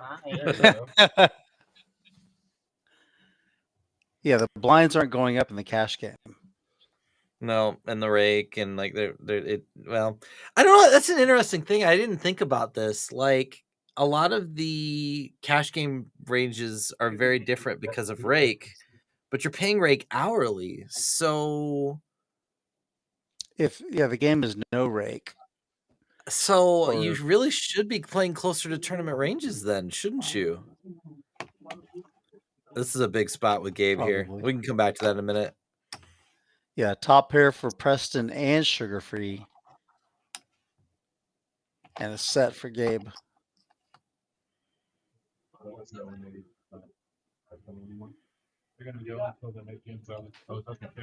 So usually, I know that we can. Yeah, once they're done, then make it. I don't know how much more I can watch of Preston just just running into it time and time again. Who just went all in? Rob did. I think, didn't he? Yeah, that's kind of interesting. He said, "I am dead." Rob saved. Super dead. Preston. Rob saved Preston. And with that queen gone, Preston's or Rob's pretty much just dead.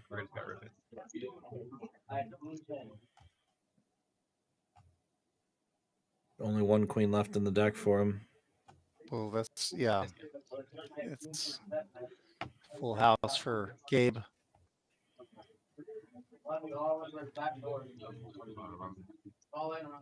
Guys, Gabe just always has it.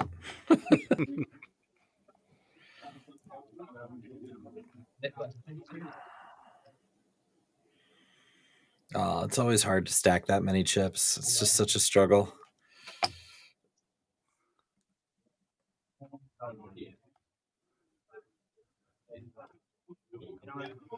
Yeah. I'm not joking about the King 8 suited. Yeah, I don't think he was making it up. He was being sincere. Anybody wants to break this should, but I probably wouldn't play it. I won't play it from under the gun. I mean, it depends if I'm talking about a full table, like 9-handed. Yeah, you can do it 9-handed. Obviously, 10-handed. Yeah, I'm sure you can. I'm just saying I wouldn't if it were 4-handed or 5-handed, something like that. The nice thing about hands like King 8 suited is they unblock, Queen Jack, Queen 10, Jack 10, all of those kind of nice suited connectors that can still call you. So you can still get a lot of reverse implied odds against your opponents. It's the reverse implied odds against me when I run into King Jack. Yeah, you got a little bit. With. Yeah. You gotta be mindful for sure.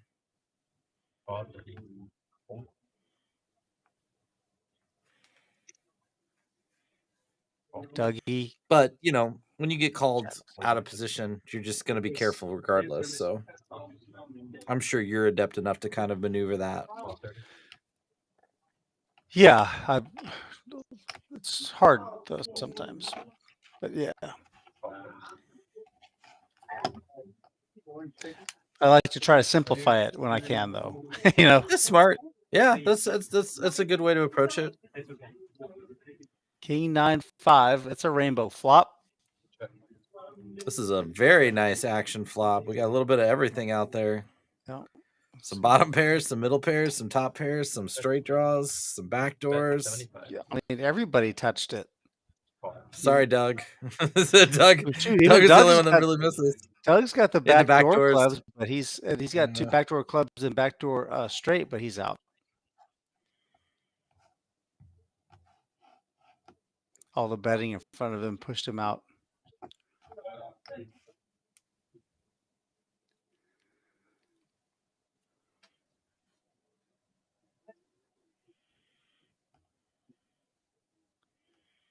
Okay, Seth with 3rd pair and the gut shot straight draw.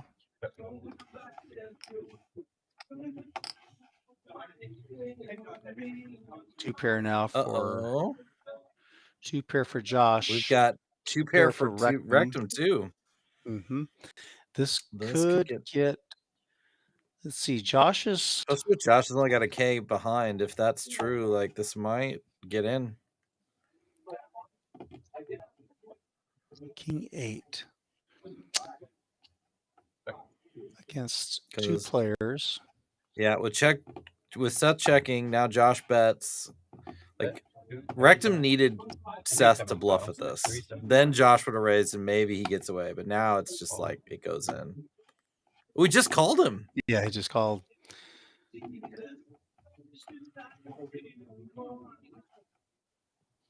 I guess with Seth behind. Well, Seth checked first.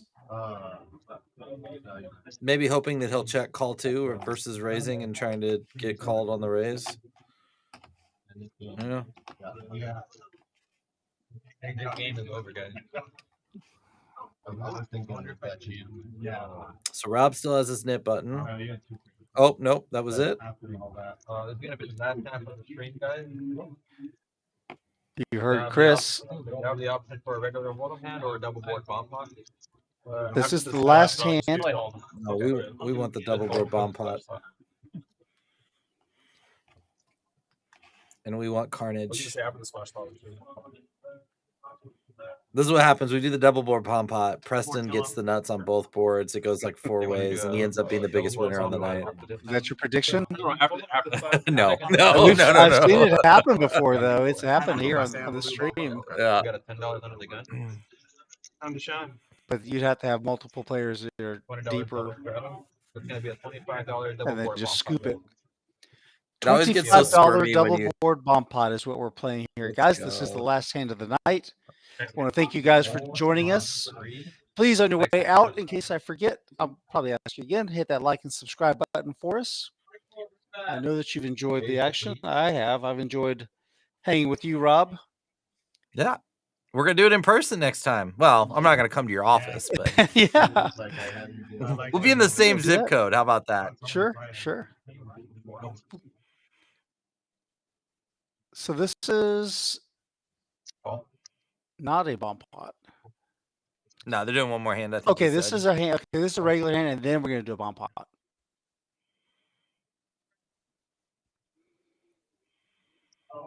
There's nothing more uncomfortable than when you have like the 3rd or 4th nuts on both boards of a double board bomb pot and somebody shoves. You're just like, is this how it ends?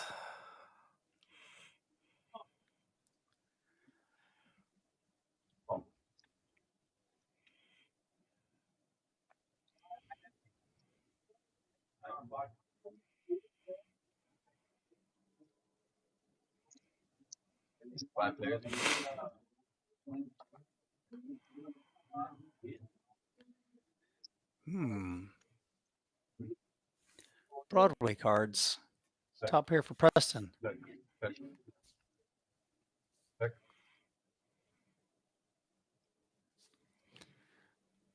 With Preston's luck, be a jack on the turn. Bet 275. Lorianne is trolling you, Rob. She says that they're going to check down the double board bomb pot just to annoy the shit out of you. I know. Lorianne, Yeah, she's not. No chance. Not wrong. No chance of that happening. They just need to hit something. The last two, they've just completely bricked the boards. Oh, I see. You were saying that they were underwhelming, huh? Yeah. I was a little surprised to see Trey stab at this. I know he likes to be aggressive in these spots, but it's just hard to have barrel cards. But this is one of the barrel cards. Like,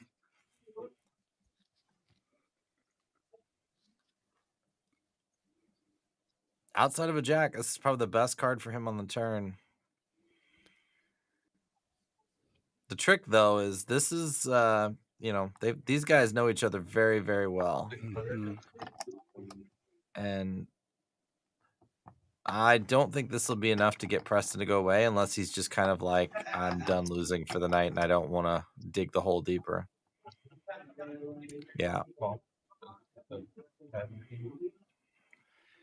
What's he gonna have to face on the river, though? That's my jack. The flush gets there now. Cards come through. Yeah. Dang. I mean, he's just facing. I can't imagine. Everything.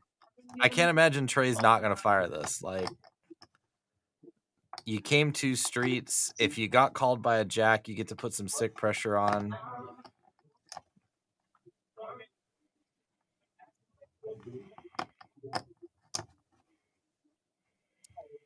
He can't win if he checks. Nope. So 1,500, 1,600. What's he gonna?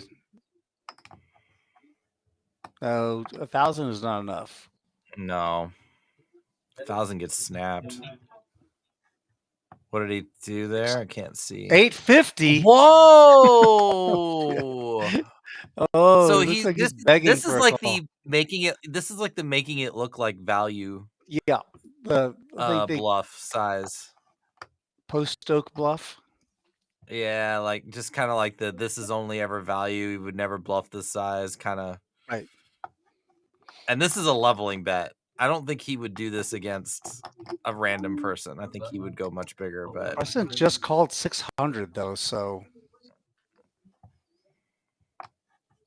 God, look at the price.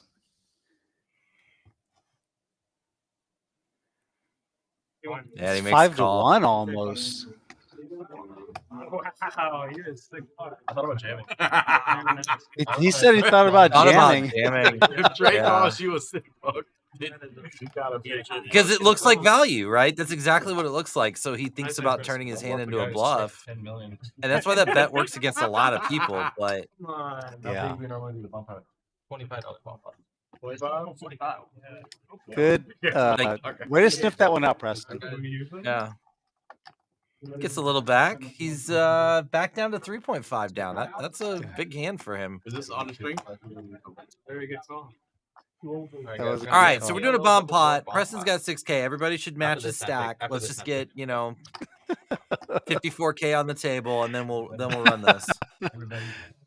Yeah, it's hardly even worth us watching if you're not gonna, unload the clip here, guys. I mean, like we could get some straight flush over quads action, and like let's ramp this up. Everybody. If this pot is less than $500, I quit. Oh God! I'm kidding. No chance. No chance. I wouldn't do that to you, Rude. I wouldn't do that to you. What brought you out here? What line of work do you in? Financial planning. Nice, awesome. Well, cool. Good to have you, man. It was a pleasure. Yeah. All right. Class act by Preston there. He's still stuck 3.5K, and he's welcoming the new people to the table and thanking them for coming in and stuff. That's a class act. Some guys would just sit there and brood. Poker Stars, you're asking when we stream next. We do it every Thursday of our cash games, but we also do final tables for our tournaments, and we've got some coming up in the near future. All right, so here please we go. Subscribe to our channel, and make sure that you hit the little bell. You'll be notified when we come up next. All right, let's see what we got. Different flush draws out there, but see, it checked around on the flop again. Well, I'm okay with that, Rob. I'm okay with that, even if you got the nuts. We want somebody to make a mistake. King 7. I see 2 pair for Trey. Let's see, King 10. 4.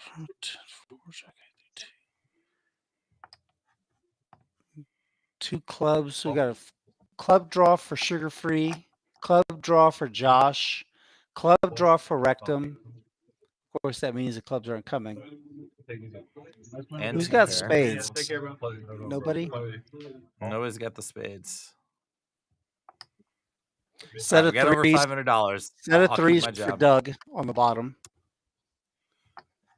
Gut shot, straight draw for Doug on the top. Yeah.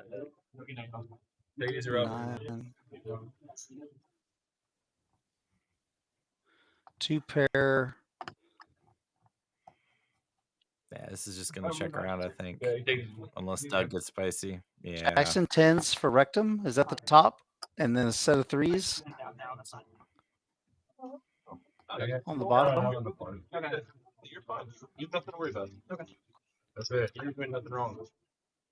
On the bottom? 2 pair on top.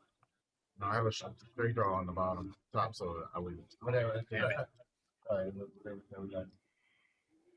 When did you drop it? I just had a threes on the bottom, and then Jack 10 on top for 2 pairs.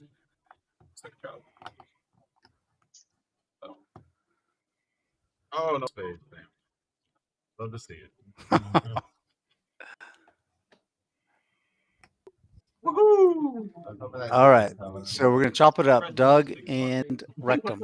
Dude, that is one of the sickest calls I have seen. That was a pretty good call by Preston. I All think I have more straights here than right. So I want to thank everyone for joining us tonight. This was a really, really good game. Rob, I want to thank you especially for hanging out, coming on. Let's see if I can bring you in here just for a second. I My had a little pleasure. issue earlier. Let's see. I want to make this one bigger. Can we do that? There we go. There you go. Wrap up these guys. Rob, so what was your biggest takeaway from tonight? What do you think about this, the lineup, the game, the structure? Talk to me. I think that the new players being in there definitely changed the vibe of the game. It felt like we didn't get as much carnage between Preston and Trey. We did there at the very end, but like Preston, Trey, and Rob didn't get a lot of interaction with each other. I think there was a lot of feeling out the new players at the table and kind of vibing that, and that kind of gave it a little bit of a different flow than we've had up to this point. So I think when Jacob gets back from Japan, we'll get back to kind of the traditional fireworks we've had on these Thursday nights. Right. That is not to say it was a bad stream or anything. We had some fun and there was some really good dynamics. Just a little bit of a different vibe. Yeah, it was fun. It was fun. It was kind of painful to watch Preston go down so early in the stream, just so deep, and then just like this is a grind, just trying all night to get into a hand and build something up, and then just at the very end when he flopped the nuts and then gets that hand stolen away from him at the end. Well, that was just... I'll say this: if I'm ever on the live stream and Spoder walks in chat and puts an over/under on 2K on me, I'm just getting up and cashing out, like just straight walking out of the casino and not coming back for a week. All right, let's real quick, guys. I want to just remind you, we're just gonna run through this real quick. Our tournament's coming up. Saturday Splash, 30K guaranteed. Come on in Saturday at 3 p.m. And then we've got our High Roller event, Monday, $1,000 buy-in, $50,000 guarantee. Both of those are trophy events. And then we've got, at the end of the month, $200,000 guarantee mystery roundup. $20,000 is going to be our top bounty. We'll have a couple of $10,000 bounties as well and some $5,000 bounties. And that is going to do it for us. Rob, good seeing you again. I want to thank you very much again for joining us. And you guys in the chat, thank you for joining us as well. Please hit that like and subscribe button for us. And we will see you next time. Bye, guys. Goodbye, everybody.